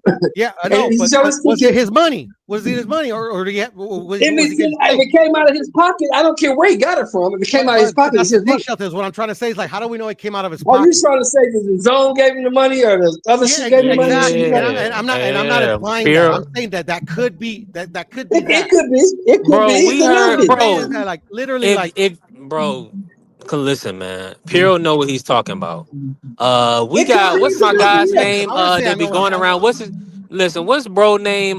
They be going on all the channels that he be trolling. What's his like something? He was the one. Is it Boss Dog? Not Boss Dog, but you're talking about Southpaw. No, not Southpaw. He just be in the chat. He be super chatting. Oh, Big Dog Willie, right? Willie. Big Dog Willie said that he got paid from MVP, or they would send him some money to kind of keep doing what he was doing in trolling. So keep Big Dog Willie, because he was trolling, to keep the text shit going. Yeah. So he came out and said they sent him bread. So if they sent Big Dog Willie bread, what you think they doing with somebody that he got about 350, 400,000 subscribers? Maybe 500 now. He may have like 500 They now. moving. He gonna move the needle. His conversation is gonna keep people interested. People tuning into his channel, so of course they paying him. They paying him hand over fist. Let me tell you something I know. That's coming out the advertising budget.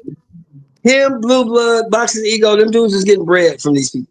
Champ Side, they getting bread from these people. They get bread from these people. I know that.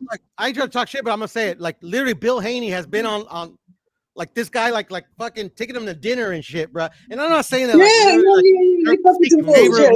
Money, but they getting broken. They fuck with him. That's cool. But that's the beauty. That's the beauty of being able. But that's the beauty of having your own discernment, man. When you have your own boxing opinion, you don't let nobody sway your opinion. I don't give a fuck what Bill Haney says. Bill Haney's mouth ain't no prayer book. He don't know what the fuck he talking about all the time. Yeah, just like this fight. I think Devin is gonna get his ass whooped. Personally, I think Devin gonna get fucked up in this fight. And I think Devin's gonna win, to be honest. And that's because of the last fight. I think he's gonna run and like fucking do what he did to Ramirez. But here's the thing. But here's the problem with that. They're fighting in Saudi. So if he does do that in Saudi, he will not win. I mean, like that's what we think, but maybe he does, bro. The man that signs the text and already told you. The Yeah, but I man would that agree with signed you, the Shelton. But checks like then, and so already there's told literally you like, if you yeah. run and you Uh-huh. don't fight. Uh-huh. So See, they he don't knows he don't got to speak do. that propaganda on me, And I hear you, Carrier. bro. And I hear you, bro. But he ran against Ramirez and he got another fight, bro. So at the end of But the he was day, in New York. But Turkey is that was full in of New shit. York. That wasn't in Saudi, and that wasn't Turkey's car. That wasn't his car. Turkey didn't specifically say don't run in Saudi, bro. And literally, like Skull ran in Saudi. So like, what are we talking about? Listen, who ran in Saudi? Who? Skull. Who? Skull. William Skull. Oh, Skull. Yeah, that dude was scared to death. All I'm saying is that, like, literally, like, I'm just saying it's like, I'm just That making dude that was point. scared. Is that like literally like there's individuals on here that literally I respect their opinion because they show me that they know what they're talking about. But at the end of the day, like literally, like nothing on social media influences my opinion on boxing. I've been watching too long to be influenced by these dudes. I just think that Norman Jr. is more athletic than people think. He's gonna cut you around. I think he fucking like literally has. He's got like almost like I would say like Tank Davis type power. That's the thing where like, but the thing is like I don't know. It's just like there's so many like what ifs, especially like literally like Devin has more experience than he does. Devin's got a chin. Like literally like we didn't know Devin could fight like that until Ramirez. So like I think Brian Norman is the safe bet. I would say even odds is like 80-20 in his favor. But I don't know. Something tells me Devin's gonna win. Man, Devin, they sleeping on Devin, and truth be told, I think it's gonna be a phenomenal fight. I'm gonna reserve my my pick for later on, closer to the fight. But y'all gotta go back and do people gotta go back and watch these guys. Like they looking at the Ryan, they watching highlights, and what Ryan did is what Ryan did. Ain't no triangle theory. So this kid got to be able to land accordingly, and Devin got to be there. So I'm expecting. I don't think Devin gonna make them same mistakes. Devin ain't gonna put himself in no like Piero is saying. Devin is gonna box. He gonna use his feet. He gonna use his jab. And he gonna throw that straight right hand when he need to. I already gave you my breakdown of how Devin wins. If Devin's gonna win this fight, he has to box at times, and he gonna have to stand his ground and fight at times. He gonna have to keep Brian Norman Jr. off balance. He cannot allow Brian Norman Jr. to get into the flow of the fight, because if Jr. gets into the flow, it's gonna be curtains for Devin. I think he has to run for his life like he did against Ramirez. If you don't run for his life, he can't do that. That's not going to be revenge. You can't do that. He's gonna have to box at times, and he's gonna have to stand his ground and fight at times. Yeah, he gonna do it. That's mandatory. He can't punch a stamp. You can't punch a fuck. I don't know, bro. It's like He can't. You trying to say my brother can't punch a time card? Yeah, that's what I'm trying to say. But other than that, his defense is like highly overrated, bro. Like at the end of the day, like literally, like well, here's the thing, right? We can say Devin can't punch, but when's the last time you see somebody walk Devin down? Nobody ever walked him down. So he couldn't punch. Motherfuckers just walk through it and knock him out. Well, this is the thing about walking you down. If you have a chin, it's hard to walk you down because, like, you can, like you said, like resist it. But anyways, I mean, you got good punch resistance. You're right. Already signed, so let's go. And I gotta go, fellas. I gotta get back to work. All right, my brother Peter. Appreciate you, bro. Get off the show always. I gotta ask you a few questions, Mr. Sheldon, while we still here. Appreciate everybody in the business. Smash the like if you haven't followed the channel. Follow the channel, B3 Picks TV. What's the next big fight for Crawford in your opinion? I think Benavidez, he said he didn't want to go to 168. Of course, Tank is too small and he's fighting Jake. Who do you want to see Crawford match up with next? Or who? Let me ask you this: in your opinion, who's the next big fight for Crawford? If you asking me, who I want to see fight? Yeah, you gonna laugh when I tell you this. For me, the next big fight for Bud is Jerron Boots Ennis. That part. Speak on it though, Mr. Sheldon. Why you say that? Because that's the fight people want to see. Yeah. That's the guy that they think can beat him. I mean, if he goes to 60, nobody expects Lara to beat him. Nobody expects Janibek to beat him. Nobody expects Adames to beat him. That would be just another division he conquered He can beat all three of those guys, in my opinion. You know, I don't think any of those guys got nothing for him. But Yeah. Boots, they say Boots is the new Crawford. Boots is 10 years younger, and they has all the same attributes. So if that's true, then let's see it. Yeah, 100%. And Kerry, I done did two boot shows. I got a boot show today, and I also did a boot show Hey, B3. I gotta yesterday. take this call. I'll be right back, bro. I'll be Okay, right back. okay, okay. Yeah, we'll probably we'll wait on Mr. Sean. Salute the high consciousness. Do you sound like Cat, my brother Cat Sports? At what weight? 168, the undisputed champion. You got to move up. Crawford is the A side. Put all the belts on the line.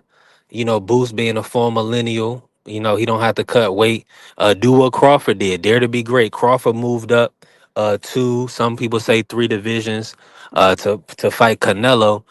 Boots has to do the same thing. If you want to fight a legend, if you want to be considered one of the greatest of all time, if you want to put your name in the pantheon of the greats, you got to do what the greats do. So at the end of the day, Boots got to take that task on, man. He got the living legend is right in front of him.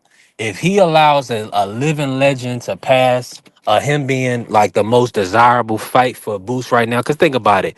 People saying Jamel Charlo been out the ring for 2 years. Benavidez doesn't want to come to 168, and Tank is too small. Earl is not active.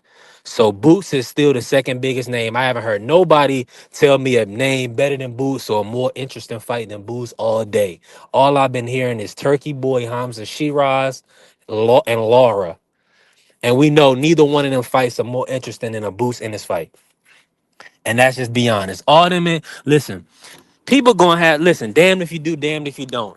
Boots, I think Eddie and Turkey, they need to put the money behind Boots to get to Crawford to get his $100 million payday, because these other guys, Janabek, Laura, I mean, they not moving the needle, you know, respectfully. So I think it's a great fight. And people gonna have excuses either way, high consciousness. People gonna have excuses. They gonna say, you know, Hamza Shiraz never been a world champion once he cook him. You see what I'm saying? So you know how the people gonna do, man. The people gonna hate. The people that's gonna hate gonna hate. At the end of the day, they gotta make the best fights that the people that we want to see. They gotta make them. They gotta make the best fights for the fans, because when we push the fight and we say it's a great fight, then the casuals will follow suit and say, yeah, this a great fight. So we got to just stay consistent, man. We got to have the best versus the best. Jerron Boots Ennis, you know, skillfully, he's at that, you know, he's a switch hitter. He's already unified one division. And Bud, I mean, there's no other big names for Bud. So, yeah, with that being the case, since there's no other big names for Bud, uh, hey, they got to line it up. I'm outside of, what's this? I'm outside of the Cocky Rooster, man. I found I seen a little dog over here the last time I was over here, but salute to all my peoples, man. My barber, Mr. C, he went on a 2-week vacation on me. So I'm not able to get trimmed up. I don't do new barbers. I can't do new barbers, man. So we're gonna be roughing it for about 2 weeks. But let me go in here real quick, see if this food is ready. We're gonna wait on Mr. Moore, but if not, you know, we're gonna end the stream.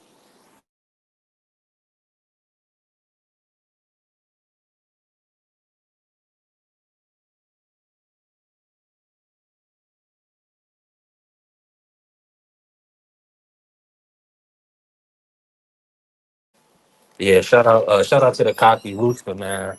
Uh, you know, great food.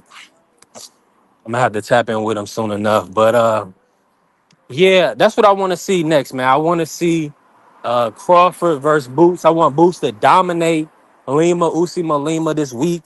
Put on a great performance. Try to get him out of there within the first couple of rounds, first 3-4 rounds at most.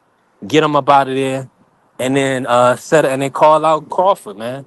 Call out the pound for pound champ, man. Call out the king. Come on, man. We don't respectfully. Uh, I mean, some of these other guys, we can't wait on them to accept the fight, man. We've been waiting on Virgil and Oscar De La Hoya to step up and fight one of these young, hungry Black American champions. So we got to see it, man. We got to see it. We can't wait on it. We definitely can't wait on it. Man, we working, man. Listen, appreciate everybody that came in the building today. We've been on for 3.5, almost 4 hours. Everybody pulled up and showed out today and smashed the like button. I appreciate y'all. We definitely working. Now, I'm gonna say this before I end the stream, right? Because I don't want to have no dead patch for the public, right? Make sure y'all, and this is for my brother Carrier because he said I'm not gonna cover the Boost event. Make sure y'all tap into the Boost Lima event on this Saturday, right? They got Zaquin Moses, the young phenom, Shakur Stevenson's cousin, a good young boxer. Make sure y'all check him out this weekend. Also, Giorgio Visioli, he's a young, talented fighter. He's been showing a lot of promise. Then you got Tamir Smalls versus Jose Roman. Shout out to our brother TD Sports Talk. Make sure y'all lock in with TD Sports Talk. Our brother Thomas from the Bronx. His boy Jose Roman is lining it up with Tamir Smalls. That's gonna be a fun fight. So I'll be back later on this week. We're gonna have more boxing conversations, more conversations about Jerron Boots Ennis being the next superstar in the sport of boxing. He cannot pass up on this living legend being on his resume. It's mandatory that he does what he can to get Crawford in the ring, because when you get Crawford, he'll be solidified. His name will be etched in the record books for all time. For one, if he can defeat Crawford, but even having him on your resume is a great feat. So I think it's a phenomenal, fantastic, fan-friendly fight. I'm looking forward to it. Salute to everybody that came in today and showed love and smashed the like button. I appreciate y'all. Hey, we'll be back tomorrow. And remember, let's go green. All right, is you motherfuckers finished? Y'all finished? You silly motherfuckers. You got to be soldiers, all right? Soldiers. Not clowns, goddammit. Drive, and you shut the fuck up.